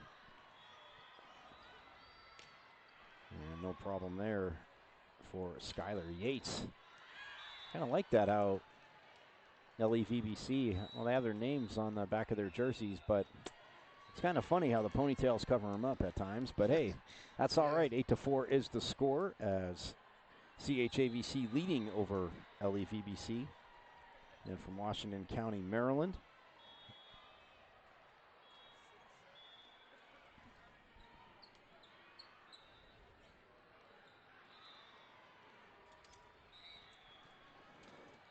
So the timeout here is, again, Coach Terry Pryor talking to her team. And they're both walking back out on the court at the same time as Anaya Carter will stay on serve.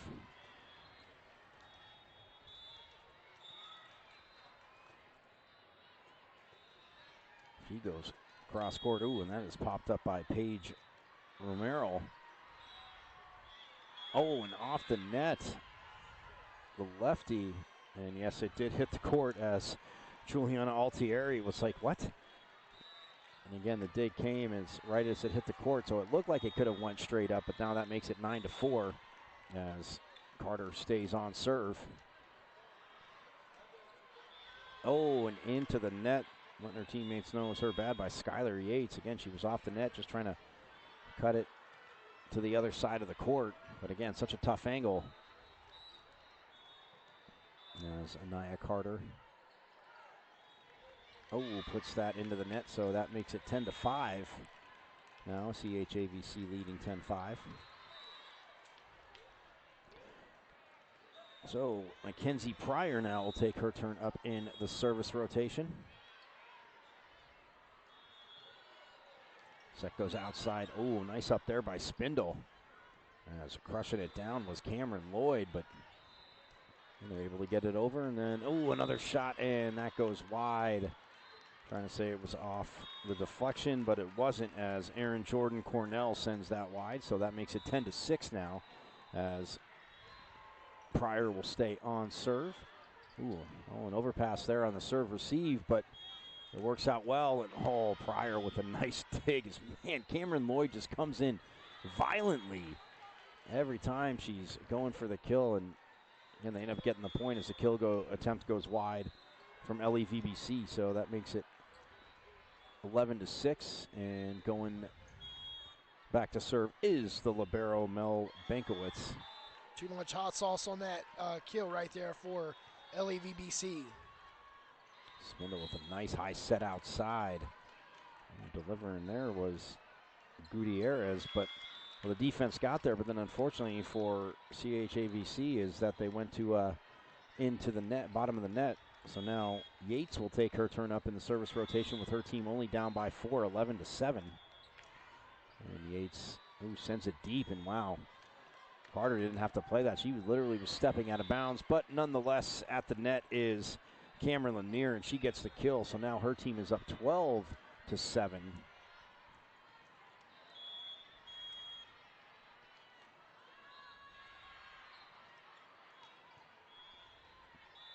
And in the game, back to serve for CHAVC is Julie Altieri. Oh, and then the lefty getting shut down at the net there. That was Paige Romero. So that makes it 13-7.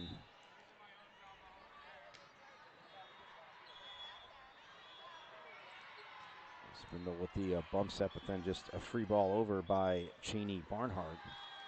Oh, and Barnhart had the block, but it ricochets off. Cameron Lanier, again, going right at her. Ricochets off and goes out of bounds. 14-7 is the score. As CHAVC, again, looking to, in control of this match. As the southpaw Altieri sends it over.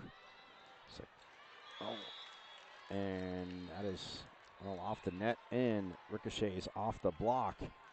So LEVBC gets the side out, and checking in, going back to serve is number 15 is Pauline Altinas.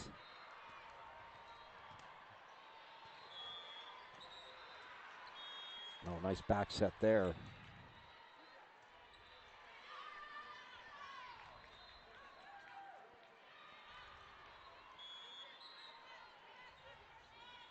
Oh, the bump set. Oh, by Bankowitz. And gets it to her teammate, gets it to Cameron Lloyd, who delivers.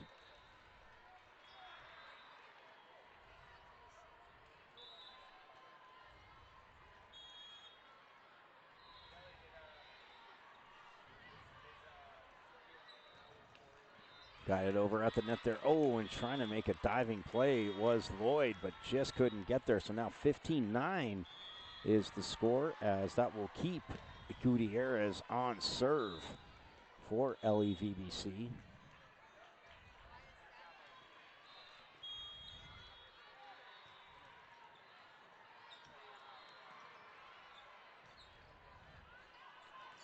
Great kill right there, right to the LeBaron. Oh, nice punch there, and well, both teams again just trying to get that big hit, but the blocks are serving their purpose, and again playing the little swipe game, but it's won there by Cheney Barnhart, and that makes it now 15-10. As again she's staying on serve as Gutierrez. Barnhart helping her out there.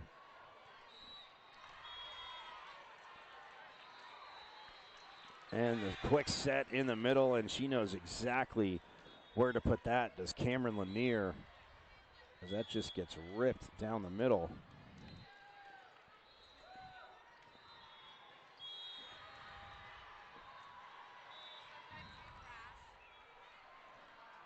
So, Lanier now back to serve.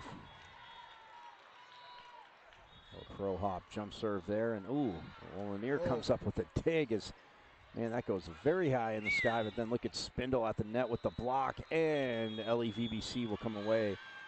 Oh, are they calling a net violation? Wow. Wow, yes they are. So that makes it 17-10 now instead of 16-11, so Lanier will get to serve it up one more time. At least. She sends that over. Now Spindle gets a set, goes cross court, and just goes wide. Falling into a deficit as CHAVC is up by 8 here early in the first set of match 6. Well, Cameron Lanier sent that over, but now another chance. Oh, and 13 on 13 there. Aaron Jordan Cornell going at Mackenzie Pryor, and Cornell ends up winning it as it drops down on the net, on the side of the net of LAVBC trailing 19-10. Now Coach Pryor, she takes a timeout as she wants to chat with her team. See if they can break the momentum right here in this set before they fall down to double digits. Tatiana Durr, again, the head coach of CHAVC. She's assisted by Gina Morgan, Linda Lang, and Tristy Biddikofer. And they get back on the court pretty quick as Cameron Lanier still up in the service rotation, and now LAVBC again with their, and you have your navy blue, but then American flag trim, white lettering and white numbers.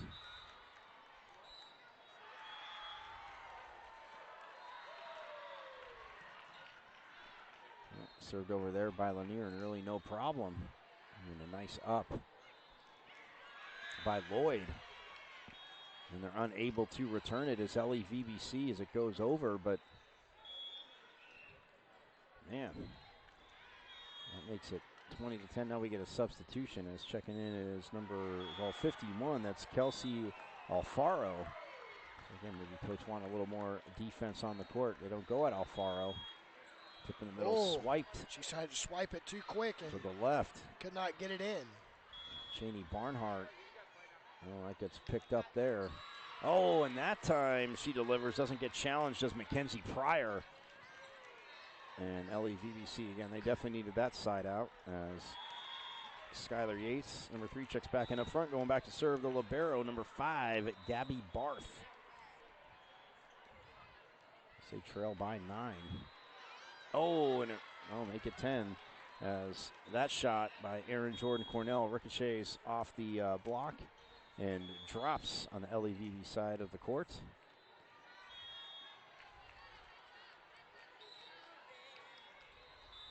And up in the service rotation, that is Grace Young. No, and she'll get the ace as unable to, and she was drifting back, was Kelsey Alfaro, but just couldn't make the play.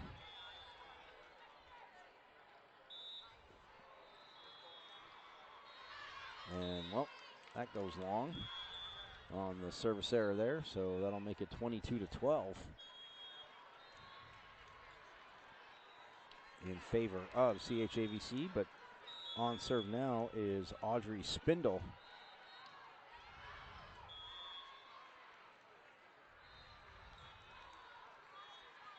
Got it over. Spindle goes outside. Oh, and a nice dig there by Bankowitz as Pryor tried to throw it down, but look at that. They're able to. Oh. What is the call? This point went to CHAVC.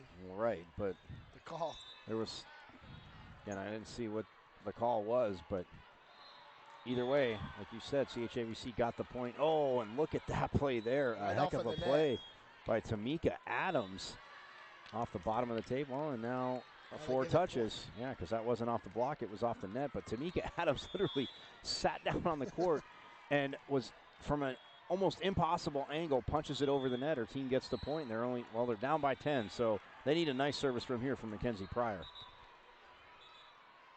Nope, doing it over as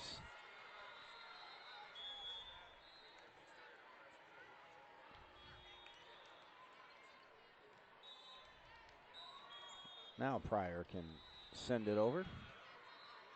Set goes into the middle. Oh, nice kill, and it's out. Yes, it was out as Aaron Jordan Cornell at the net got the quick set, tried to send it down, but it goes long, so 23-14.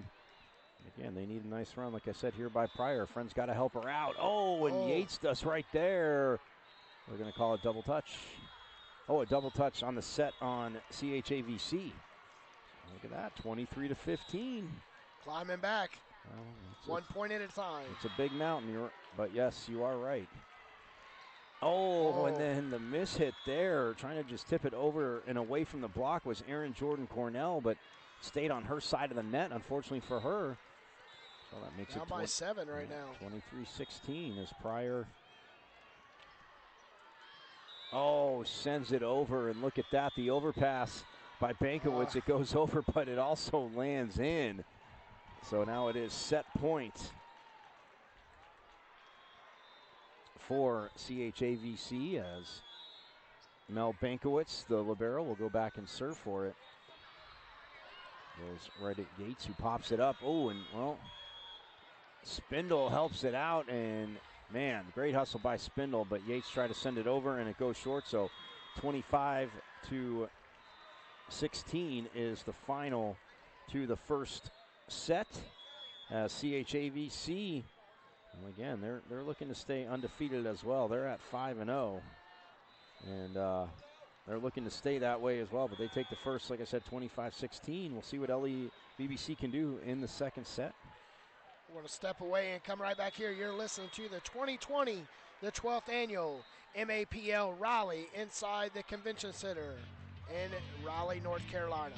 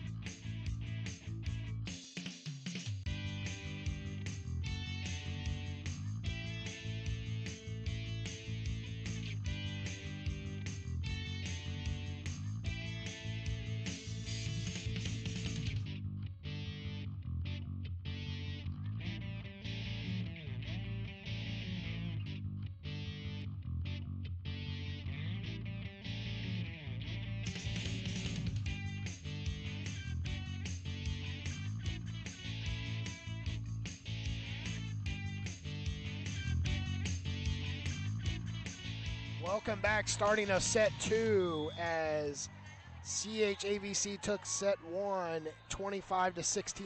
They switch sides. CHAVC will be going left to right as LEVBC 16 National will be headed right to left.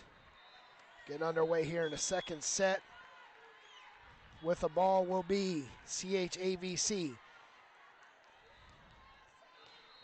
to start the second set. Up one set, they will get the ball going left to right. And CHAVC with a serve will be Julie Altamira. And it's point for LEVBC National. They're up 1-0. Hey, I got a question. What did you do to get all these fine police officers in the building? Because they're close to you, man. What, are you causing trouble here already? What do you mean they're close to me? I'm just saying, they're standing right behind you, and they're wondering what kind of trouble you caused. Oh, I'm just kidding. never know. That I can definitely agree with. Never know. Exactly. All tied up at 1 apiece here in set two. Well, CHAVC, again, they had control of that first set, and they went on that early run. So now, again, LEVBC just needing to trade side outs early as the nice block at the net again by Cameron Lanier. And now Cameron, it's funny because Cameron Lloyd, Cameron Lanier, obviously the same first names, but both last names starting with an L. Very Twilight Zone-ish. So 2-1 the score as CHAVC leading early on. Spindle sends it forward over to, I should say, Skylar Yates, who sends it over. Oh! And that goes long. by Lanier. And, man, you talk about ducking out of the way, almost like she was playing an old-school game of Twister. Skylar Yates just ducked out of the way so the ball wouldn't hit her, as we're tied up at 2. And that was number 2, Bianca Gutierrez, on serve, and she'll stay on serve as the defense holds up there for LEVBC to get the point. So all tied up at 2.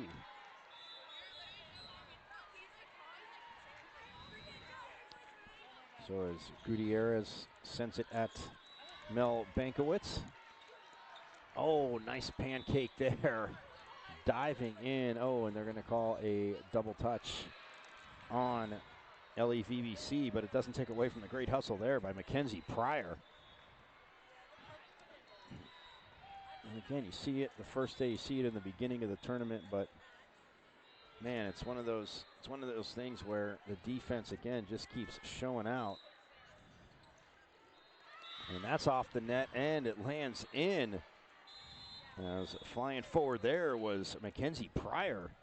Gets her team the side out, and that'll send her libero, number 5, Gabby Barth, back to serve, and they are up 4-3. Look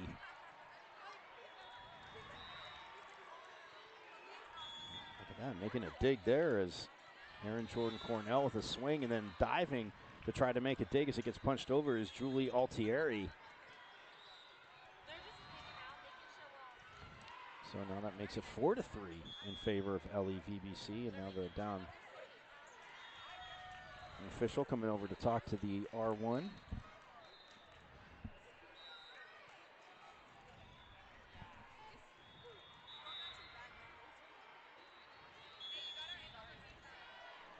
And now we're going to get back to action as everything's set at the scores table. So 5-3 the score, LEVBC leading as Gabby Barth now can get play started.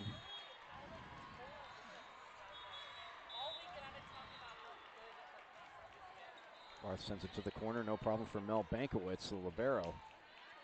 As, Cameron Lloyd from the back row, but again, just using too much real estate on the near side of the court as that goes out. So now a 5-3 lead for LEVBC. Wow, that was a big up there by Anaya Carter.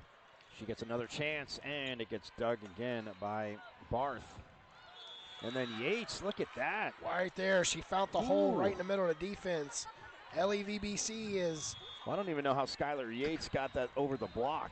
She jumped, it seemed she jumped late, and the block was right there, but it goes over the block, and it drops down for the point. Little jousting there, won by LEVBC, and look at that. That's 5 points in a row now for them as they lead 7-3.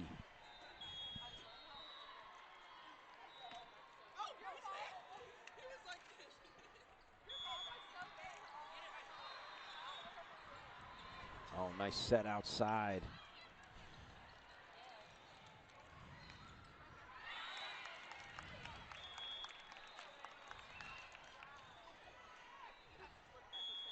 And the side out there makes it 7-4, and that'll send Grace Young in for CHAVC, the 15 black team.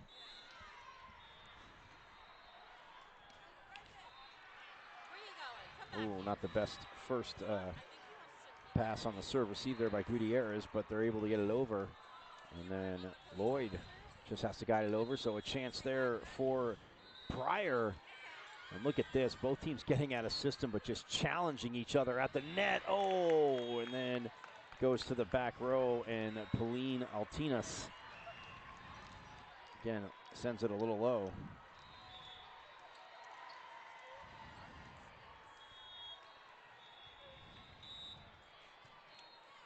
As Young serves again with her team only down by 2 now, 7-5.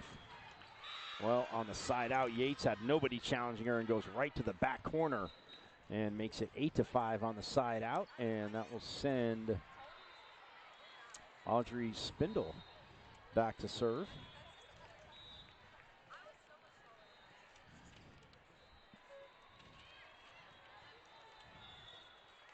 Oh, nice block right there. And well, hey, it's a block, and Aaron Jordan Cornell, like a soccer player, ends up passing it. Again, it was a header But again, not the hardest of hits, which is good, but goes off the head, so that makes it 9-5 now in favor of LEVBC. Again, trying to force a third set as they drop the first 25-16. And Jordan Cornell just guides it over, and it lands in, gets her team to side out, makes it 9-6. And that'll send Anaya Carter back to serve.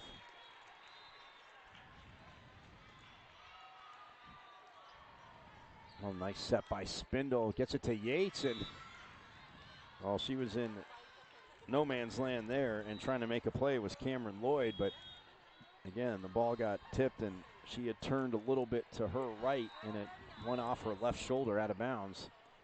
So that makes it 10-6. And Mackenzie Pryor serves it over. Oh, nice kill right there for for Lloyd. She made up for it there. Oh, man. As they get within 2, 9-7 here. 10-7. Within 3, 10-7. Well, now it's 2 after the ace by Mel Bankowitz, the libero. Again, I mean, you look at serving and serving percentages, obviously aces being a huge part of that, but man, we have seen our fair share of pinpoint precision serving, and it's not like they've all just come on mishits. As Bankowitz, oh, well, I knew I should stop complimenting people because they end up serving it out. As on the side out, that'll send Skylar Yates back to serve with her team up 11-8. Oh, and somebody did touch it, so the ace, that'll make it 12-8 in favor of LEVBC.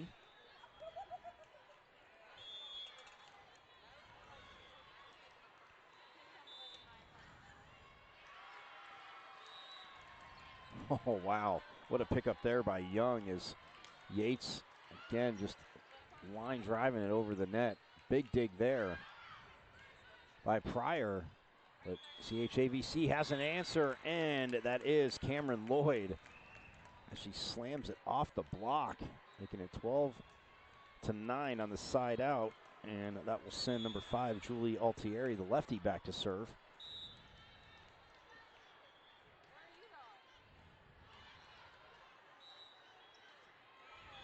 Now the free ball for CHAVC if they can take advantage outside, and Lloyd delivers. Man, one-on-one outside, and again, just like off a springboard.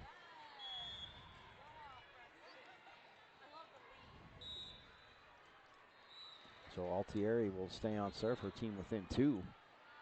Spindle with a nice set, and the back row attack is delivered by Mackenzie Pryor.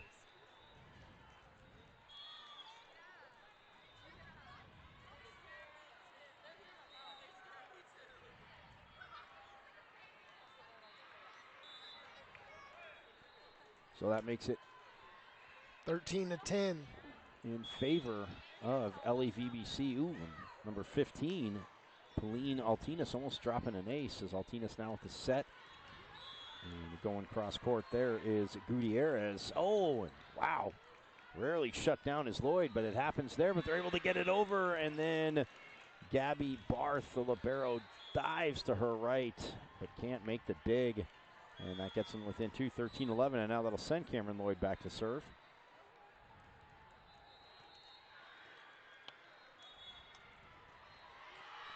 And everything ready to go as Lloyd sends it over. Oh, she swiped it right there, but Altieri. Go back to her right. Altieri, right at Altieri, who, well, look at that, makes another dig.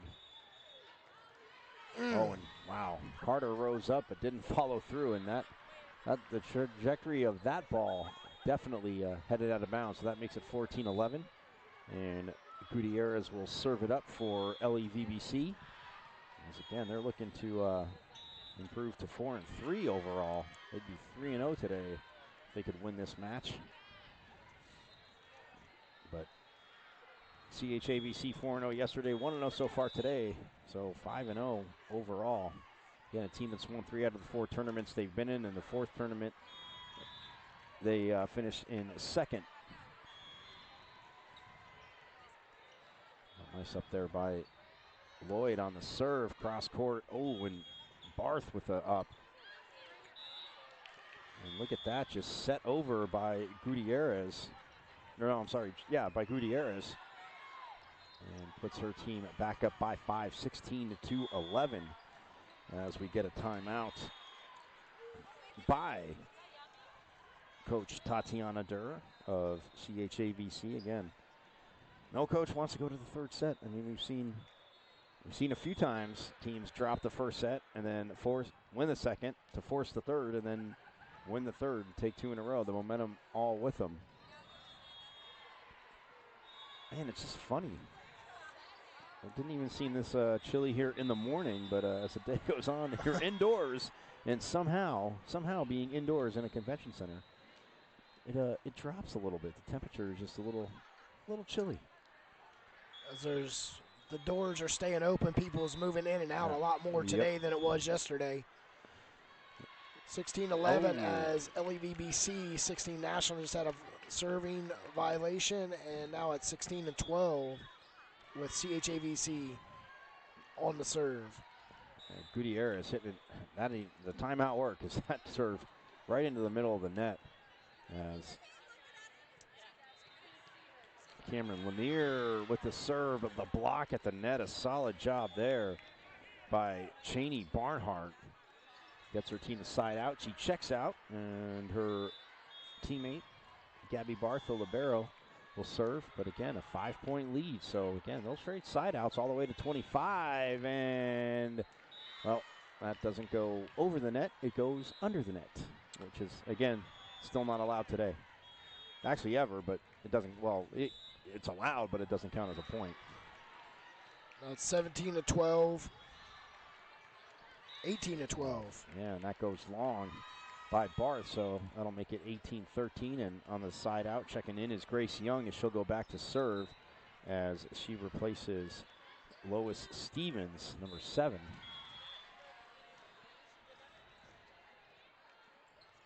Young sends it to Yates, the quick set to Mackenzie Pryor, and she just swipes it over. But look at Altieri helping it out. And now they're back to within 4, 18-14. Look, Young goes, Yates has to really sit down to pass that. Oh, and look at Yates with the one-handed up. And now a free ball for CHAVC, and Mackenzie Pryor, wow, shuts it down at the net, as going right at her was Aaron Jordan Cornell. And Pryor wins that battle. And now checking out is number 15, Pauline Altinas. And going back to serve, number 33, Audrey Spindle. And in the game, number 4 is Tamika Adams up front. Oh, it's blocked. Wow, great. Ball by Pryor, but it goes out of bounds.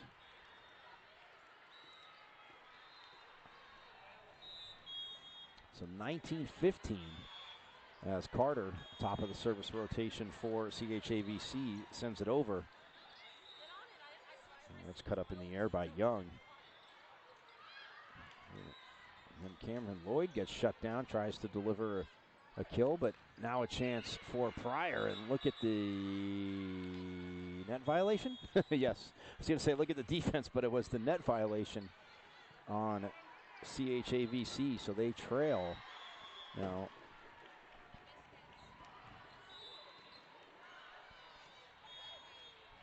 20-15. That was loud. On the side out, making it 20-16 as Bankowitz will now go back and serve.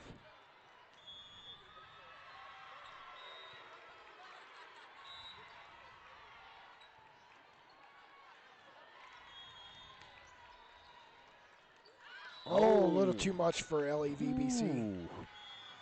I was about to say that Gutierrez elevated, nobody there, and again, maybe eyes got really big there, but put too much power behind it.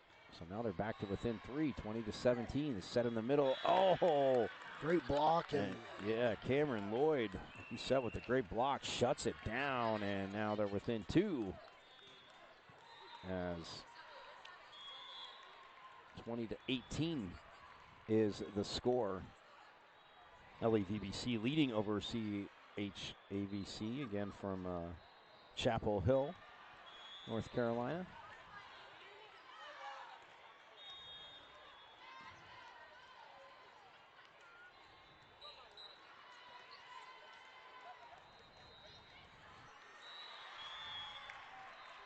And LAVBC again from Washington County, Maryland.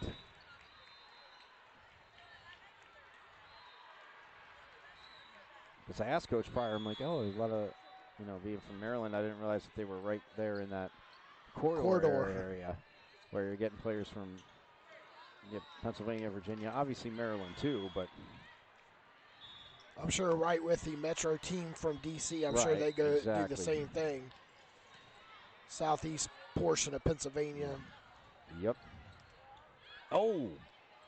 How did she come up with that dig? It looked like it was dropping down. Grace Young, and that's 4 contacts. Man, nice rally there, and that makes it out of the timeout 21-18 as Skylar Yates will take her turn up in the service rotation. Checking back in up front for LAVBC, that is number 6, Cheney Barnhart. Cross court, oh, nice up there by Pryor. And Gutierrez goes cross court, but no problem for Bankowitz. Again, both teams, again, just making plays. Oh, and that is swiped over the block, and a diving Anaya Carter can't get there. So that makes it 22-18. Dare I say, on Championship Sunday, we're headed for another 3rd set? Good competition is what causes that, and a lot of good playing out here. Absolutely. Typically, the team that loses the first set, tendency to win it all. That's the rate it's going on this court, right now. yeah, that we've seen. You're right. As well, Coach Tatiana Durr takes a timeout as her team is down now 23-18. And again, they dropped that first set, and LAVBC did 25-16. And for CHAVC and Coach Durr, they were definitely in control. Again, had the momentum, didn't really give LAVBC a chance to build any momentum, but they, again, short-term memory, forgot all about it, came out in the second set and have done just that as Skylar Yates, again, on serve.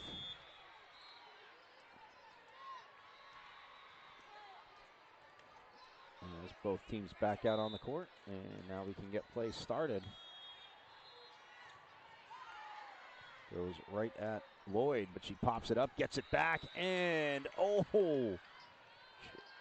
man, a rare miss hit there as she goes wide on the near side of the court.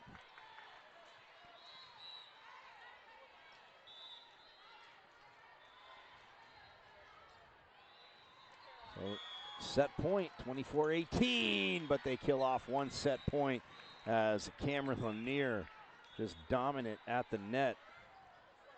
So now it's a second set point as the lefty, Julie Altieri, will go back and serve.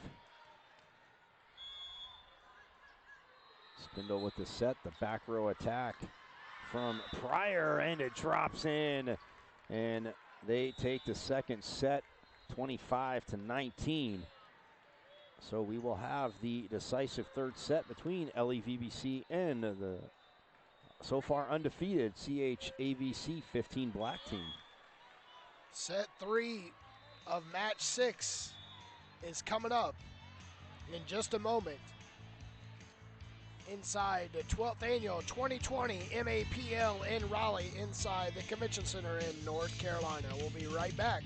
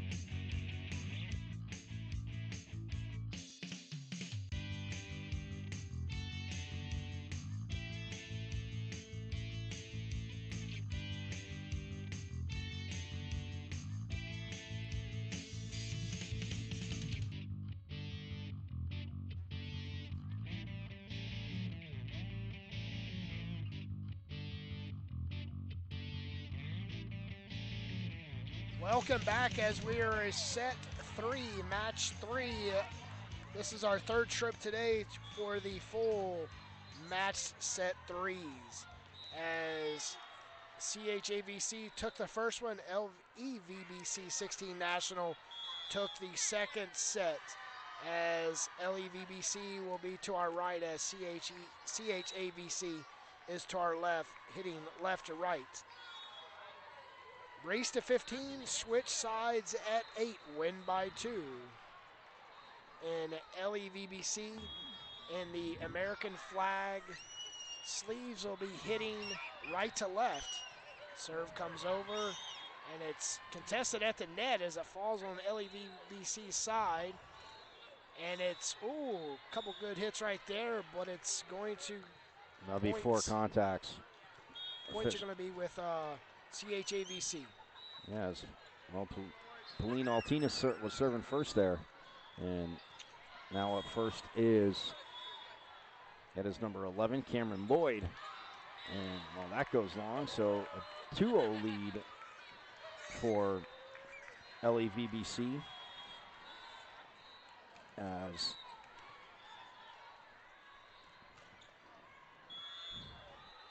Lloyd stays on serve. But yeah, it's such, again, those are the busiest, I think, jerseys we've seen. Again, the navy blue with the American flag trim, white lettering and white numbers for LEVBC, as now they trail 3-0. So they had all the momentum going into the third set, just like CHAVC had all the momentum going into the second set, and the other team just kind of takes it away early. And they're up 3-0. Well, make it 3-1 as Amaya Carter, man. A little too much paprika on it. Yeah, she had to reach back for that too. Maybe started her approach a teeny bit early, set a little bit behind her. So that'll send number 2 up to the service line, Bianca Gutierrez. Trying to see if she can get something going here. The set in the middle to Lanier, and well, it is Doug, and then it comes back to Lanier. Altieri sets her again, and this time unable to come up with the dig is Pauline Altinas. So the side out makes it 4-1, and that will send Cameron Lanier back to the service line.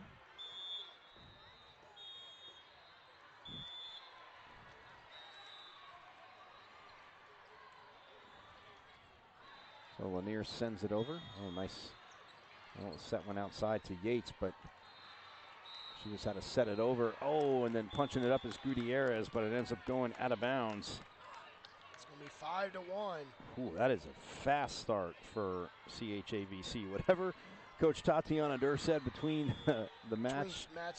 Between the sets. Yeah, between the sets, definitely sunk into the team, because I'm sure it wasn't an all rainbows and unicorns peps or talk Pep over talk, there. yeah. Yeah. So 5-1 the score. As again, the championship day winding down. Again, but see the crowd around our court 9, and even as you look around the other courts, I mean, again, teams that are playing now have obviously done very well in the tournament to this point. So it's back to action now. Lanier serves. Oh, nice up there by Altieri. Lanier with the bump set. Oh, and look at that. Anaya Carter taking advantage of the block, and just like that, it's 6-1. Man, you would never think that CHAVC didn't have really any momentum in that second set, the way they came out, the way they've come out. And taking the lead early in this set, but again, 6-1. As they are 2 points away from switching sides, as looks like the ball went off the court, but maybe knocked over somebody's drink and got a little water on it or something, as they are drying off the game ball for the court. As a while back when you looked over, you said on court 7, Metro was playing Metro. I'm going to go with the easy one here. You could bet that Metro was going to win.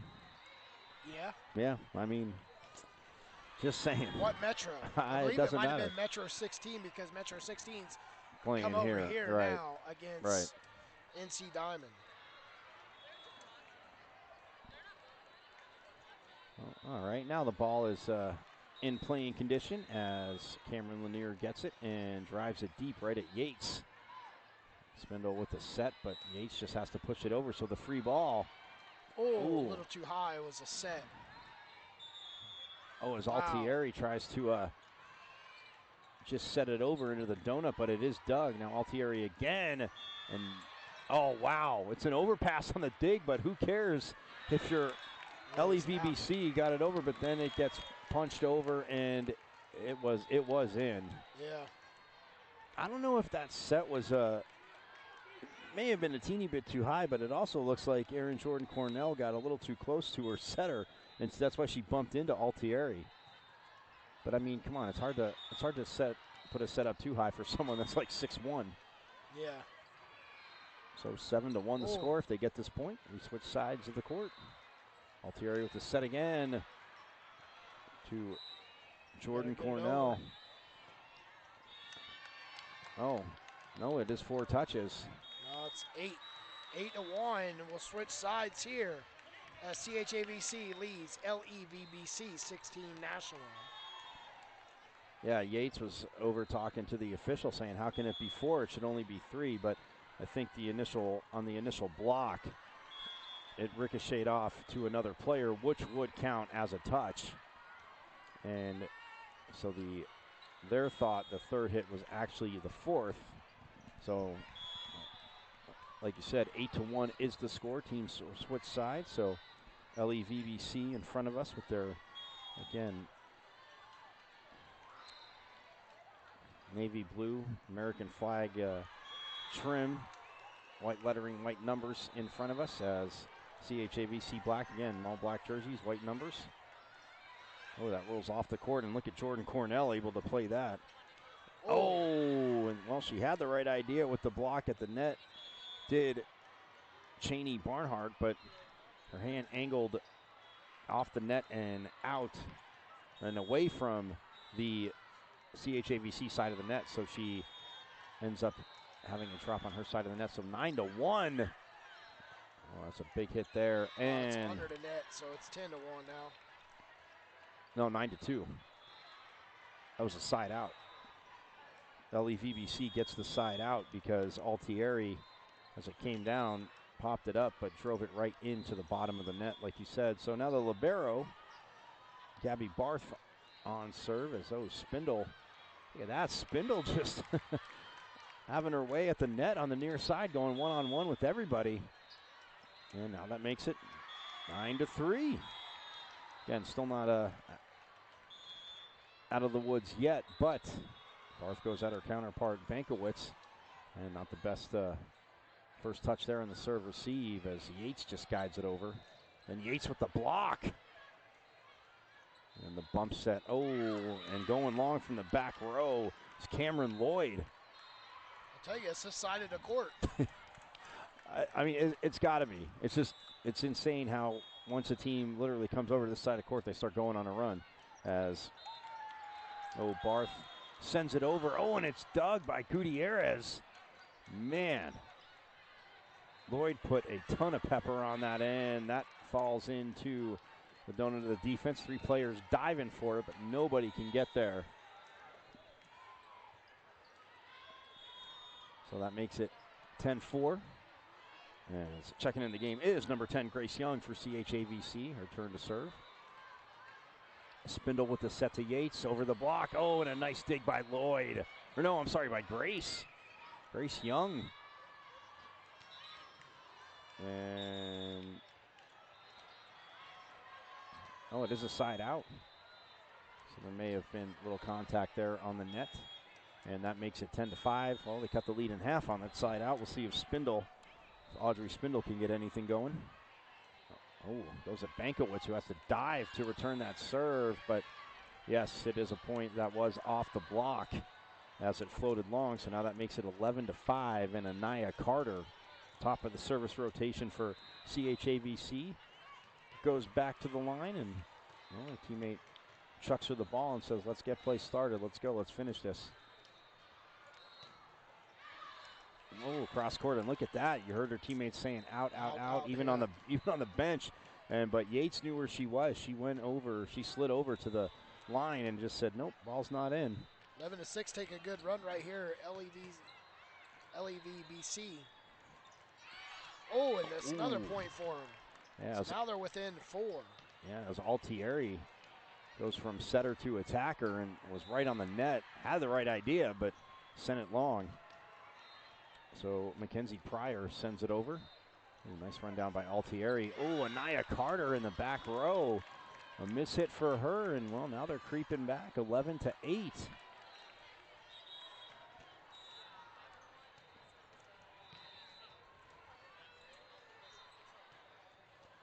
Oh, nice quick set there. Oh. And the defense touched it as it went out, as Barth did it. So Barth hadn't made the contact, I should say, the libero for LEVBC. So that makes it 12-8, but it was 10-2. So, I mean, they're on a 6-2 run here. But again, was the lead too big when they started chipping away? And well, it'll play out. We'll see. Yates gets a set from Spindle. Nice up by Bankowitz. Outside to Lloyd. Oh, and Cameron Lloyd with the crush off the block. 13-8 as we get a timeout before Mel Bankowitz, the libero, is up to serve. So they are 2 points away as head coach Terry Pryor. Again, her team just showing the fight. She goes, we did not play good at all yesterday. And she said, not taking anything away from the teams you played, but to go 1-3 yesterday, to hold on, but 2-0 coming into this match. So you fight your way back to, again, 500 for the tournament, which tournament life, it's not what you're aiming for, but drop the first set, get dominated 25-16, keep control and get momentum in the second set as they win 25-19. And they, but now they are down 13-8, looking for a side out as Mel Bankowitz will serve. Oh, Melissa, but she does go by Mel. Ace right there. Yeah, Yates. Oh, and then Bankowitz couldn't come up with the dig thanks to Yates, because Skylar Yates, who again diving on the court, pops it up to her teammates. Now she'll go back and serve. 13 within 4. As Grace Young pops that up. Cross court. Oh, and what a dig. Oh, and Spindle. Oh, well, Spindle gets there, but unfortunately for her, chair was there and everything. Set point, match point. So that makes it set and match point for CHAVC as they are up. Oh, and they did with an ace right there. Wow. Well, if you're going to end it that way. So next up we have NC Academy 18 Diamond against Metro 16 Travel Team. Next on court 9, you're listening to the 12th annual MAPL Raleigh on highlevelmedia.nc.com. We'll return.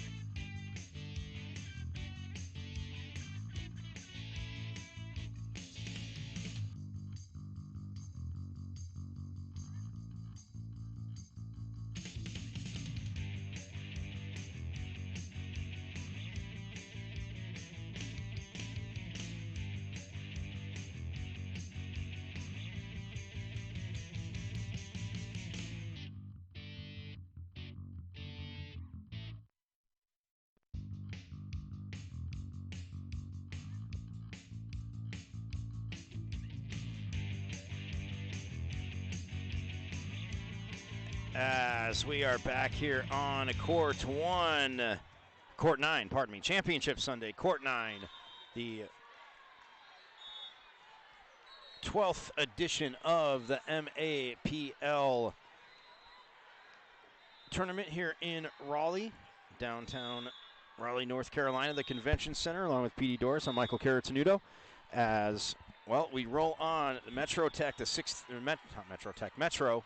16 travel team led by head coach Sam Denai is taking on the NC Academy 18 Diamond team, as they are both undefeated, both 4-0 yesterday, both 2-0 today. They've seen each other twice this year, and they've split each team 1-1, as Metro in the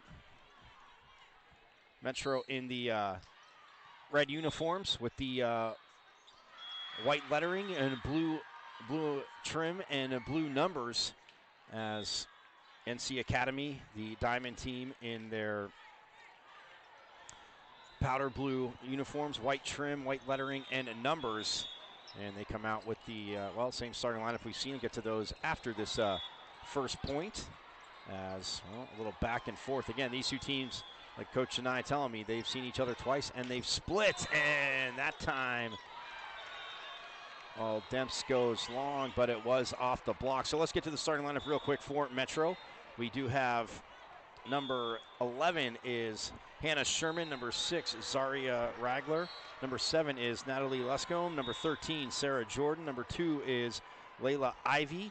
Number 4 is Samaya Foster. The libero is number 12, Julia Gladhill for Metro, who's trailing 1-0, and make it 2-0. And the starting lineup for NC Academy as well. We do have number 6, Sarah Barham. Number 7, number 6, Sarah Barham, the silent assassin. Number 7, Caitlin Canales. Number 15 is Jade Demps. Number 8 is Amani Slam Dunk Foster. Number 2, Jasmine Goy. Number 12 is Kelly Kaufman, and the libero is number 3, Destiny Dorsey. Dorsey. So change that up from Nomanson. Yeah, Taylor Nomanson again, and those two have been interchangeable at libero. And again, you see why, because of their defensive prowess, as NC Academy up 3-0 early on here. As Demps sends the ball over. Now the set outside. Ooh, and sorry, that was Dorsey who sent the ball over, and Demps skips it off the block. That'll keep Dorsey on serve.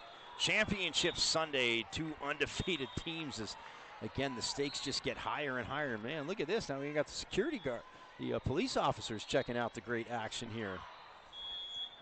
Raleigh's greatest detectives on hand today. Oh, and down the line, getting the side out that the team desperately needed, and she will go back to serve. That is number 4, Samaya Foster. But yeah, for head coach Sammy Denai's been coaching with the club since 2001. So his 20th season with the club. 19th. Well, you count the first season, so that's why it's. I know, I used to do that all the time, and then somebody told me, somebody I was working with, it's like, you got to count the first season.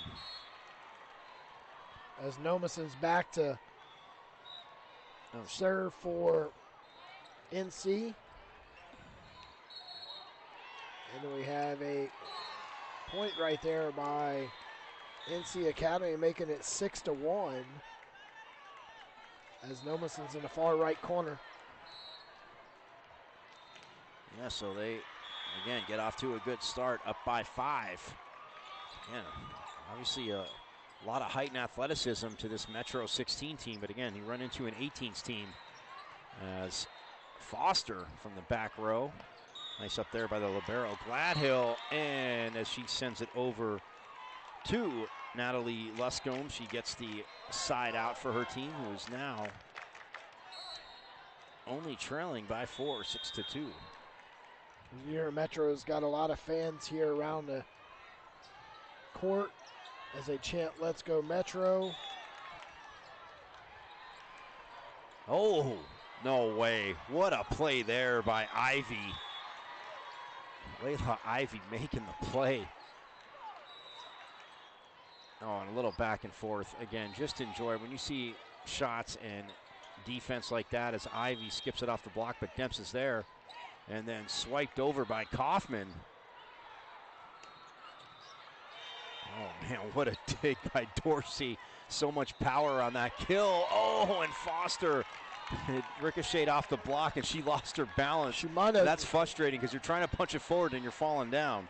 If she would have let it go, I mean, it could possibly have been out of bounds, but Metro picking up a point, making it 6-3. And the libero, Julia Gladhill on serve. Oh, great hit right there by Demps with a kill, made it 7-3.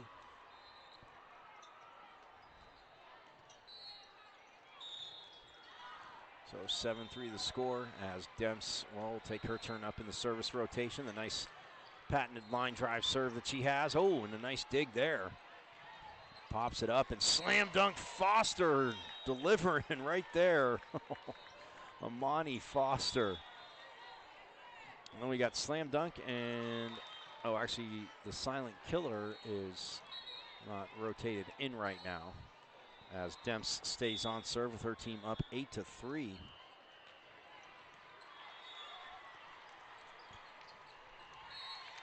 As that well gets hit into the net. So it'll be a side out for Metro as they cut the lead in half. So for NC Academy, again, like I said, 6-0, and they've only dropped one set, and that was the first in their last match, as they dropped it 27-25 though, and then won 25-18 and 15-6. It's going back to serve for Metro. That is number 5. That is Tatiana Johnson. Oh, and while sending that long, she had the right idea. Went through, had the lane, but it just went long for Francis Torres Esperanza. As that makes it 9-4. Oh. Oh, it was off the block. I thought it was off the net, but it was off the block and it rolled out. So the side out makes it 9-5. And Rachel Larson, number 14, in the game to serve for Metro. Oh, wow. And slam dunk Foster does it again. Man.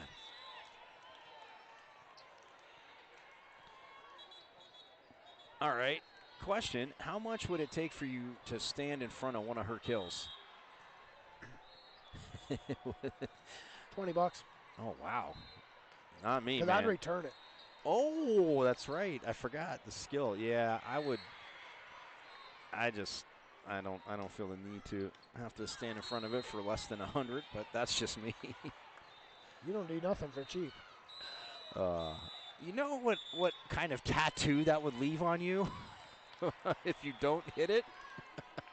If it comes at you and it just crushes you and it hits you in the shoulder anywhere, that is going to leave a tattoo for at least a week and a half. At least. But they are up 11-5 now. And we get a timeout from Coach Sam Denai, and his assistant coach is Kelly McCadden. They trail 11-5. Just got to update that there. 11-5 the score as we get the timeout. And again, Coach Keisha Demps. And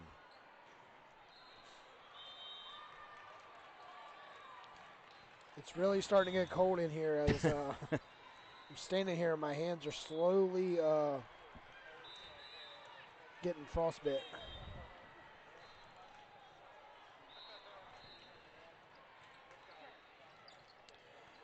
So we have 2 matches left. 2 matches Can you believe left. that? Yep, 2 more.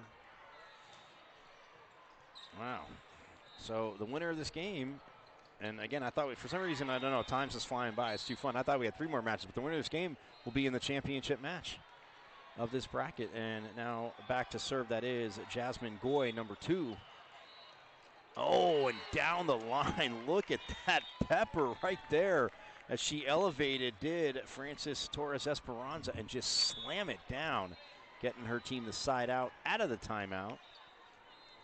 So now they trail 11-6, and that is into the game number 3, Penelope Heipler to serve.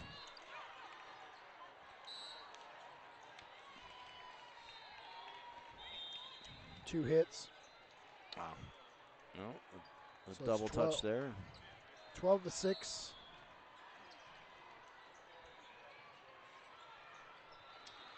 As Foster with the serve. Ooh, the block slowed it down as Foster's able to pop that up. Oh, and well, wow. Well, she wanted to get us involved in the game. I appreciate that. That's the first person that has, did Quincy Vanderhorst, but yeah, we're not warmed up, so I don't know. I don't know how good we'd be right now. So that makes it 12-7, and serving for the Metro 16 travel team. It is number 13, Sarah Jordan. Tried to build that wall right there at the net, but it fell through.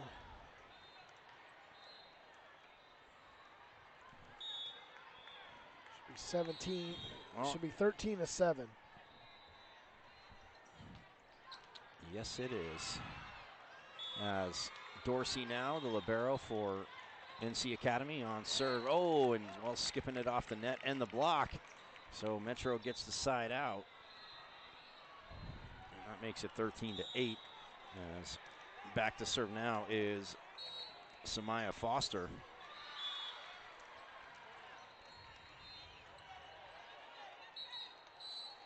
Oh, well. Oh, and over the net violation on Metro. Well, you think Coach Demps wasn't too thrilled with their being, I guess, satisfied, as she said, and they got off to a much faster start here in this first set. Yes. Against Metro. Nomenson back to serve for NC Academy.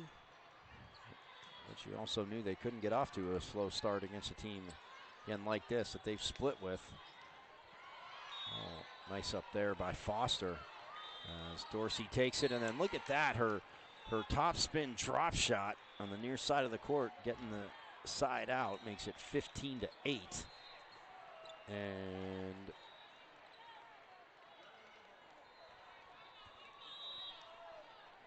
well, no, getting the point, sorry, because you're right, Nomenson's still on serve.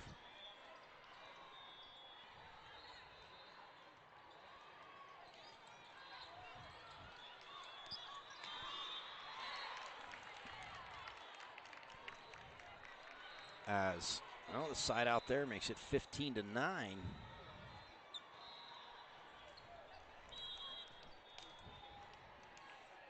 And the libero, Julia Gladhill, steps up to serve, drives it deep.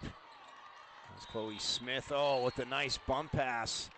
And the set to Foster with the back row attack, and she gets her team the side out.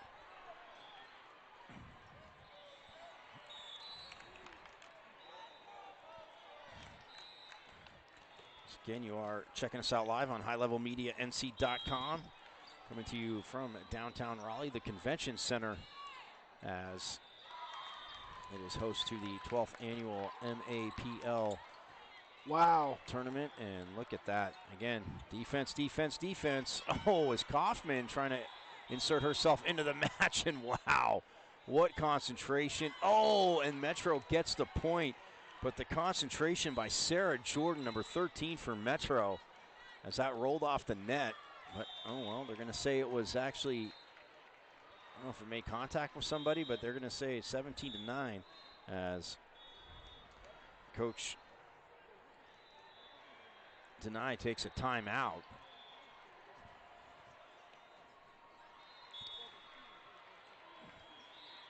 And again, as people Because again, teams getting knocked out. It's a club tradition as as the court starts to get more and more crowded with spectators. Yes. Seeing who's in this top bracket getting going to be playing in the championship game. So again, the winner of this will be in the championship game.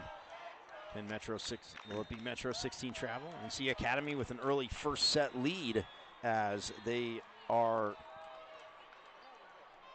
looking to, again, both teams looking to stay perfect, but man, back to action now. Oh, the jousting at the net. Oh, they're going to say Foster. Yeah, she. Foster's right in the net, jousting. she got very excited there, slam dunking, because she was about maybe about half a foot over and not even giving the other player a chance for Metro to make that play. And I'm only laughing because, I mean, again, like the NBA traveling, that was very obvious. Yeah, she looked right at official. She knew what she did. She had a little smile like, what, me? Yeah. I didn't do that, but she makes up for it there as she gets her team the side out right back. It's 18-10. As I wouldn't be surprised if it's Kelly Kaufman serves. Surprised if what? If it is colder in here than it is outside. Oh, now you're as the ball finds the court there for Metro. I don't know. Now you're exaggerating, because if we were doing this outside, I'd have probably about 12 more. I'd have all my clothes on that I brought with me. That would look like the Stay Puft Marshmallow Man at that point. So the side out makes it 18-11. I wouldn't be surprised if it's not colder in here. It's 60 degrees outside. It's not 60 degrees in here. Well, that's a possibility. I'll give you that. As Layla Ivy with the serve. And Foster dumps it over. Look at the up there by the libero, Julia Gladhill. Again, just the libero play we've seen the last day and a half. Oh, as Demps mad with herself. She got over there, but punches it around the net. So that makes it 18-12. As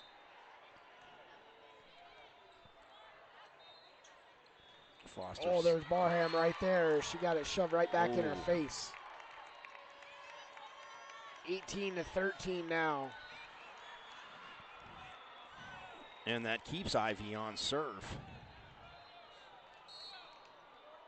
And that rarely happens to Sarah Barham. Again, the silent assassin.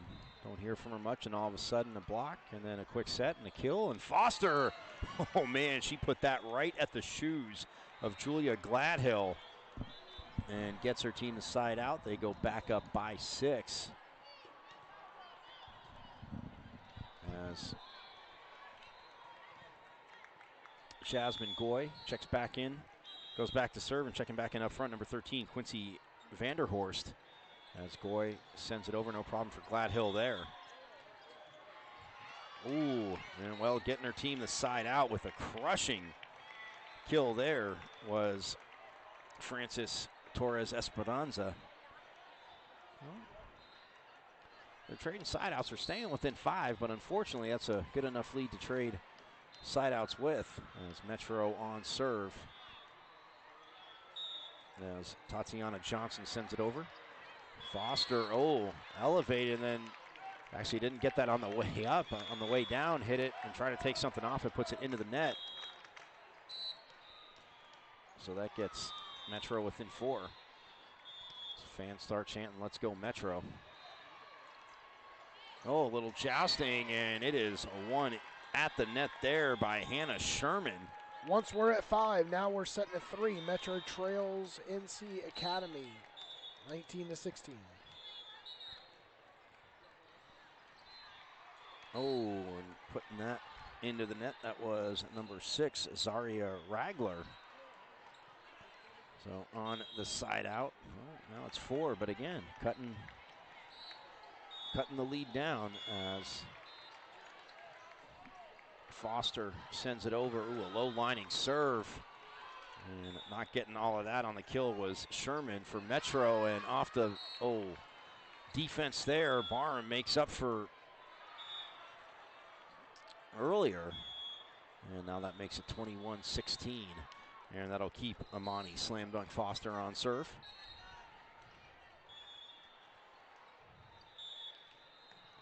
It goes right at Gladhill, but a nice pass there. The set goes cross court, and delivering is Samantha Foster.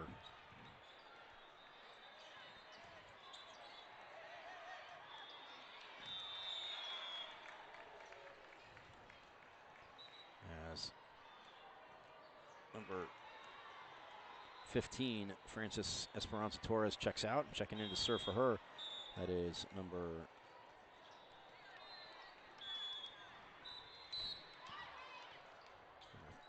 13? Yes, number 13, pardon me. That's Sarah Jordan. So Jordan gets the okay. Her team down by 4. And, oh, there was contact there. And she's a little flustered with herself, is Layla Ivy, because that was headed out. Now that makes it 22-17 in favor of NC Academy. As Destiny Dorsey, libero, back to serve. Goes at her counterpart, Gladhill, who pops it up. And then outside in, delivering with the cross-court kill, Samaya Foster. Well, let's see if they can make it 3. As Foster sends it over.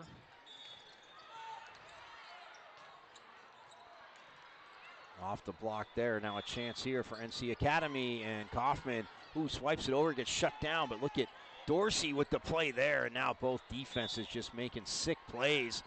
Oh, Kaufman blocks it at the net, and Demps tries to get there.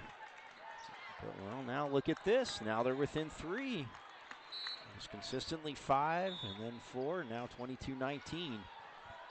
And that'll be an ace for Samaya Foster. And just like that there, within 2.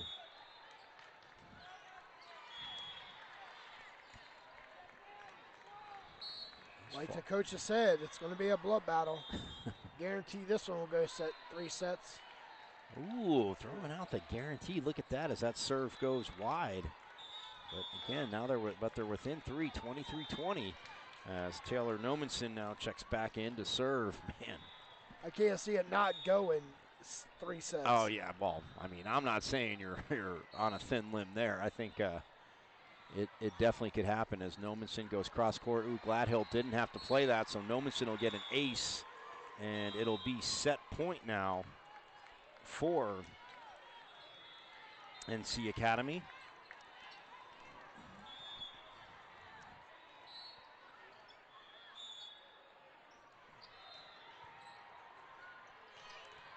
Nomenson serves. Gladhill handles it better that time. And, oh, they dodge 1 set point as Natalie Luscombe with the kill there. And on the side out, Julia Gladhill, the libero, back to serve. So the second set point, all they need is a side out to take the first set, does NC Academy.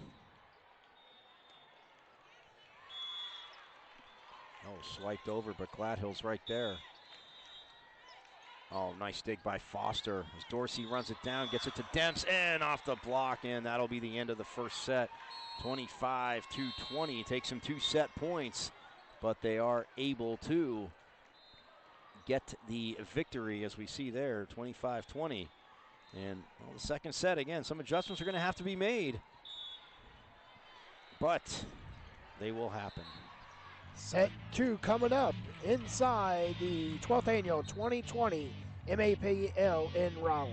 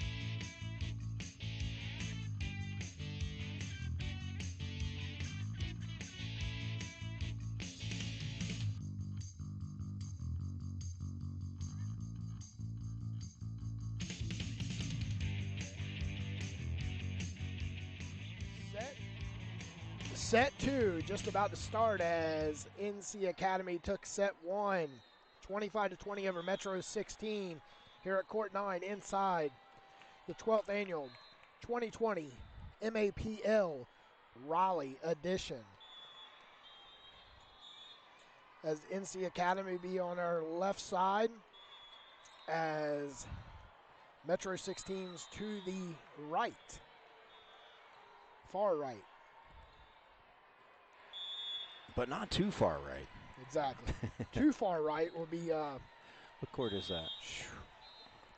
I don't know. I'll see. We're blocked by the column. 15, something like that. Yeah, 15. I want to say you are correct on that. Correcto. As Metro will be serving right to left. They come deep in that back line, but leave it right there for a little flip at the net. It puts NC Academy up a 1-0.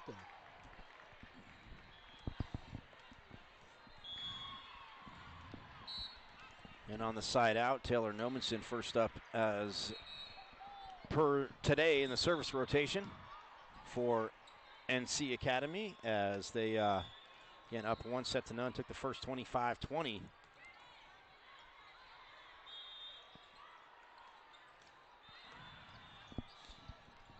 Kaufman with the bump set to slam dunk Foster. Ooh, but look at the nice dig in the back row by Layla Ivy. And, well, it goes off the defense, and Metro picks up the point. yes, they do. 1-1 here in set number 2. Metro looking to serve right to left. They come in. Nomenson scoops it up. Hits it up front. They get it across the net over to Metro. Metro gets. Oh, well, that is defense again right there. Kelly Kaufman, she has been patrolling the front row, whether it's been with Chloe Smith, Sarah Barham. But she has done a phenomenal job at the net as Demps gets the ace.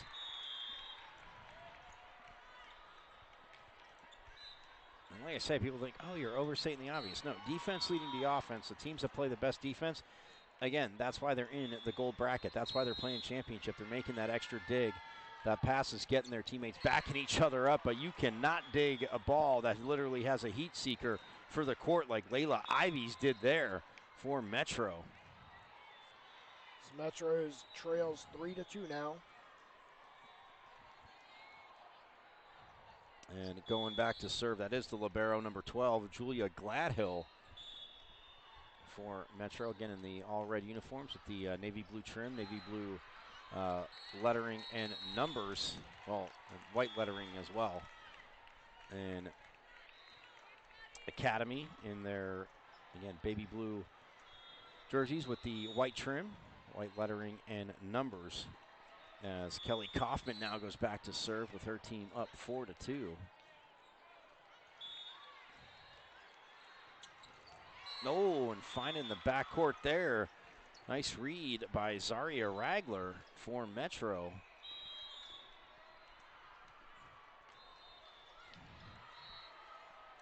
That makes it 4-3, and Metro on the side out. That will send Tatiana Johnson back to serve. Oh, and Foster with the big kill, but look at Gladhill with that dig. Whew. And they serve it to Barnum, and, well, the block slows it down, but it'll be a free ball as Dorsey gets there outside to Foster. Off the block. Ooh, and Demps played it. Look at this back and forth. Both teams just transitioning back to where they should be. Oh, but using too much of the court there was Layla Ivy. And, man, what a point. Side out, though, for NC Academy, as now Jasmine Goy checks in to serve. Goy's got a good serve. She's had a great serve the whole tournament for NC Academy. Yeah, you pointed that out yesterday, and thinking about that, she did go on a lot of big service runs. And her friends helping her out. Oh, ricochets there, and well, like a soccer player trying to score a goal. She had a little smile on her face as Demps got there and made contact, and then And then it was like a header for a goal there by Goy, but not what she's trying to do, as that makes it 5-4. On the side out, Metro within one. And it is Rachel Larson, number 14, on serve. But slam, bam, Foster. Slam dunk. Slam, bam. Well, okay. So you like dunk, I like bam. Well, again, I mean, she came up with the slam bam, but that's why she's nicknamed Slam Dunk Foster. And now she, of course, the side out, and now going back to serve with her team up by 2, up 1-0. Oh, and look at Barnum with the block. She pops it, well, back to a teammate, and Goy tried to make something happen, but that was really low. And so Metro gets the point. They are within 1, and checking in to serve there on the side out. That is number 3. Penelope Heipler. So Heipler drives it right at Dorsey, but no problem there. And then Demps, gets shut down. Dorsey with another bump set to Demps. Now she goes to the backcourt. It'll be a free ball. Oh, the happy birthday ball. Our first big one of the day, as it was a nice dig in the back row there by Rachel Larson. But again, too much on it.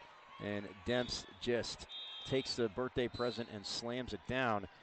And now Destiny Dorsey back to serve for NC Academy, who is up by 2. Set goes outside. Oh, and down the line. Making the play there, Samaya Foster.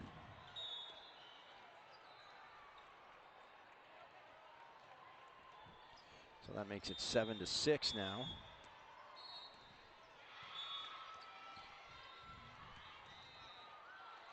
As Sarah Jordan serves it over for Metro. And Kaufman, well, delivers there. She was uncontested in the middle, gets her team to side out, as they'll go back up by 2. And Goy will check, that's number 7, pardon me, Caitlin Canales checking out, and Chloe Smith checking in up front. Nomason back to serve. Yep. Taylor Nomason, top of the service rotation. Well, her team up 8-6, and with the ace, make it 9-6. Nomason has got almost every one of her first serves are aces, if not close. Every one of her serve attempts are aces. Oh. Well, that one she goes on. Yeah, I gotta say it's tough because between her and Gould, Davis and Goy, I gotta say they're probably, again, having an ace battle between those 3. I'm definitely with you on that, because Jasmine Goy, again, when she subs in to serve. Kill right there. You're not going to pick that pepper up. Oh, no, you're not. As Demps gets the set, and Julia Gladhill, the libero's in great position. It's just that ball got to the court way too quick. So 10-7 the score, as now Jade Demps sends it over. Little overpass there, little jousting, and over the net. Yeah, they're going to say Metro. Yep. So that makes it 11-7 now in favor of NC Academy. We have a timeout. Metro. Yeah. As a trail 11-7 in this kind of winner go home. Well, semifinal game. Yeah. I mean, it's a semifinal game because the winner of this goes to the championship game. The team that drops this, I think, will go to a different court and then see who gets they'll match third up with place. The loser over there. Yeah, the loser of the next match, and then that will be the third place game, obviously. So, again, it is both teams 6-0 at this point. They've split in the club season, but again, you look at this Metro, again, it's a 16 travel team taking on an NC Academy 18s team. And again, they're hanging around. 25-20 was the final to the first set. It is 11-7 now as Jade Demps comes back on serve for NC Academy. Oh, Demps with a nice dig there. Whew. Big hit by Ivy for Metro. Set in the middle, and that time Kaufman was there, but The kill ricochets off Kaufman by Hannah Sherman. So, well, they needed a side out, and they get it. And they're still We got hanging around within 3. CHAVC 15 Black up next against PSVC 16. Drew. So Julia Gladhill, will Wow. not get the ace. Just kidding, as Demps with the tough first touch. But Dorsey, look at that, able to get it over with her momentum going the other way, and slam dunk Foster says, hey, you guys bailed us out, I'll get us the point. Gets the nice bump set and puts her team back up by 12, and that'll keep Kelly Kaufman on serve. Man. Whew.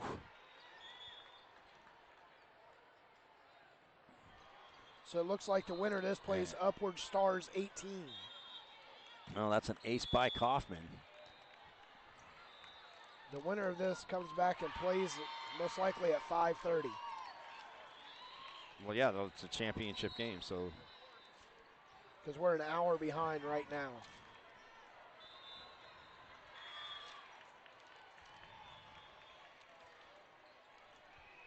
So 13-8 the score is checking in to serve. That is number 4, Alexandria Quinn. Quinn just gets right over the net, deep back line for the. Wow, right there was great ball, great volley by both teams. Just keeping it alive. Good block in the net for Metro. A little too much. Paprika Paisan. As Foster, again, was trying to take advantage of the back row, but punched it way out. As Destiny Dorsey, the libero, heads back in. So now it's 4, so 13-9, and on serve, that is Tatiana Johnson for Metro. And again, she gets the okay to get play started. No, it is funny you talk about it being cold in here, because you see a lot of the players after they get done playing, I mean, in sweatpants, but everybody pretty much has their sweaters. Ooh, nice play there by Layla Ivy, but everybody's got sweaters, pullovers, and jackets on indoors. Although one guy does have shorts on. I do see a guy with shorts. 2 guys with shorts. Look at that. They're champs. Sure, their legs, the hair on their legs are standing up. They must be from the Arctic. This is warm to them. As Foster, skips it off the block and delivers. So they're getting close, but now they're up by 4. 14-10. As Jasmine Goy will Goy. check in, so we'll see what is this guy doing? Oh, he's a referee. He's talking to the other referee. He was trying to be funny, I guess. As Goy, she starts with an ace off the net. So your equation is so far it's spot on. Thank you. Really appreciate that. Well, you should. I mean, Been very observant. Hey, so 15-10. Oh, wow. Ivy with the crush there. Nobody was picking that up. So that makes it 15-11, and she gets the side out, and now Layla Ivy will go back to serve.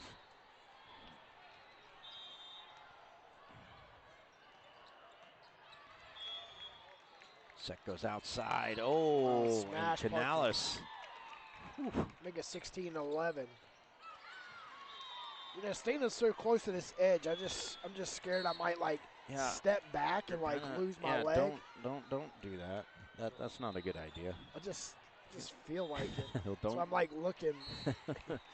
Ooh, ricochets off the block, and now they get back to within 4. Does Metro 16-12 on the side out. That will send Zaria Ragler up in the service rotation, as just standing a little bit right, but again closer to the center of the court serving. Goes at Dempsey, no problem there, pushed over by Barham. Foster with a nice up, and Canales gets turned around and punches it into the net. So that makes it 16-13. For everyone listening at home, as you hear Michael, he was warming his hands up. Oh yeah, sorry if you heard that. As we've said, in the last 2 hours, it's it's dropped in here. It's pretty cold. It's like I feel like we're beach volleyball on hard court. Yeah, but beach is in the summer, so it would be a lot warmer though. True. Yeah, see? Wow. So Time zones are messing with me. 16-14 now the score as Metro on serve as Zaria Ragler sends it over. Oh, and man, Ivy tried to come up with a dig, but that was a big crush at the net there. Well, again, they were down by 5 consistently. They cut it to 4. Now 3 if they can keep trading side outs. As Destiny Dorsey now will serve. And she's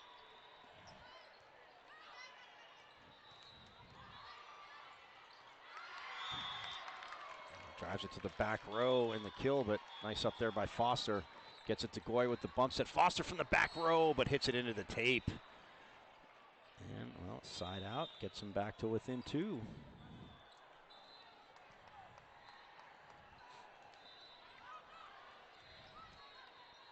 And we got some players checking in. That's number 13, Sarah Jordan, and she'll go back to serve. And then checking in up front is number 7, back in the game, Natalie Luscombe.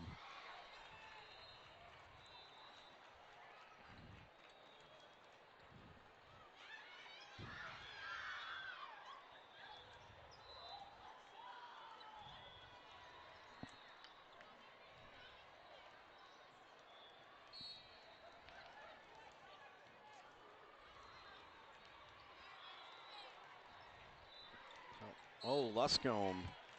Well, wait a minute to serve and sends it wide. So that makes it 18-15 in favor of NC Academy.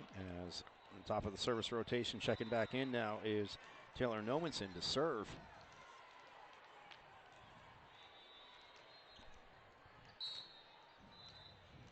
Nomenson with an ace right here. Woo! Called it before it happened.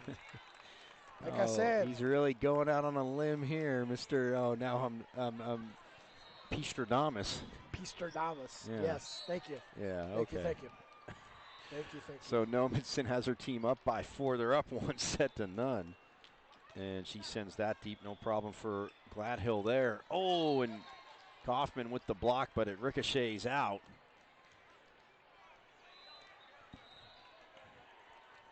That makes it 19-16.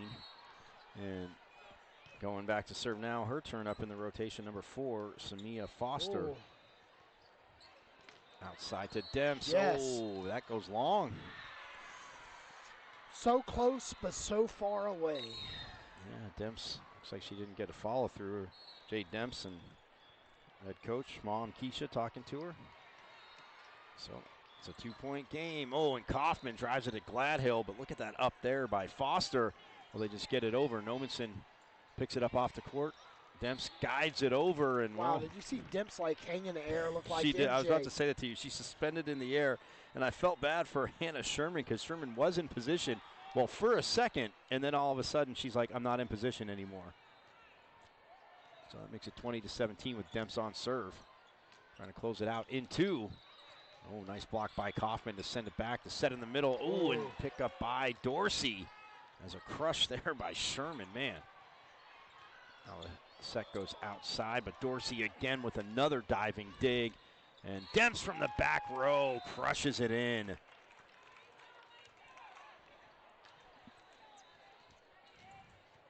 Metro better go on a run if you're getting your 3rd set there, Pistradamus. Yeah.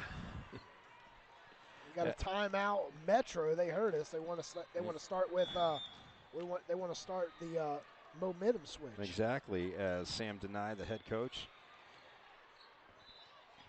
again has coached 18s said for quite a long time, but has been with 16s a good amount of his time at the Metro. Again, from the DC Metro area, properly named Metro. So once again. They are back on the court, down by 4, 21-17, and down 1 set to none. As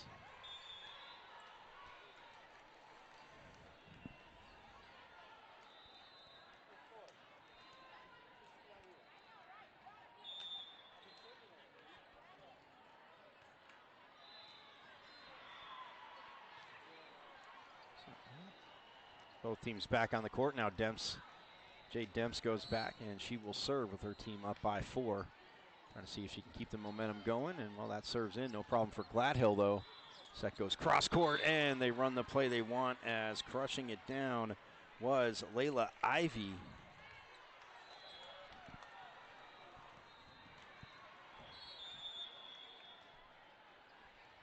So that makes it 21-18 as Gladhill will serve. Goes at Nomenson, but delivers a nice pass to Chloe Smith, and then Demps just guiding it over nicely from her position in the back row as Sarah Barham checks in. Kelly Kaufman goes back to serve, and they are now up 22-18.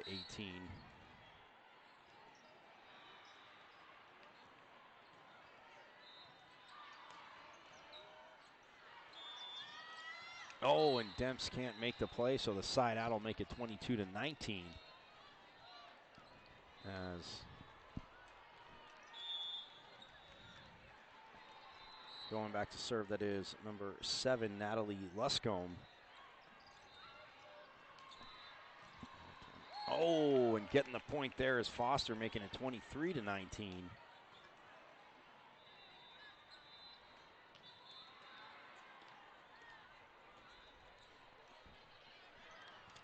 And coming back to serve now, that is number 11, Chloe Smith.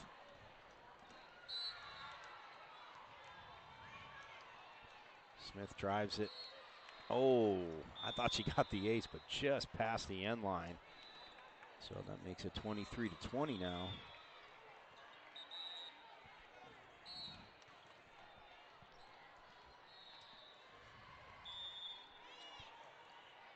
As Layla Ivy sends it over. They set Barham. Oh, and she goes at Gladhill.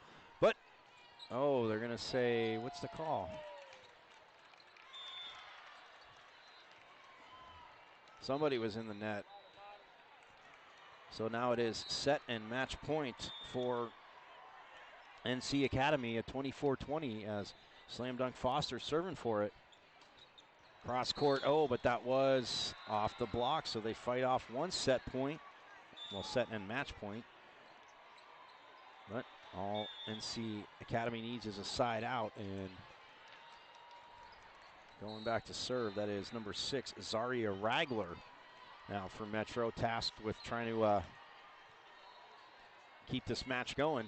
Goes at Foster, nice pass to Smith, outside to Demps, and it skips off of Foster, and 25-21 is the final to the second set in favor of NC Academy as they take it into 25-20, and like I said, 25-21. They will advance to the championship game, and we got one more match before that to see who plays them. But NC Academy, 25-21, they take the second set and move on to the championship game. We're going to step away and come right back here as we have our next matchup. We're waiting on the schedule to come out, and we'll be right back inside the 12th annual 2020 MAPL Raleigh.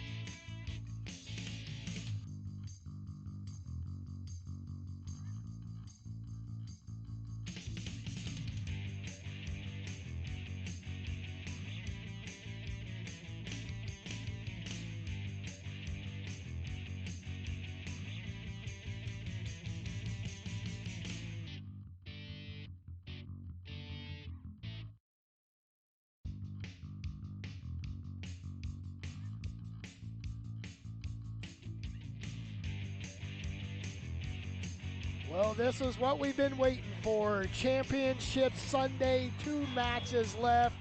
This one and the one at the conclusion of this, as we have the PSVC out of Mount Pleasant, South Carolina, matching up with the area's hottest team right now in the younger bracket, Chapel Hill Area Volleyball Club 15 Black, as both teams are in black jerseys as you're watching on our stream.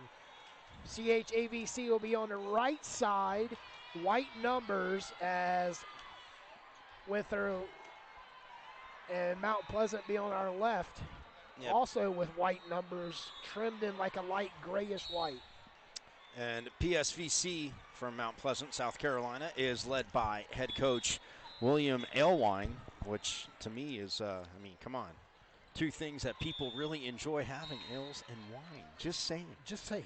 Just saying. Possibly. Possibly. It's going to be a great match here, as this is a championship.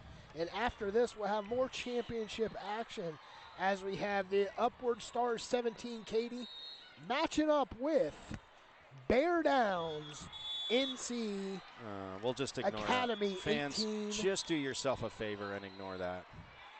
Diamond. Up now, right now, starting off is PSVC with a serve as they're working left to right, and they pick up the, give up the point right there to CHAVC. I know. Believe me, I know. We need high school. Nah, that'd be too easy. Abbreviation. Yeah, see, there you go. You can't even say abbreviation. Are you amphibious? I am ambidextrous. So we got a 1-1 score, and CHAVC again led by head coach Tatiana Durr. So PSVC, by the way, 4-0 yesterday, 3-0 today. So they are 7-0. As I know, the quick math there for everybody, you can understand. And CHAVC 6-0 to this point. And a 7-0 and 6-0 team right here battling for the championship right before our eyes and on your stream. I want to thank everybody for tuning in all weekend on highlevelmedianc.com. For me, Petey, and Michael to bring you coverage here court side on just court number 9 of 23 courts here inside the Convention Center in the 12th annual 2020 MAPL Raleigh. So CHAVC up 3-1 early on, and again they came out with the same starting lineups. We'll get to that after this point. Real quick for CHAVC, the 15 black team. Number 7 is Lois Stevens. Number 11, Cameron Lloyd. Number 8, Cameron Lanier. Number 13, Aaron Jordan Cornell. Number 9 is Anaya Carter. Number 5, Julie Altieri. And the libero, number 15, Mel Bankowitz. As PSVC is serving, and they kind of play a double libero system, so we'll see both. But the starters are number 5, Leah Zimlick. Number 9 is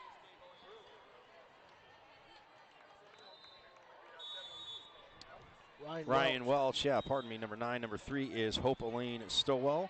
Number 4 is Tyra Smith.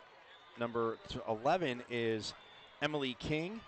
And number 2 is Rhiannon French. The liberos we'll see playing the 2 libero system is number 10, Catherine Shippey, and number 12, Raina Gilbert.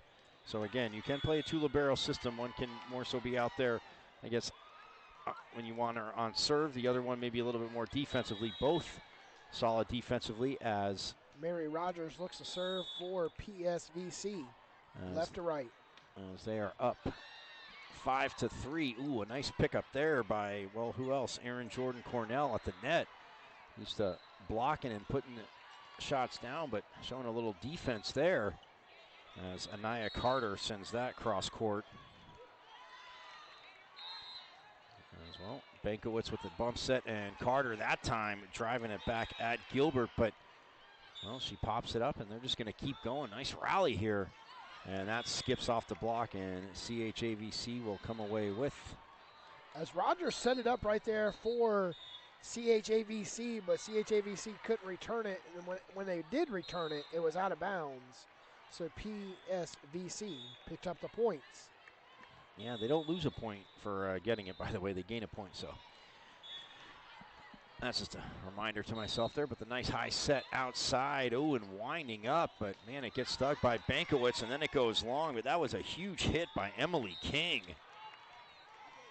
I like the coach. He's got his notebook over there, just rolling up and down the sidelines. If you guys want to check out the coach, here he is right there with his note tablet. He's definitely utilizing the old paper and pen, not no tablets anymore for him.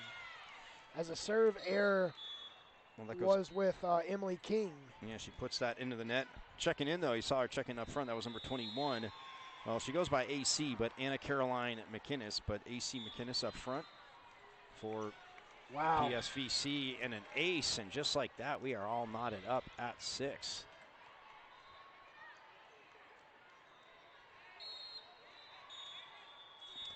So we'll see right here, serving is Carter. Carter coming into play, and she got an ace right there, so it's 7-6. Carter is CHAVC with a lead. Wow, well, both teams ripping through their, getting side outs and ripping through their service rotation, because Nia Carter is the top of the service rotation for CHAVC. Oh, and she can't come up with the dig as that just hits the court. Abigail Klum. Yeah, Klum, again, looks like that was set behind her, and she pretty much didn't really have an approach either. She just went straight up. And now we are all knotted up at 7. And lucky number 7 back to serve.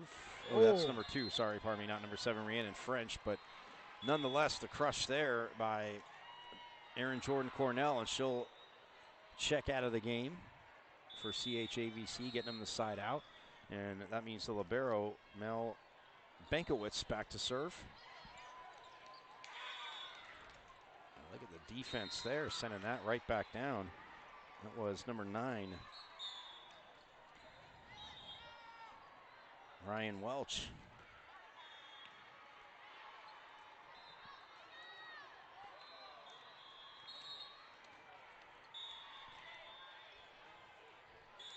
So we are all knotted up at 8 apiece. Zemlick's on the serve for PSVC. She got an ace right there. She's going to offer up the second serve here. Leah Zemlick again, and you have to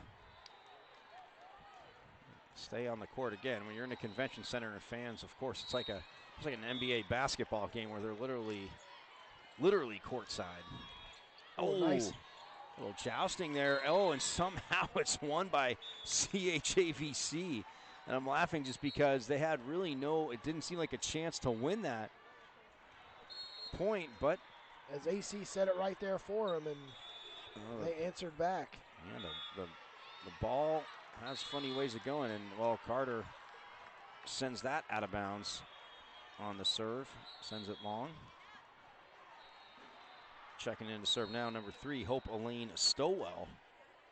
Hope Elaine Stowell. Yeah.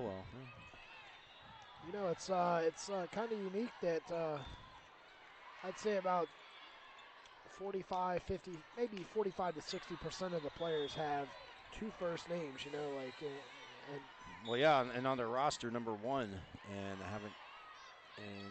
she on. Not on the court yet, but yeah, number 1 is Mary Randall Rogers. So we have a Mary Randall Rogers, we have a Anna Caroline, and we have a Hope Elaine. So we have And now the other libero, see the 2 libero system, Catherine Shippey, number 10, will check in to serve for PSVC.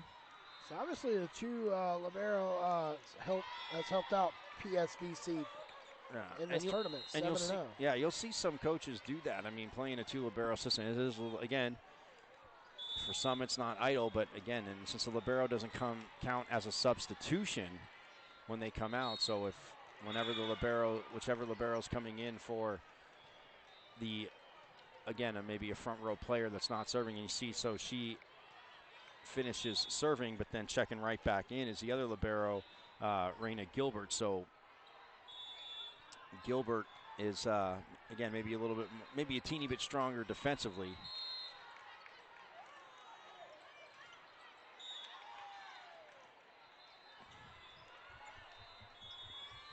Well, 12-11 our score, but make it 12-12, as that'll keep Cameron Lanier on serve.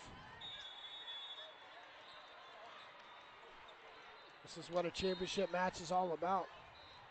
The best of the best. Tight games. Tight sets.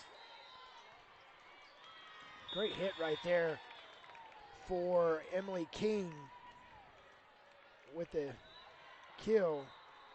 Puts PSVC up 13-12.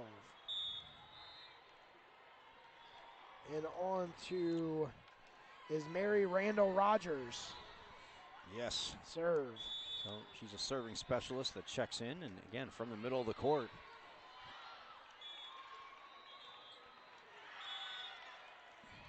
Well, trading side outs now as we are halfway through the first set.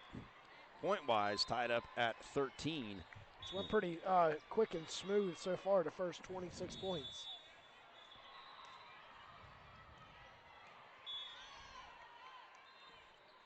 As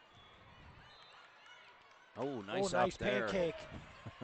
Altieri with a beautiful up there again. Everybody with the pancakes, but nobody even served us any. Little back and forth. Oh, and a nice block at the net. Solid job there by Abigail Klum. Oh, and Klum, well, frustrated with herself that she didn't make the block. Or she made the block, but frustrated that it went out of bounds.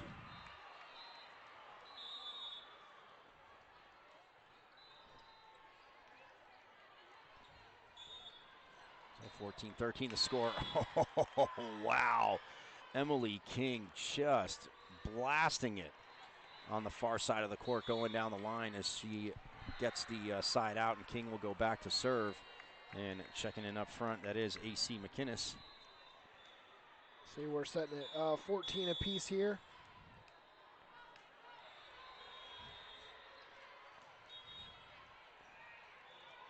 King just guides it over nicely on that smooth jump serve. And pops it up to Rogers. And it's a double touch. So that'll put CHAVC back up 15-14. And that'll send, again, number 9, Anaya Carter, back to serve again. Her third time up. King punches it over. Wow.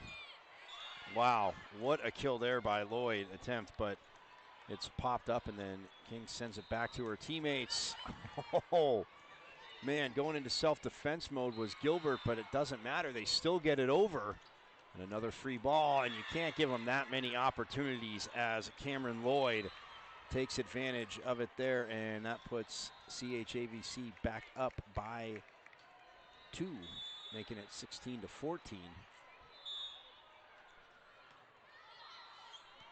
As Carter, the nice topspin serve.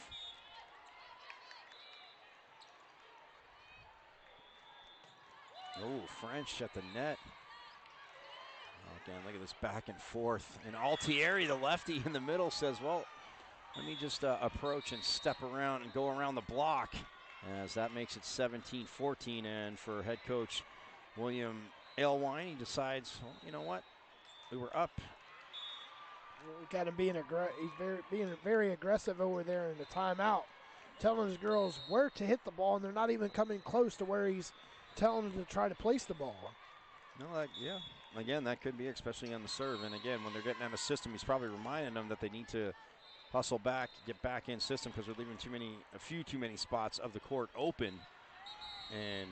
But when you give CHAVC, again, that many chances at shutting it down, they tend to do that. Oops, it's not 15, it's 17-14 is the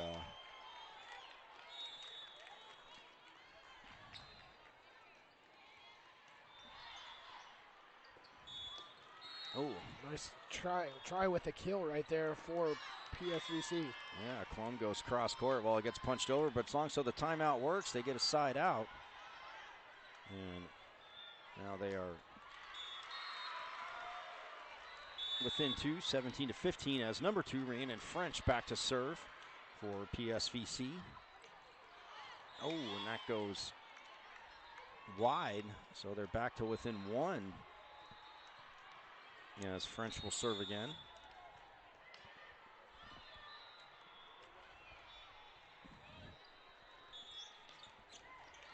Man, Cameron Lloyd just constant cannon as she gets a set again. Oh, and she gets shut down at the net, but a beautiful up there by Grace Young. And Lloyd just has to guide it over, but now they shift momentum even on this play. Oh, and it's going to be 4 touches. As that didn't hit the block, it hit the tape.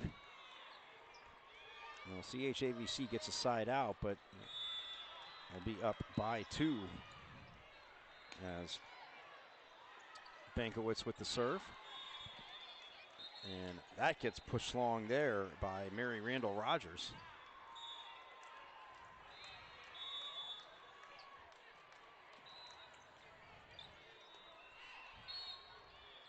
Oh, nice set outside, and Klum does the job there.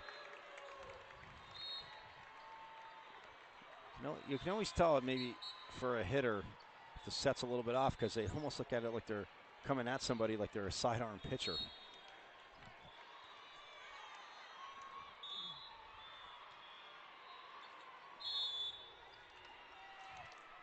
So number 5 in the game to serve, that is Leah Zimlick. Oh, off the block, but right away it's a side out for CHAVC. As Emily King, the speaking captain, going over to talk to the up official because coach wanted to know something. As King goes back over to tell coach.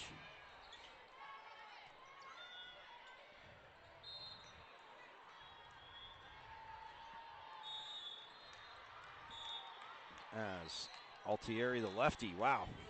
Line drive serve, and King had a slide on the court to pop that up. And now, once again, Cameron Lloyd. Oh, man.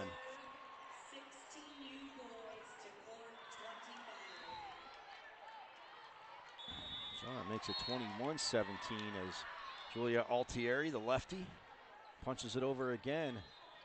And now the set to AC McInnes, who just has to guide it over. Oh, and the back row attack by King, and wow. She put Bankowitz in self-defense mode there as it ricocheted off of Mel Bankowitz. So it gets them back to within 3, and that brings number 3 in the game to serve, Hopeline Stowell.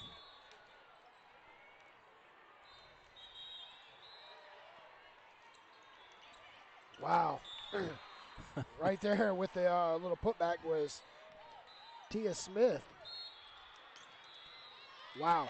Great dig right there. As they knew right when they hit the ball is gone with the kill. So that's a tight game here in the first set, 21-19.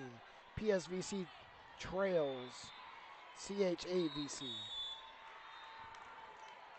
Well, Nia Carter, that's going to leave a mark on that dig as Hopeline Stowell stays on serve. Again, they get back to within 2. Oh, and King, well, trying to tip it over, but King just slams it back down.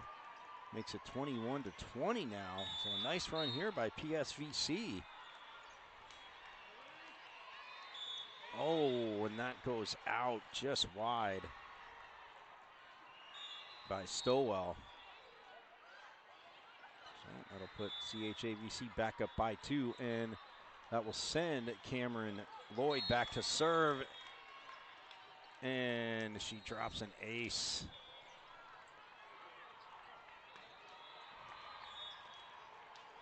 So Cameron Lloyd will stay on serve.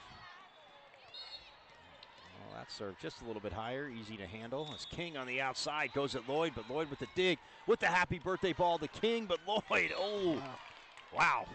Well, that was a big challenge there, but nonetheless, PSVC gets the side out. They're back to within 2.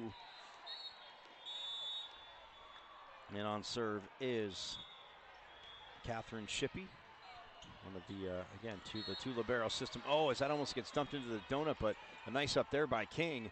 And then it's just set over by Zimlick. A little jousting at the net. Well, the side out makes it set point for CHAVC. As that was Tyron Smith, as she before had the chance there. And King, well, fights off one set point. As that makes it 24-22. So this will be the second set point for CHAVC. As, yes, going back to serve now is Tyron Smith. As, again, from the middle, just guides it over. No problem for Lloyd. Ooh, as that skips off the net. Nice up there. King again on the outside. And man, Emily King, well, trying to force a little bonus volleyball in this first set. So this is the third set point now for CHAVC. As Smith will serve again for PSVC. Oh, and she'll get the ace, and a really bad serve received there. First touch, surprisingly, by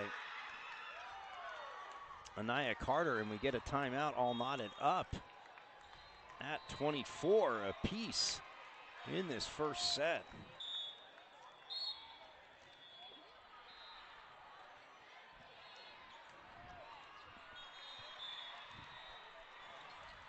Got some extra bonus volleyball coming up now. I know. At least one more. It's not even. So let's see. 24-24. Got it, obviously. So I'm saying the final's going to be 31-29. 31-29. Up 26-24. Oh, wow. PSVC wins. Oh, last time you picked 3, you weren't right, so. Oh, that's in. So they fight off 3 set points, but now CHAVC has a third set point. Yes. Cameron Lloyd, a fourth set point, sorry. Yes, checking in the game to service. Grace Young, and drops the ace. Well, 26-20. Hey, you were right about the score. 26-24 as Grace Young drops in the ace as CHAVC takes the first set.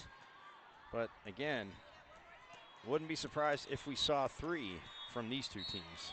All right, we're going to step away. You're coming up with set number 2 in match 8 inside the 12th annual 2020 MAPL Raleigh inside the Convention Center in Raleigh, North Carolina.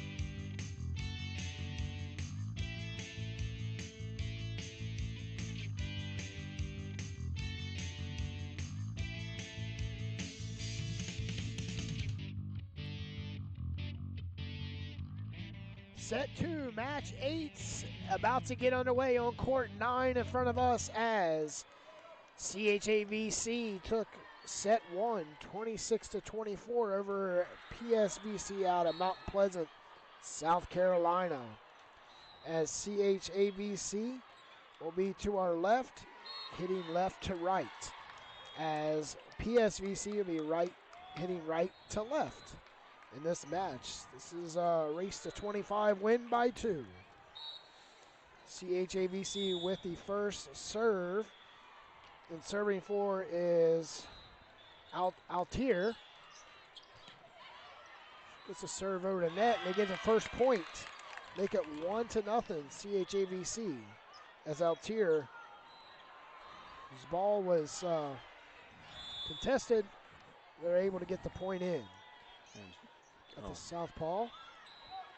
Oh, wow. Oh, with a push right there, just over the net was Ryan Welsh for PSVC. PSVC, by the way, is a 16s team, so they're saying the CHAVC 15 black team is, again, that lefty, again, Julie Altieri, again, for number 5, who's the setter, but starting off serving as well as that kill attempt goes long. But, man, it's just so unfair. Again, left-handers, whether they throw a football, a baseball, shoot a basketball, just always has so much better rotation. So right there, we're tied up at 2 apiece. The CHAVC will be back to serve. And back to serve for CHAVC will be Cameron Lloyd. Big hitter. As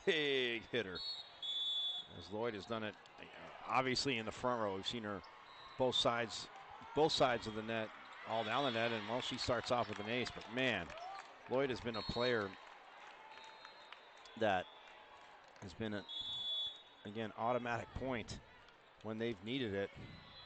Almost dropped her second ace right there as they're able to get played. It's out of bounds, so CHAVC puts two on the board right there. Well, not agreeing with it is Emily King, who she has had a ton of huge kills. And just couldn't get to keep that one in, but that serve goes long, so the PSVC 16 team will be back to within 1. At 4-3. And speaking of 1, Mary Randall Rogers will go serve.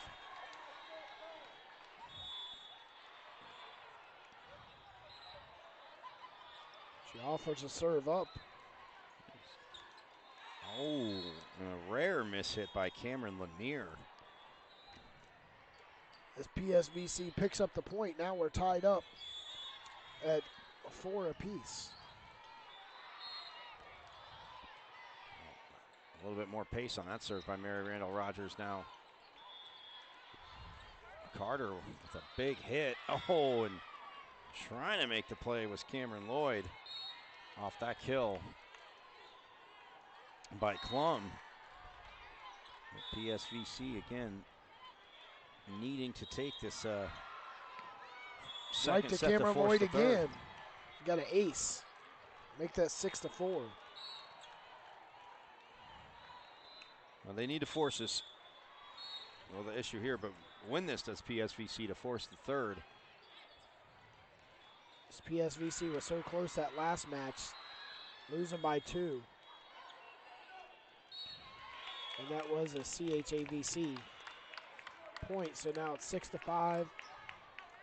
On the serve for CHAVC will be Cameron Lanier.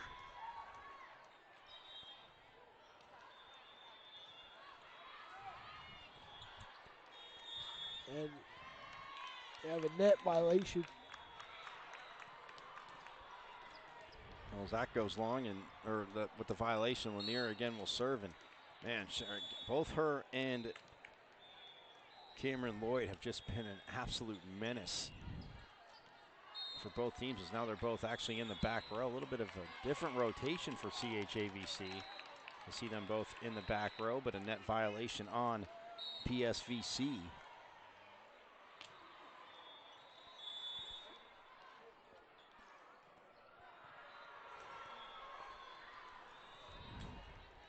Well, nice high set outside, and King knows what to do with that.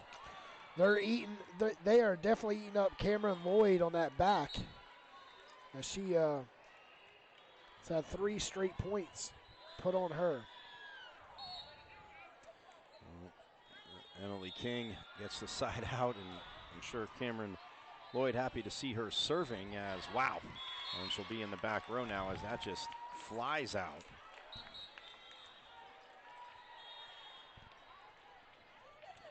CHAVC up. They probably want their point for that side out, by the way. Up 1, 8-7, as Grace Young checked in.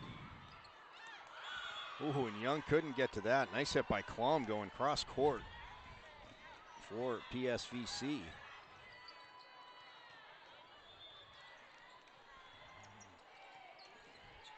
Well, action still going on pretty much all the courts. Some courts wrapped up, but not us, not here at the championship court.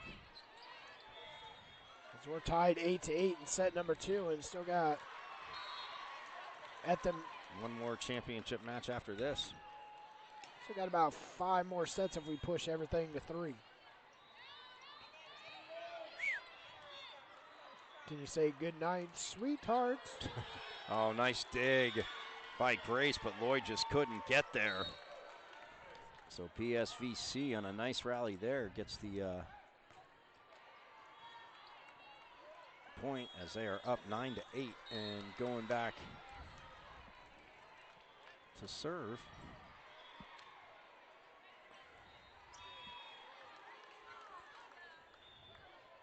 That is number 7. You can see her behind everybody there. She was hiding. Or number 2, pardon me, ran in French. A nice set by Altieri. And that time getting the kill is Aaron Jordan Cornell.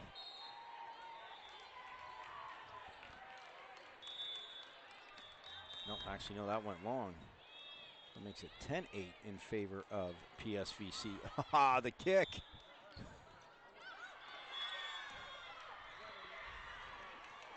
And, well, that will keep French on serve. PSVC scoring 2 back-to-back right there.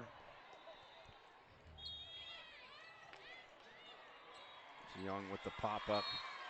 And Lloyd in the back row. And, yes, the defense did touch that. CHAVC looking for a side out. Gets back to within 2. They're up 1-0. The top of the service rotation, Anaya Carter.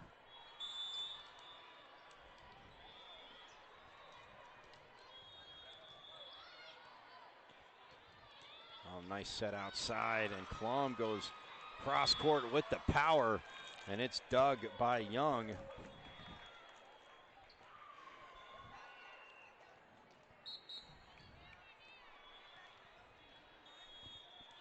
But it flies off the court. So PSVC up by 3, 12-9.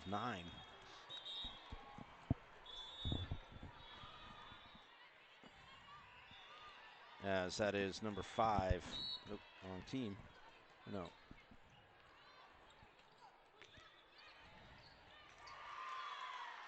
Yeah, that's Leah Zimick on serve. Zimlick. Wow. Oh. CSVC with the point. Trail 12-10.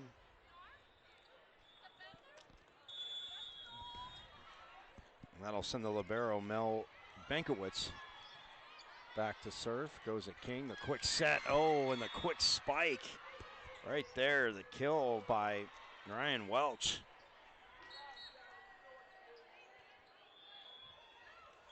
PSVC back up by 3, 13-10. As Hope Elaine Stillwell sends it over. Her turn up to serve. Wow, well, Lanier said, you know what, I've had enough of this. And gets CHAVC the side out, back to within 2, and it'll send the setter, Julie Altieri, back to serve. As Altieri again just, wow, a knuckleball serve. Oh, almost had the ace, but somehow they get it over. Now the bump set to Lloyd, and another big dig there by Gilbert. And, oh, they're going to say a double touch on PSVC. Again, going into defense mode, having to play a ton of great defense. So that was a sick dig, though, by Raina Gilbert, the libero. Or no, I'm sorry, check it. That's actually number 10. That's Catherine Shippey. Cross court. Well, Shippey with the up there. Guiding it over from the back row is Stillwell. Oh! And Bankowitz, you saw there, stretching out to her left. That ball would have landed in anyway, so PSVC gets the side out, goes back up by 2. And that'll put Shippey on the service line, but ending that real quick is Lanier. As Cameron Lanier with the crush. Side out, getting her team back to within 1. As now Cameron Lloyd will serve. 13 trailing 14-13. Goes a King. Well, King gets the set right back, but Bankowitz with a nice up there, but the overpass and the happy birthday sit down there by Emily King.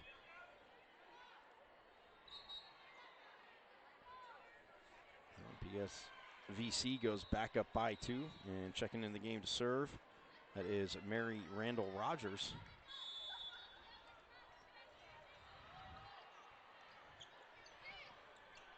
Well, they were trying to pick on Lloyd, but a nice serve receive there. And Anaya, pardon me, with the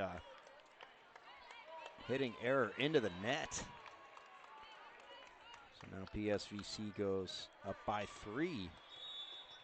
As Rogers will serve again. And Lanier gets the quick set from Altieri. And they definitely can tell have practiced that maybe 1, 2, or 100 times, because Lanier knows she's getting that quick set with the approach and elevates. Really no chance for the block to be effective as Lanier serves again. King going cross court and returns the favor to Lanier.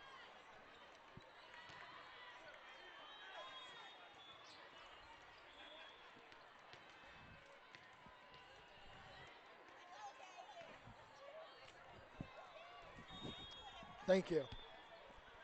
It's like when you're on a plane and you reach for something, just having to grab somebody's hand. Yeah. I scared Petey a little bit there. He's like, "What happened?" I was aiming for my pen and grabbed his hand, but that's okay.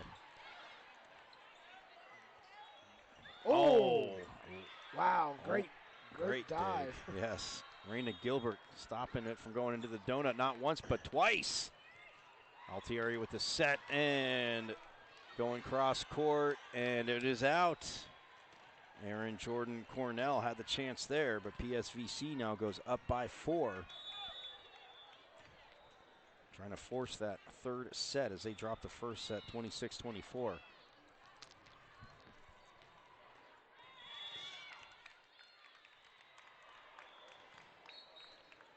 And, that is a side out.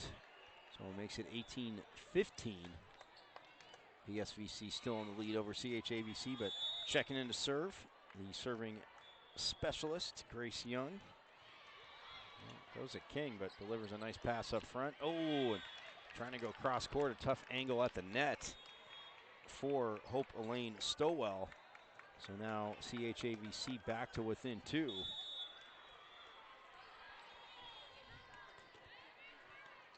Oh, and Young sends that way past the back line. Oh, 3-point cushion.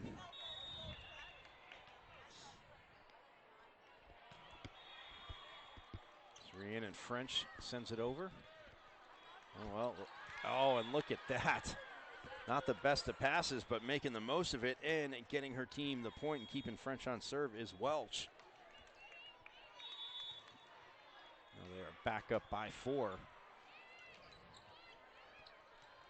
Altieri with the set and delivering that time, making sure that didn't even come close. Leaving the court is Aaron Jordan Cornell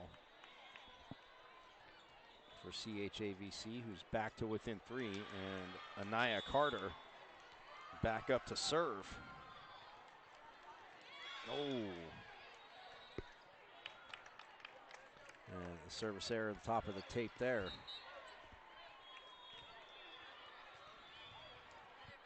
And checking in to serve number 5, Leah Zimlick.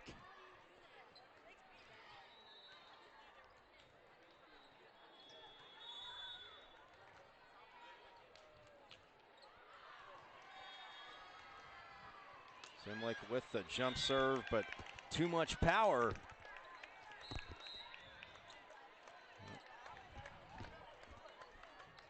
As Mel Bankowitz, the libero. Again, they have to, and they want to take this in too. They're going to have to try and go on a little run because the trading side outs is going to leave them just a little bit short. Zimlick with the set outside, and just went wide as Tyron Smith, sorry, she had the chance there. It just goes out, makes it 21-19 as Bankowitz serves again. And while they will get the side out, as that's pushed deep to the back row by Stowell for PSVC, and they go up 22-19 as we get a timeout by CHAVC. Well, 3-point difference. Could be headed to a third set. Again, well, I mean, again, that's what bracket play on the championship day is always like. Again, if anyone's watching, you're enjoying it. Everyone else watching around enjoys the 3 sets. I know I do. Drives coaches crazy because they just want to win in 2, especially if they get that first set. You drop that first set, you're like, yep, we're going 3. But, I mean, you get the first set, you want to win in 2. And that's that as our as your buddy with the terrible sweatshirt on came by and said hi again. And yeah, forks up, Territorial Cup.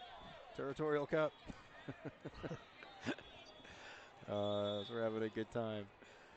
Back to action now as PSVC serving. And they go to Lloyd out of the timeout. And when they've worked the ball over to her, if they have smoothly, it usually turns out pretty well for him. So they're back to within 2 as Altieri will go back to serve.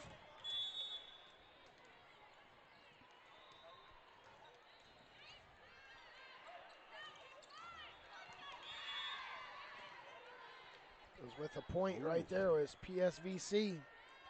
Now they're up 3. 23-20. As that will send the serving libero, Catherine Shippey, in. And not before we get a timeout, though. Second timeout. Again, championship day wrapping up as checking us out live on highlevelmedianc.com. Again, if you're checking it out, you have had a very, very fun 2 days. And again, understand you might be in and out, but you should have came by here and said hello to all of us. That would have been if you're in the area. But Championship Sunday, as again in the blue bracket, this being the championship game, as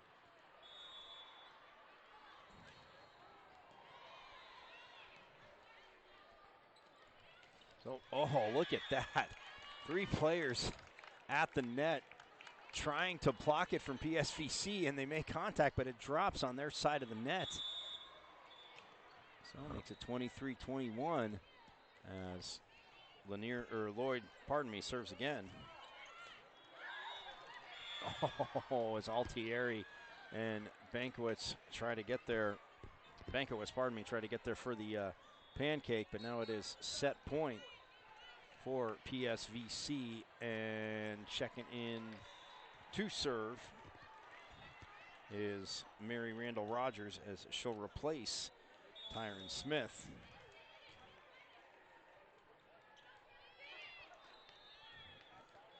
And the set in the middle off the block as Cameron Lanier delivers. So they fight off 1 set point.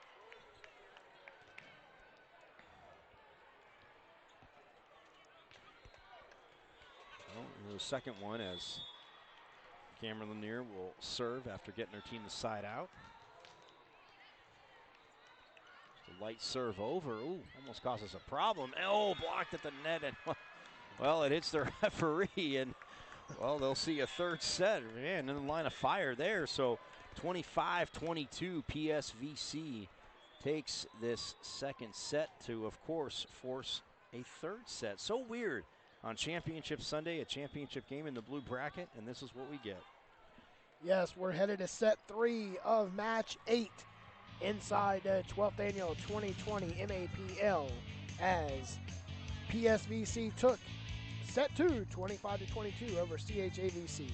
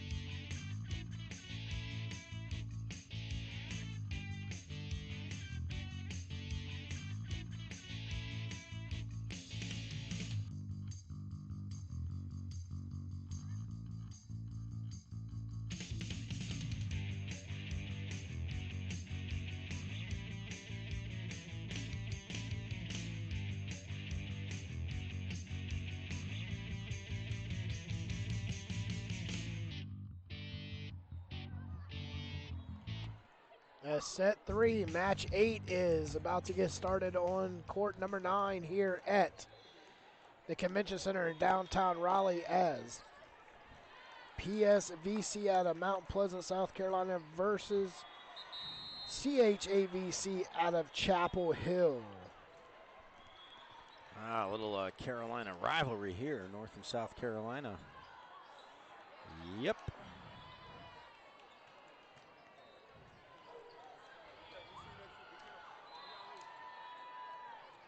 Serving first will be PSVC, as again they stayed on the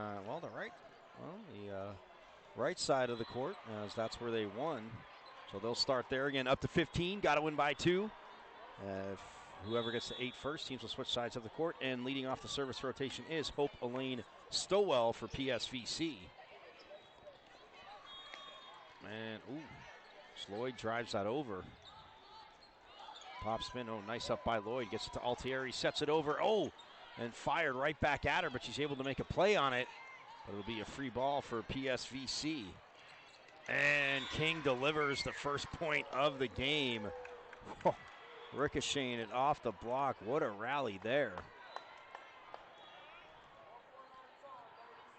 So 26-24 final of the first set as CHAVC took, but then 25-22. And PSVC takes the second as Stowell serves it over again. And off the block, Cameron Lloyd gets the side out for CHAVC. 1-1. 1-1 in the third set. Lloyd will just send it over. No problem there for Shippey. Oh, and Altieri can't make the dig. Not for a lack of effort, it's just dropped too far in front of her.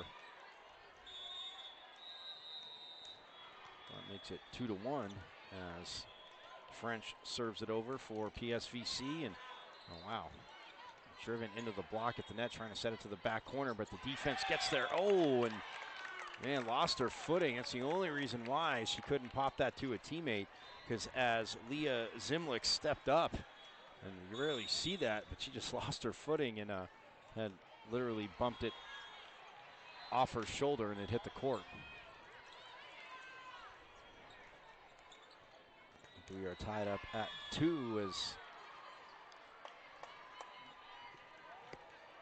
on the side out, make it 3-2 in favor of PSVC.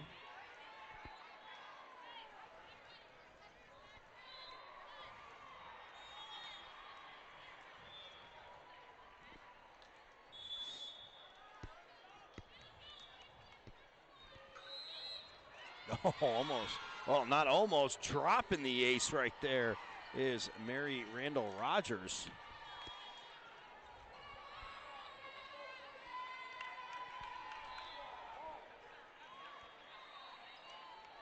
So PSVC goes up 4-2 as Rogers will send it over again. That time, Bankowitz, nice, easy serve receive there. Oh, and a hitting error on Cameron Lloyd.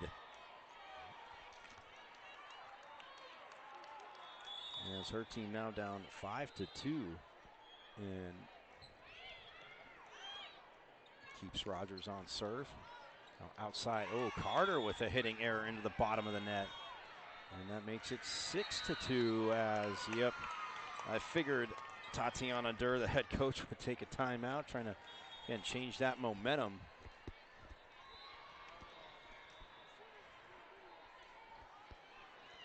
But that being said, our team down 6-2 again. Whoever gets to 8 first will switch sides of the court, but they would like a side out here, and obviously to make it a few points closer.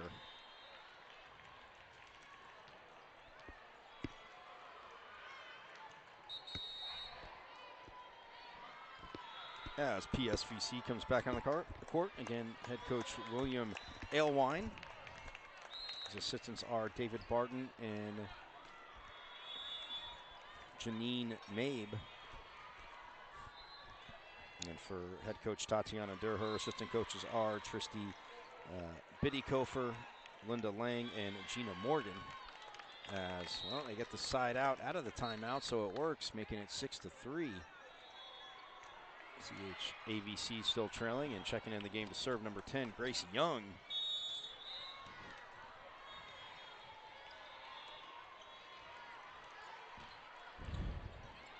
Oh, swiped to her left. Looked like she was going to push it right, but she tricked everybody, did Welch from PSVC. So if they get this point, they will switch sides of the court as they're up 7-3 as Emily King, who's, man, been just an absolute beast in this match, back to serve. Oh, just about got it. Yeah, Lloyd goes to King and goes at King, and she makes the dig. Carter goes cross court and too much. Yep, sends it long. Right now is going to make us switch sides as PSVC is 7 away from a championship here at the 12th annual 2020 MAPL in Raleigh. As they switch sides, we're in set 3. 1 championship left against Upward Stars 17 Katy against NC Academy Volleyball. As Emily King, well, sends it over. 3rd team up 8-3 after they switch sides, get play started again. Little jousting, and that's won by CHAVC. Oh, more jousting, and that's won by PSVC. As AC McInnes making the play there, and that gets pushed out by PSVC, or by CHAVC. It puts PSVC up 9-3 now. Oh, well, make it 9-4 as King, with a rare mistake, sends that past the end line. 9-4. As Anaya Carter, top of the service rotation, goes back to serve. Oh, wow, reaching back to get that was Klum, and that stayed on the court. And Lloyd goes cross court and delivers. Cameron Lloyd. Well, now makes it 9-5. We've known CHAVC to go on some runs. Hey, I see a third person in shorts, by the way. That's not a player. Well, Klum goes across court. Goes cross court, does Abigail Klum. Oh, and that's, well, the block didn't even get that. That was into the tape by Cameron Lloyd. So now that makes it 10-5 on the side out in favor of PSVC, and Catherine Shippey will serve. Oh, wow, that rolled off the top of the tape, but a chance here for CHAVC, and look at that. Shutting it down big time at the net there was Rhiannon French. As we get a timeout by PSVC or by CHAVC as PSVC is up 11-5.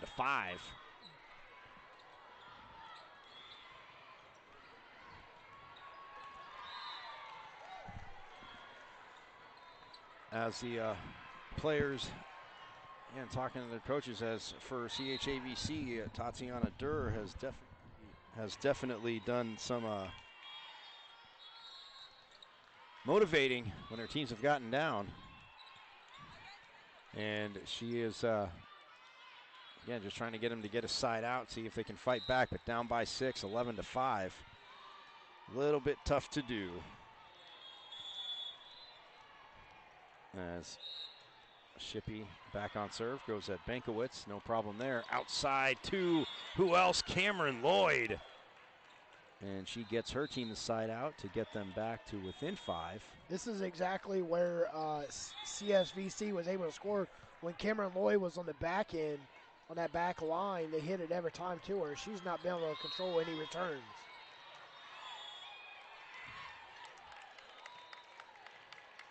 Oh, so it did get bumped over, landed out. Looks like it went over the partition as well, so the side out makes it 12-6 now in favor of. It was out on. Oh wow! So it's 11-7. Okay, so check that. 11-7 is our score, and now the line judge coming over to talk to the up official.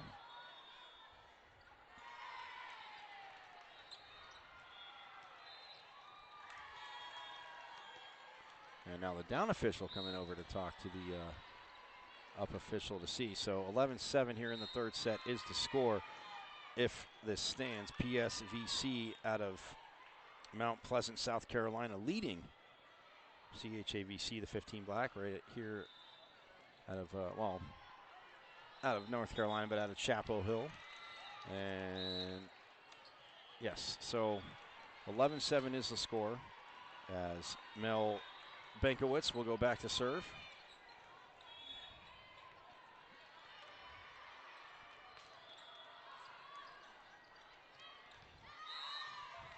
So everybody, coaches getting explanations. And now we can get play started. Oh, Bankowitz. Oh, wow. Ball doesn't lie. Well, that looked like it caught the line to me, but it did not. So 12-7 is the score. And on the side out, coming in to serve, number 5, that's Leah Zimlick.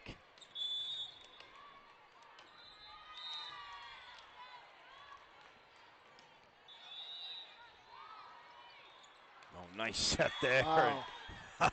Cameron Lanier, wow. They're definitely making him a little nervous, making him work for it. So Lanier gets her team the side out.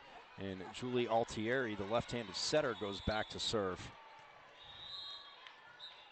As a coach for PSVC is getting heated up on the sideline, letting them go with the kill right there.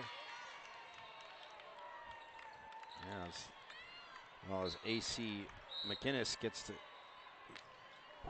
the kill off the block there, and now that makes it 13-8.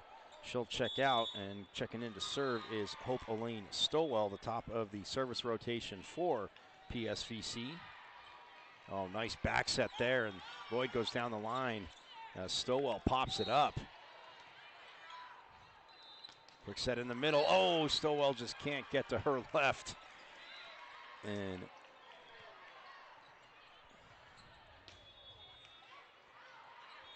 as CHAVC, well, trying to make it interesting.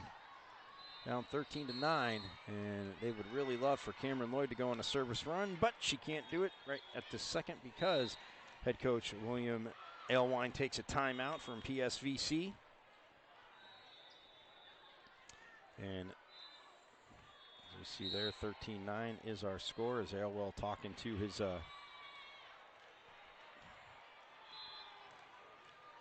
team to try and get them to close this third set out and bring home the championship here.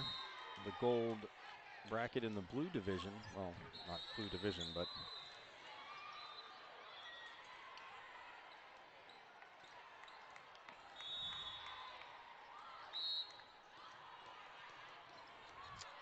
so as the set, trying to cut it over. She had the right idea, but it was just ends up being a little too low into the net was Tyron Smith, and she puts that into the net, so that makes it 13-10, and that'll send Cameron Lloyd back to serve. The set goes outside to King. Oh, she just has to guide it over, so a chance here as Carter goes cross court, but it's Doug, and now King again off the block. Oh no, they're going to say it was a double touch on the set. Oh man. So that makes it 13-11 off a nice little rally there. As Lloyd serves it again, goes at King, but she pops it up to Zimlick. And then King gets it back, but goes at Benkowitz. Again, neither team going to give up a point at this rate. Too easy. Oh, nice dig by Lloyd. It's punched over. Oh, it almost drops, but Stowell comes up with a dig. Look at this. Back and forth, back and forth. Who gets a kill? Oh, Benkowitz cuts it up in the air. Lloyd helps her out, and Benkowitz gets it over, but the free ball for PSVC, and getting the kill there. Who else? Emily King makes it set and match point.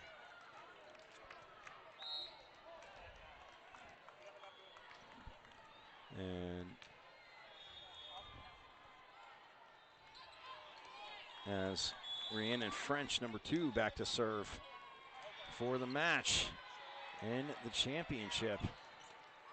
Oh, off the block, and look at Zimlick helping her front row out, punching it over. As that's off the block, well, they fight off one match point.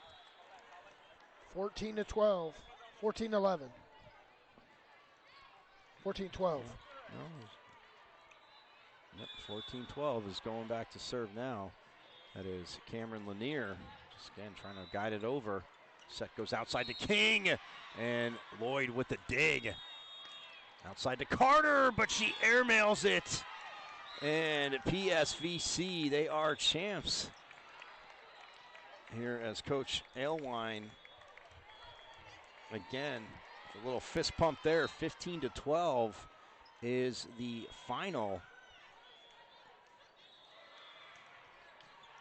And man, Coach, again, going to talk to his team, but it goes 3 sets, it goes 3 sets, pardon me. So 15-12, PSVC takes it. And they took the last 2 sets as CHAVC, again, takes that first set, but can't hang on for the last 2. So again, we will have the last championship of the day coming up, though, of the tournament. Well, of the day and the tournament, but congratulations to PSVC, the 16 team, as they win their championship in 3 over CHAVC.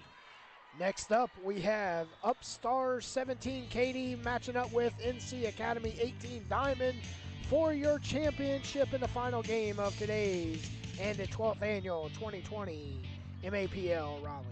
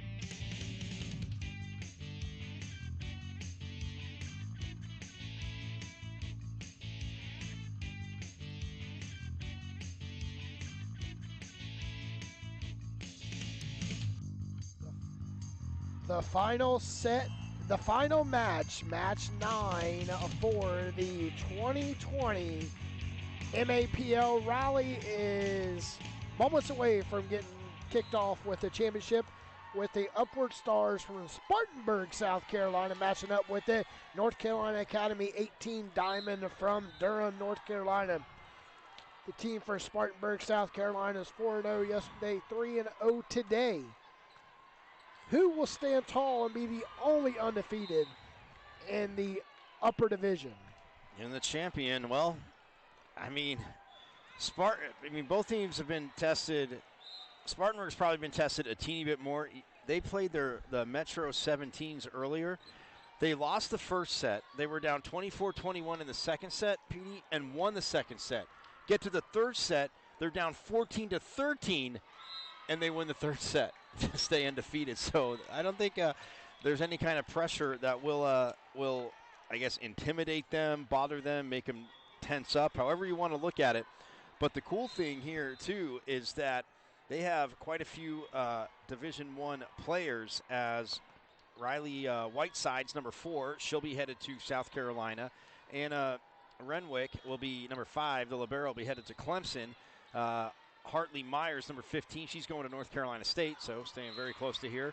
And Jenna Moore is headed to Clemson as well, number 1. And then East Tennessee State, Asia Mattress is headed to, and then Western Carolina, Olivia, she goes by Ollie Henderson, is headed there. And Valentina Fiegel, yeah, talented and smart. She's headed to Bucknell to play her college ball. So again, the Division I talent, we've seen it on this court from NC Academy 18, as they will serve first. The libero, that's Destiny Dorsey, serving, and get to both teams' starting lineups very quickly after this, as well.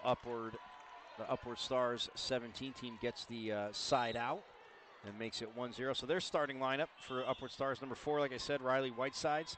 Number 8 is Riley Sargent. Number 15, Hartley Myers. Number 1, Jenna Moore. Number 2, Asia Mattress. Number 14, Valentina, Feigl. And the libero, like I said, number 5 is Anna Renwick. And Renwick will head to Clemson, you say, or South Carolina?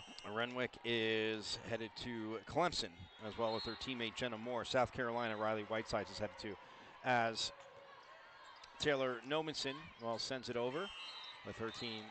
And now, it was tied 1-1. They're down 2-1. But Nomenson in the starting lineup, along with number 12, Kelly Kaufman. Number 2 is Jasmine Goy. Number 8, Amani Slam Dunk Foster. Number 15 is Jade Demps. Number 7, Caitlin Canales. And number 6, Sarah the Silent Killer Barham. And the libero this match, number 3, is Destiny Dorsey.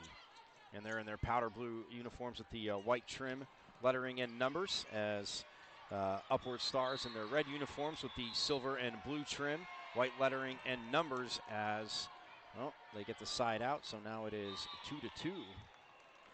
What is powder blue? That's a light blue. It's powder blue. It's baby blue, powder blue. Come on, work with me here, dog. They're different. There are different shades to blue. You know, like sky blue, sea blue, it's royal blue, sky blue in North Carolina. You know. All right. Well, you do it that way, but that's fine. Hey, come on. We already had this fashion conversation. Got to be up with the. Got to be up with the kids. Got to be lit, homie. Yeah, homie. Got to be lit, boy. This game right here is gonna be lit. 3-2 the score, as Jade Demps serves it over. We have a point for ECJVC. They're not even on this court right now. as NC Academy. Hey, but look, we had 3 of their matches today, or 2 of their matches, so it is definitely a twist on again, acronyms here. Wow, right there with it was Slam Dunk Foster. Slam Dunk Foster, that's right. With a kill. And now that makes it NC Academy up 5-2, but like you were saying before, again, no lead is too insurmountable seeming for either team. Oh, wow. And wow, you can see right there why Whitesides is headed to South Carolina. with that big hit there.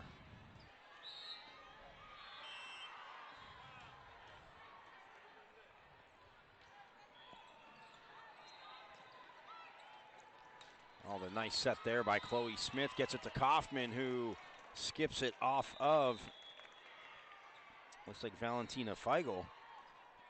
And on the side out, Kaufman will go back to serve. Checking in is the silent killer, Sarah Barham. As that makes the score 6-3. Oh, nice set, Nice and set. man. She exactly saw where she was. Well, Feigl gets upward stars the side out. That's the Bucknell. She's smart. Must have eyes in the back of her head. Yeah, well, exactly. Believe me, they're all very smart. Again, getting the scholarships, but yes. Oh, as that rolls off the top of the tape, and wow. As Sarah Barham able to pop it up, and that time delivering big time is number 15, Hartley Myers. Again, but 6-5. She'll be crossing state lines, like I said, to go to college, living in South Carolina, but going to NC State. Oh, Foster rises up, but the block slows it down. Oh, and then Demps with a nice up there. Or I'm sorry, that was Dorsey who gets it to Demps, and then it's crushed down as Nomenson just can't get there.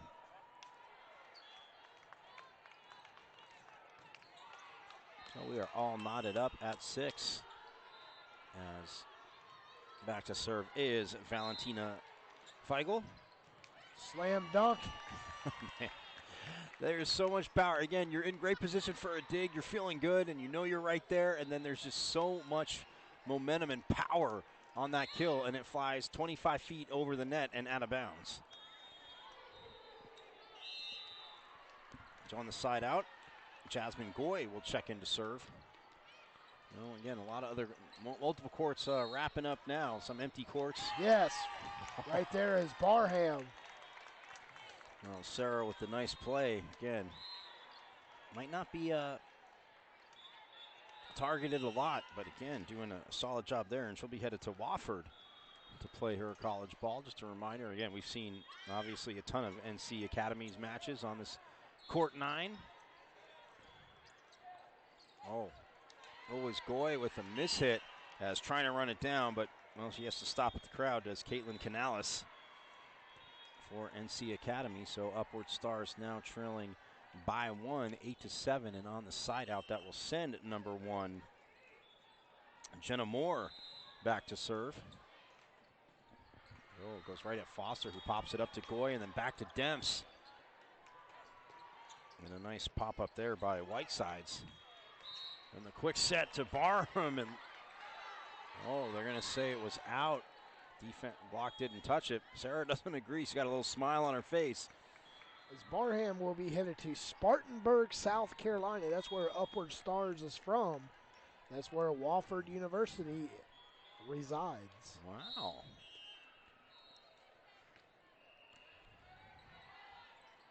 See, we will give you volleyball knowledge, but we will drop the geography on you so people can say, where's that located? And you'll remember we told you, oh, as well, that gets punched over and then just pinballed around. And by NC Academy, that makes it 9-8. As Whitesides will serve and spins the ball and then just sends it over.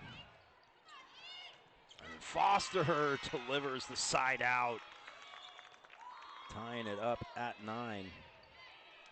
And now Slam Dunk will go back to serve.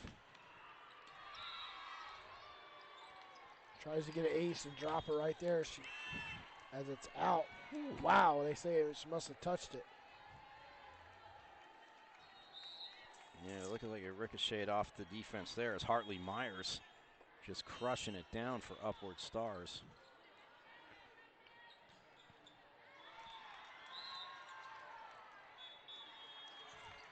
Oh, and well, Demps finds the court that time.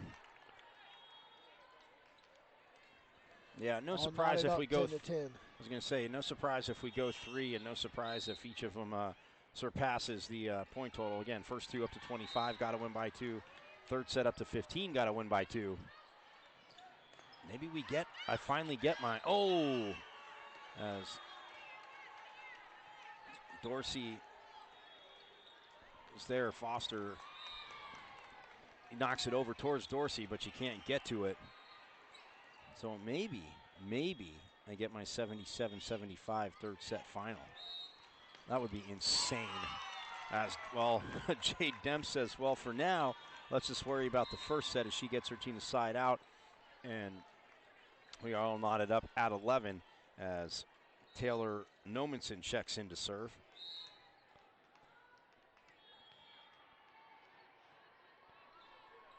So she gets the okay, and she'll send it over.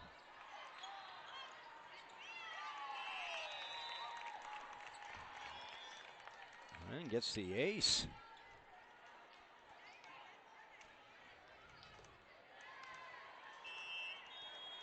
So now NC Academy goes back up by 1 as Nomenson will try and keep it going. And neither team has really gotten into a rhythm. And well, she was trying to cut it to the far side of the court from the near side of the court in that tough angle when you're that close to the net. Riley Whitesides. I want to give a shout out, by the way, to Tabitha Wheeler, who unfortunately dislocated her ankle in the semifinals. But and coach says she'll be okay, but at the same time, obviously not playing in this match for Upward Stars. And they, again, lost Wheeler to that, but still right now it is 13-11 in favor of NC Academy.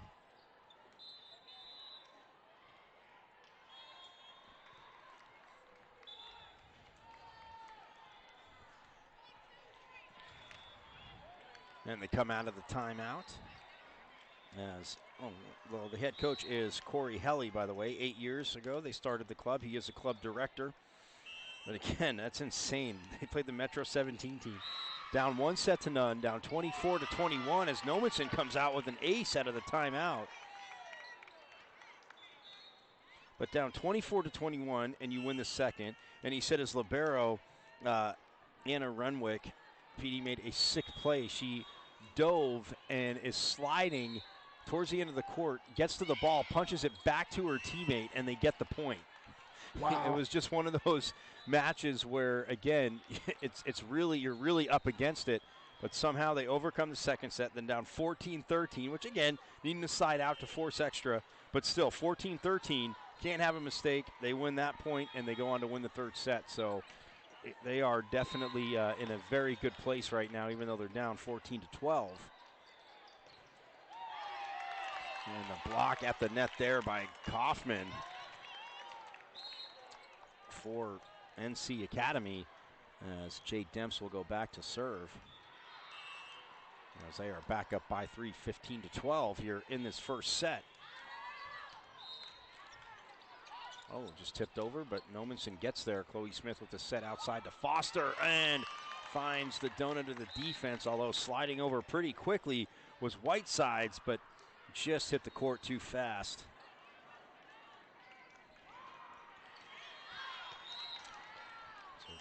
They've already got 2 courts broken down on the, I assume they're courts, I don't know, 7 and 8.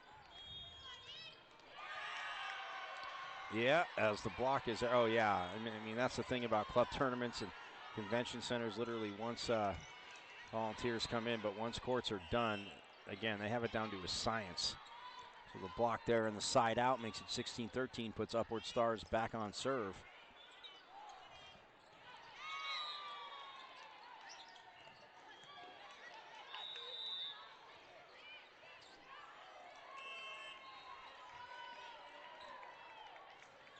Again, Corey Helly, the head coach for Upward Stars. Shannon Fitzgerald, Peyton Duncan, and Brenton Atkins are his assistant coaches.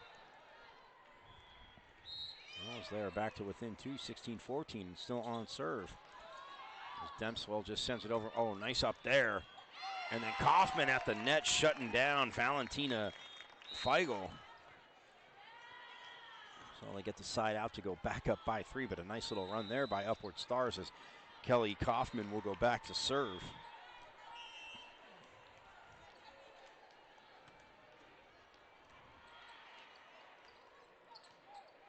Oh, nice set there to Feigl, but she just, again, guides it over. And look at the dig in the back row by Whitesides. And that's what you want. Oh, and that goes long by Hartley Myers, but that's what you want your libero to do. Anna Renwick just flew over, had that dig, but NC Academy comes away with the point, goes up by 4 as Kaufman will stay on serve.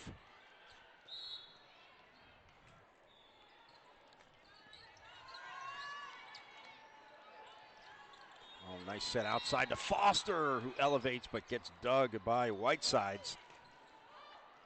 Off the block, Foster with the pass. Oh, set over by Chloe Smith. Had the right idea, gets knocked around. It's a free ball for NC Academy. As Foster gets shut down. Look at this back and forth. Oh, little jousting, and it's one at the net. Nicely, well, by number 1, Jenna Moore of Upward Stars. So they get back to within 3, and now Valentina Feigl back to serve. Goes to Nomenson. Oh, well, she uses the block to her advantage there as Foster just slammed that off of Asia Mattress. And it goes out, so it makes it 19-15 here in this first set of this championship game. As NC Academy, the 18 Diamond team, leading as Jasmine Goy checks in to serve. Again, that short floater she has. Oh, Demps, well, the nice dig, but she sends it back across the court. Pretty much almost knee level towards Goy, who couldn't do much with it. So the side out gets Upward Stars back to within 3, and it sends Moore back to the service line. Foster goes cross court, no problem there. Oh, well, on the up, but then a little miscommunication as it went cross court, and Anna Renwick had the up, but coming back towards it was Jenna Moore, who just didn't make the play. So now Foster goes back to serve with her team back up by 4. Oh, Foster. Oh, well, and they could have played it because it hit the partition and came down on their side, but that was a tough play for Jasmine Goy. So now that makes it 20-17 as Hartley Myers on serve. Oh, wow, and a rare shutdown as Jade Demps gets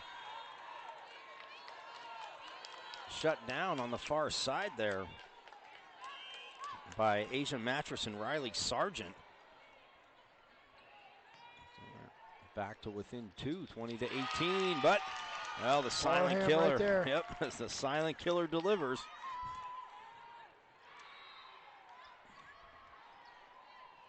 So now on the side out, that'll send Destiny Dorsey, again playing libero this match, back to serve. Their team up 21-18.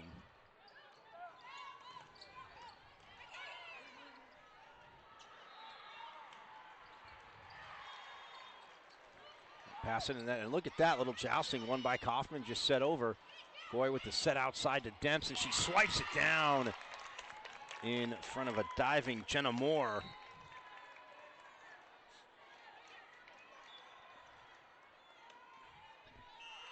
So that makes it 22-18.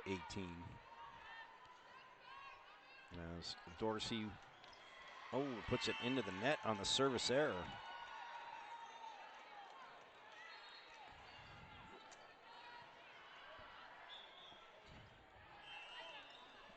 So the libero now for Upward Stars. Anna Renwick takes her turn up in the service rotation. Goy with the set in the middle. Demps swipes it to the far side, but it's dug. And then Whitesides goes cross court. Yep. Canales trying to put it away, but nobody can come up with that big hit right now. Oh, and well, it's swiped by Kelly Kaufman off the defense, and they get the side out. Now they go up 23-19.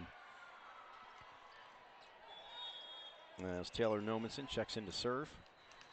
Did we mention that the weather in the convention center is dropping? Yes. Okay, I didn't know if we did that, but I just want our viewers to know we're glad they're comfortable at home watching. And we're comfortable too, it's just getting colder in here. Yes, my hands are numb right now. Oh, so you didn't even feel it when I accidentally grabbed your hand before. Well, Riley Whiteside's trying to go cross court. Now it is set point for NC Academy as Taylor Nomenson will serve for it. Line drive serve, but no problem there. The set goes outside to Whitesides, and Foster can't get there. So they fight off one set point, which they're very accustomed to doing, obviously.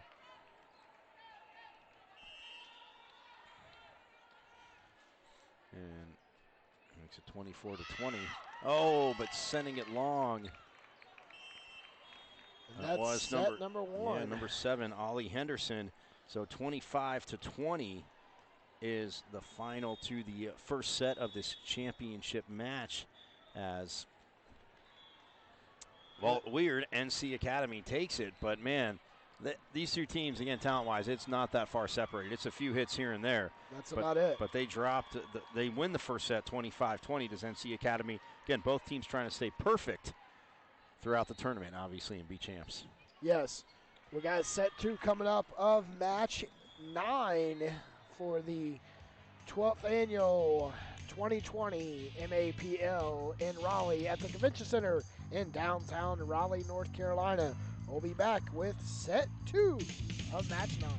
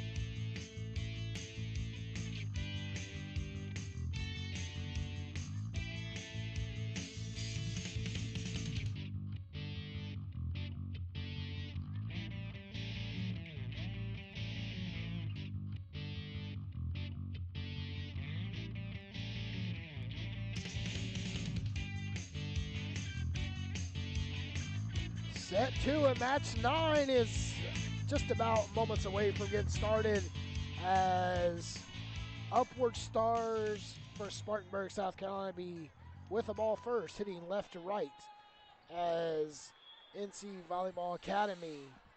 18 Diamond will be hitting right to left. Set 2, NC Academy. 18 Diamond took set 1. You gotta say it right. Spartanburg. Spartanburg, South Carolina. See, there you go. And well, NC Academy didn't want to hear that, obviously, as they get the side out to start the match. And again, up 1-0, as you said. They took that first 25-20, but again, they were trading side outs, and then NC Academy got a little bit of breathing room. Again, took that first set by 5, but trying to win the championship as Destiny Dorsey serves it over. Oh, and going cross court there, delivering the big hit is number 8, Riley Sargent. She was the sergeant on that one. I like it. And now Renwick. the libero. Yeah, the libero goes back to serve. Again, she is headed to Clemson. Yeah, her Tiger. Her and her teammate Jenna Moore here will be teammates at Clemson, as they'll get to play against Riley White's. Oh no, it's ACC. My bad. Well, South Carolina, but I'm sure they can definitely play against each other. So side out makes it 2-1 as Taylor Nomenson serves.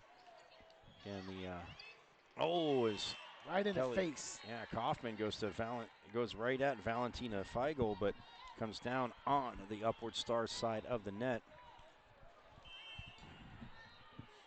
And the NC Academy in the powder blue uniforms, white trim lettering and numbers, as Upward Stars again in the red jerseys with the silver and blue trim, white lettering and numbers, as that just goes a little bit long for Riley Whitesides.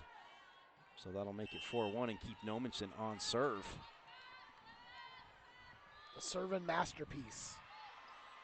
And again, she stands literally all the way over to the left corner. Oh, is that kill attempt gets slowed down, and then Kaufman goes to the back line, and trying to come over and make a play was Hartley Myers, but you're right, just slides in. So they're off to a quick 5-1 start. I was talking to head coach Corey Helly, obviously, of Upward Stars, and again, he said, he goes, you probably should have lost that set to Metro, or that match to Metro, but again, they know they can come back. They don't want to get down too big as they're down 5-1 right now here in the second set, and Demps goes cross court, but it gets dug by Renwick. And the only problem is it gets popped up and nobody able to play it for Upward Stars, so that makes it 6-1 as coach decides, you know what, let's take a timeout, let's catch our breath, let's try and get back in this. We need a side out. Yeah, down by 5, you definitely don't want to get down by more. If it reaches 11-1, it's wow. And we haven't seen a ton of that. I mean, we did have a few yesterday that all of a sudden it's 22 to 9. Yeah, 22 to 9, or even like 17 to 3 or 4 early on, and then you finish at like 25-10 or 25-12 and 13. Again, in club, it is a blowout, and not that the teams played bad, but it's one of those things where when you look at it, you're like, man, that's just a beatdown. And you got to forget them. And a lot of those teams have moved on to win the next set, maybe end up winning the match, but it is tough. So as Nomenson back on the court with her team up 6-1. Almost delivers an ace, but look at the libero, Renwick making the play, and well, defense leading to offense as the ball gets over to Riley Sargent, and she gets the side out that we were talking about. They kind of, in a way, desperately needed, so they're only down 6-2 as number 18 checks in the game, Elizabeth Malone Gripe.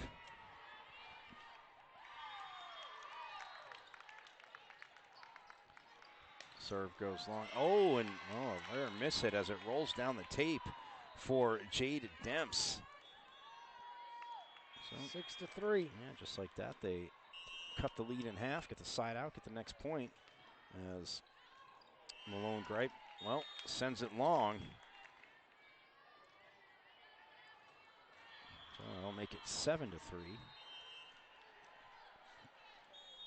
And Jade Demps now will head back to the service line with the line drive serve. Oh, and what a play by Valentina Feigl. And she gets the point. That set was headed outside the partition, and we're looking right at it, and she somehow contacts the ball before it goes outside it and doesn't contact it at all. And now her team only down by 3. As Riley Whitesides was on serve. Now she gets the bump set, and oh, look at, man, Chloe Smith with the play there as Foster delivers, but Chloe Smith, looked at, blocked it, and then popped it up to her teammates so that play would be possible. But yeah, as we look around, court's starting to be torn down. Look at that, stacked up. Net's taken down. Hey, yeah, courts are done. They do not waste time. Well, a nice set there in the middle as Demps sends it over. Oh, the nice pancake there by Myers. Man, it's like all you can eat pancakes today, but we still haven't seen any. And oh, and over the net on Upward Stars. Makes it 9-4 in favor of NC Academy. Again, took that first set 25-20.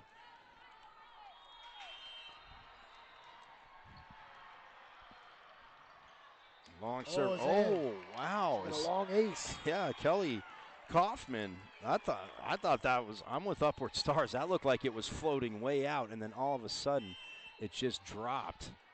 So that makes it 10-4 as Kaufman will serve again. Oh, a little jousting there, won by NC Academy. Oh, and the pancake, and they keep going. The set there, and Feigl gets shut down at the net, but they have another chance outside, and Sargent delivers. Oh no, pardon me, that's Hartley Myers with the kill.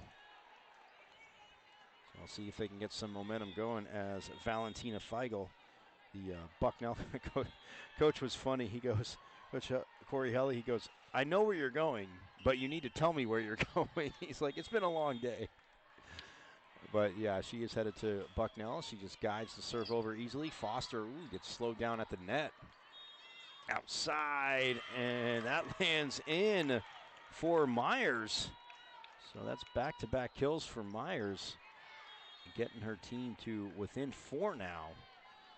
But again, you were right. They couldn't get down 11-1. They had to start making some runs. And, Feigl sends that just long, though, on the serve. So that will make it 11-6, and that will send the serving extraordinaire Jasmine Goy, / setter, into the game.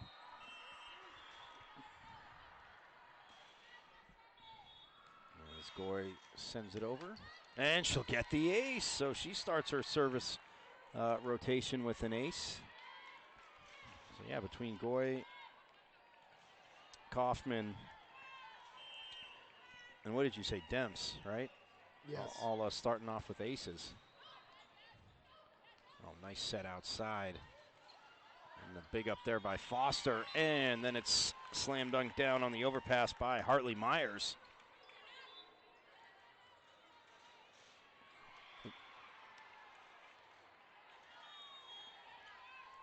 So that makes it 12-7. Sorry.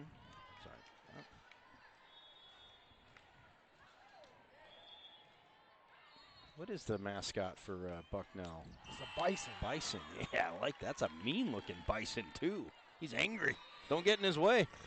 That's all I'm going to say is, NC Academy gets the side out, so they go up 13-7 as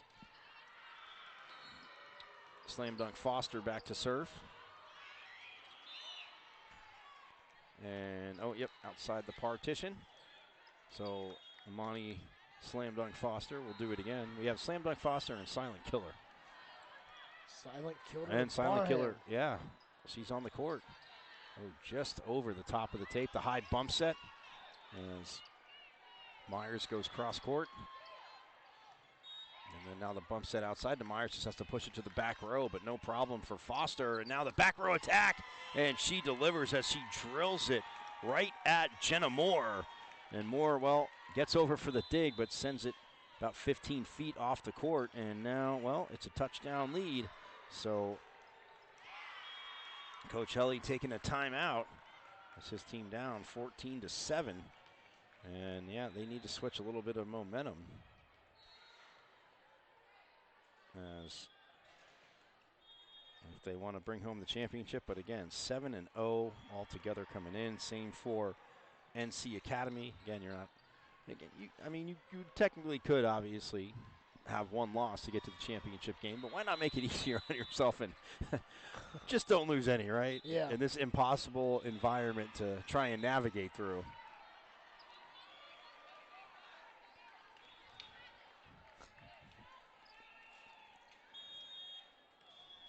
It's been a very long 2 days. It's been a fun 2 days. What are you talking about? You long 2 days. Hey, the food last night was good, though, I got to say. Yeah, that was yummy. Where'd we go? Buffalo Brothers? Buffalo Brothers. Yeah. Well, Buffalo Brothers, you need to sponsor our broadcast because we'll talk good about you anyway, but we'll say even better things. Sponsor the broadcast. So they get the side out of the timeout, and Myers will go back to serve for Upward Stars. Oh, and man, Sarah Barm that time at the net. Well, a little frustrated with herself as she hit it into the top of the tape, and it looks like it ricocheted off her shoulder. So, well, they get 2 quick points. And we get a whistle to, I think Barm, maybe hit, I thought I hit her in the shoulder. Could have shocked her, and again, that stings like anything else. Hit her in the side of the face, so we might, she's not bleeding. She's okay, but yeah, it did hit her, and that's the worst feeling. I mean, I can tell you, playing soccer, I remember the first time I got the wind knocked out of me, I just turned around and a kid blasted the ball, and I was turning around, and it drilled me, of course, right in the stomach and just knocked the wind out of me. Well, she knocked the wind out of that ball really quick there on the quick set to Asia Mattress. Yeah, that makes it 14-10, but yeah, if you ever got and I got the wind knocked out of me twice playing soccer in my lifetime, and it's one of the worst feelings ever. Ever. As Hartley Myers will serve. Oh, she goes short as Vanderhorst decides to play it. And yeah, point. Yeah, it looks like, well, dips. If it hit the partition. But either way, NC Academy gets a side out, goes back up by 5. And Destiny Dorsey, it looks like 16-10. Oh, well, probably help if I gave them their point. So 16-10 is the score. Got some chance going on the other court. And yep, as court 8 is getting torn down right now next to us. That's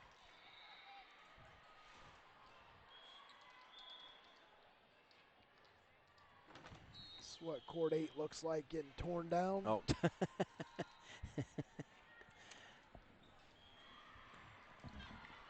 Well, as we get back to action now, but court 8 is disappearing as Demps serves it over, or no, sorry, Dorsey serves it over. Oh, Canales kept that going somehow. Oh, nice. Oh, Foster almost had it. Oh, no, that side out gets them back to within 5, and the Clemson-bound libero, Anna Renwick, will serve.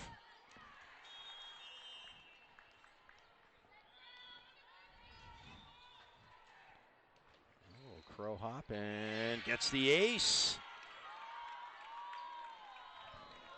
Well, 4 more of those, Coach Helly will be happy because then they'll be all square, but I don't know, that'd be pretty tough to drop 5 aces in a row. Of course, now that I say it, maybe we see it. Oh, nope, not on that one, but a good serve there by Renwick. Wow, good dig right there by Moore. Yeah, wow.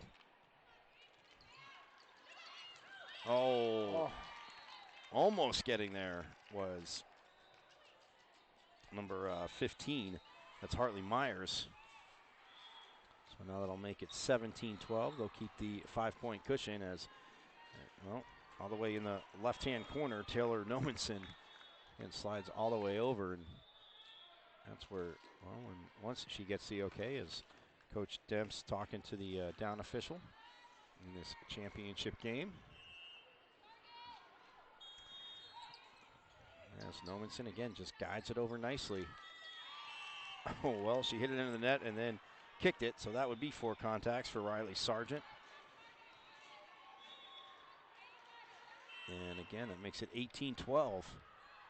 I did see, I've seen quite a few Clemson shirts the last 2 days in the convention center. Oh, nice set outside to Kaufman, goes down the line, and Anna Renwick was kind of in position, but that just a lot of power, a lot of topspin, and ends up flying out off of Renwick, making it 19-12. This little man over here on court 8 taking up some tape.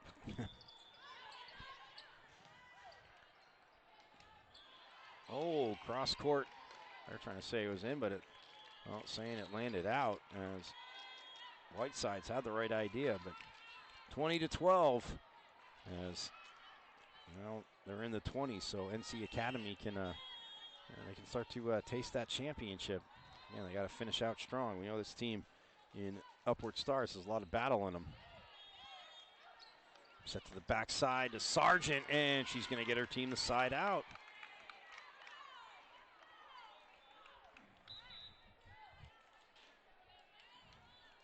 And checking in to serve, that is number 13, Rachel Friedholm.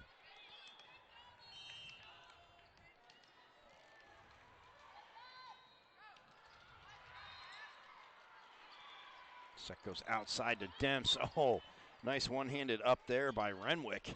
And then slammed straight down. The block not over there, and man, did Riley Whitesides just rise up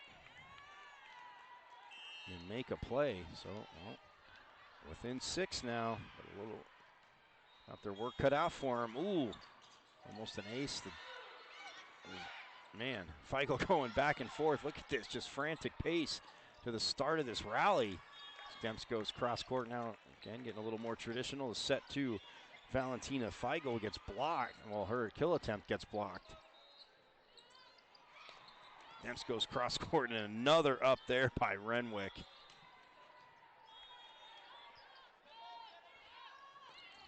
Demps again with the swipe over. And look, a little back and forth, and now, oh, the set there to Feigl, and she gets blocked. She pops it up as Demps wanted a double touch or a lift, but didn't get it. And Renwick with another diving dig, and oh, a double touch.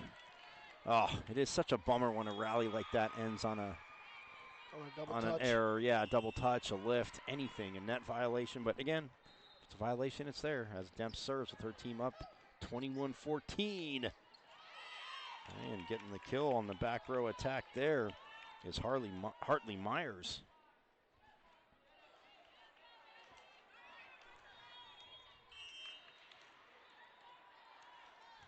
That makes it 21-16.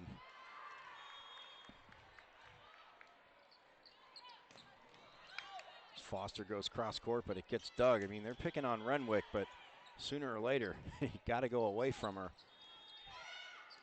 Oh, and Foster reaches back and swipes it down. Almost looked like she was going to try and catch a touchdown there.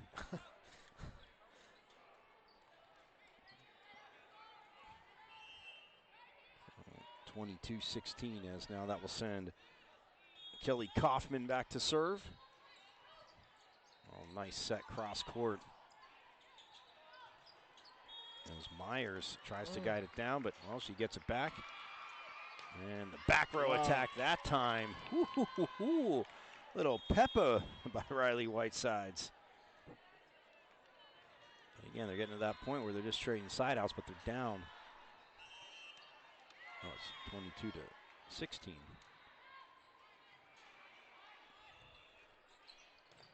Cross court. Oh, as Feigl pops it up, and you got to be kidding me. They get that over. What a phenomenal hustle play by Friedholm just to keep it going. Oh, and a little collision, a diving play there by Myers. She gets collided with, but it goes under the net. So that makes it 23-16. And 2 points away from the championship is NC Academy as Jasmine Goy gets play started. Oh, the block slowed that down as Dorsey gets it to Demps going cross court and, well, skips off a chair, bounces off our table, heads back to the court, and now it is, well, I'll say it the long way first. Set, match, and championship point, but it is championship point here for NC Academy as Goy will serve for it. Ooh, almost drops an ace in. As Myers, again, hits it off the block, set cross court to Foster, but she goes at Renwick, who's, again, able to dig it. And, oh, well, they fight off one championship point. And that makes it 24-17. And that will send the upward Jenna stars. Moore back to serve. Can they? Yeah, and work some magic like they did against Metro. So. And they call a rotation violation? It looks like they did call a rotation violation. So that makes it 24-18. So this is the third championship point now. As Jenna Moore sends it over. And from the back row, Demps gets dug. Oh, and then Renwick rolls it off the net, and they send it over. And Foster, slam dunk Foster. In emphatic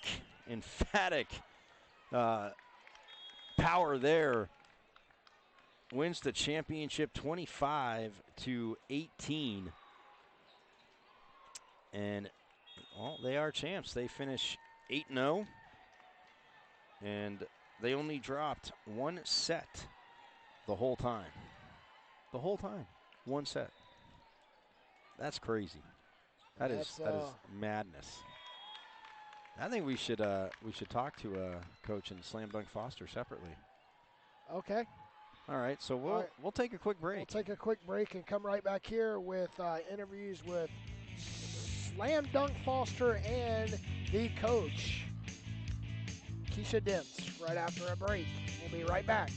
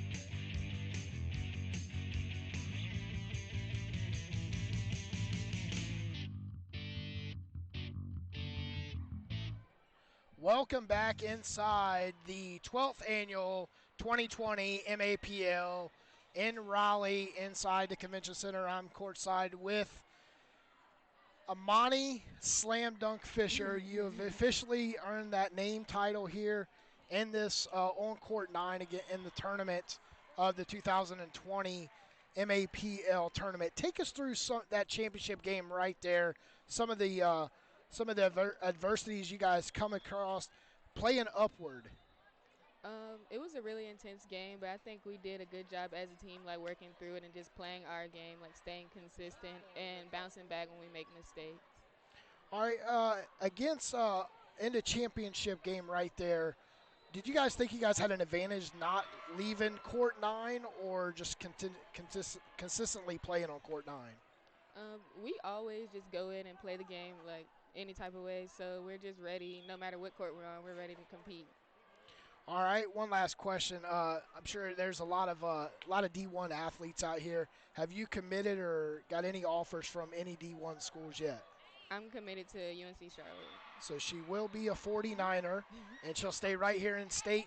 All right, we're going to step away right quick, and Michael's going to come back with the interview with the coach. Congratulations today. Thank you. Thank you.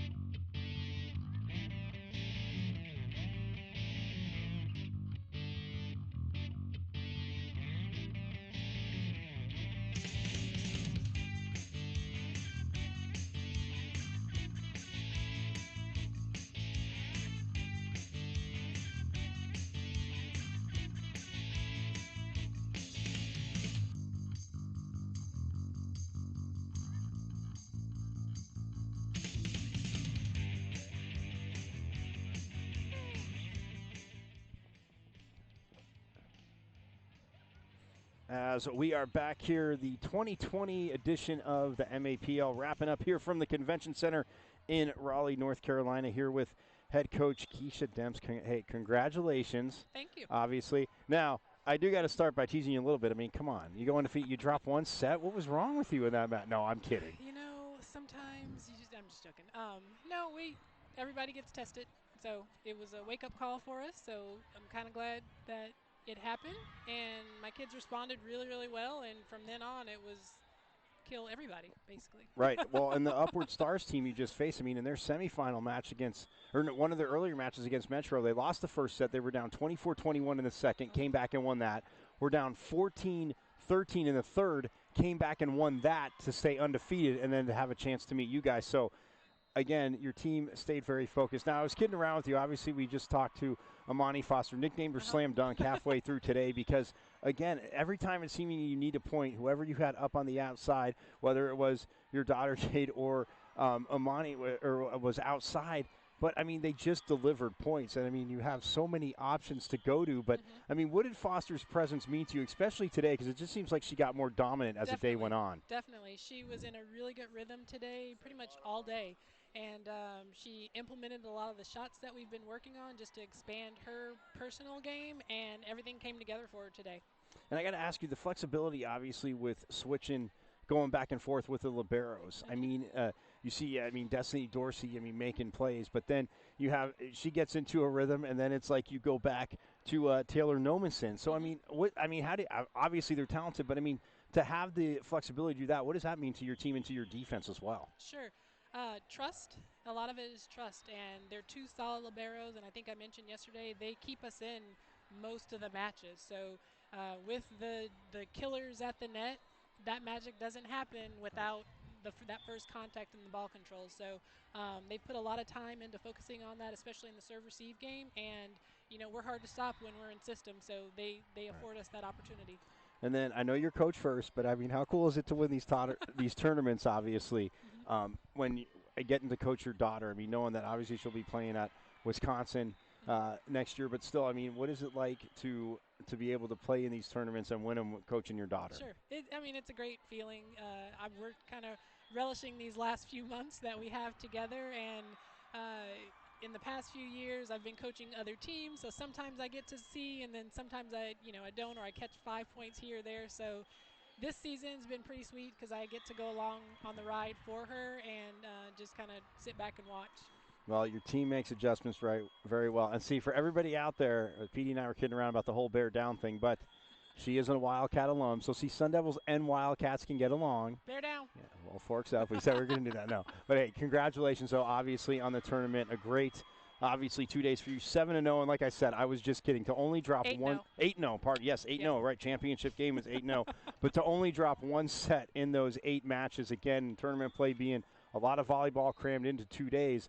Yep. Obviously, so congratulations. What's next for you? Where are you guys headed next, real quick? We're headed to Florida for our first qualifier. So nice. I told the girls at the end there that was qualifier-worthy play from start to finish. So I'm excited for us right now. We're peaking at the right time and looking forward to next weekend. Well, again, the life of club. They'll be in Florida, in convention center. Everyone's like, oh, it sounds like great vacation. No, you're inside convention centers. But, hey, congratulations again on the championship. Well, we're going to get out of here for Petey Doris. I'm Michael Carrots. Congratulations again to all the champs, but especially the NC Academy 18 Diamond team. I like that, the Diamonds. Show them the Diamonds. But congratulations. We're going to get out of here. We'll see you guys soon. And, hey, we hope you enjoyed the tournament, and we'll see you next year. All right, thanks.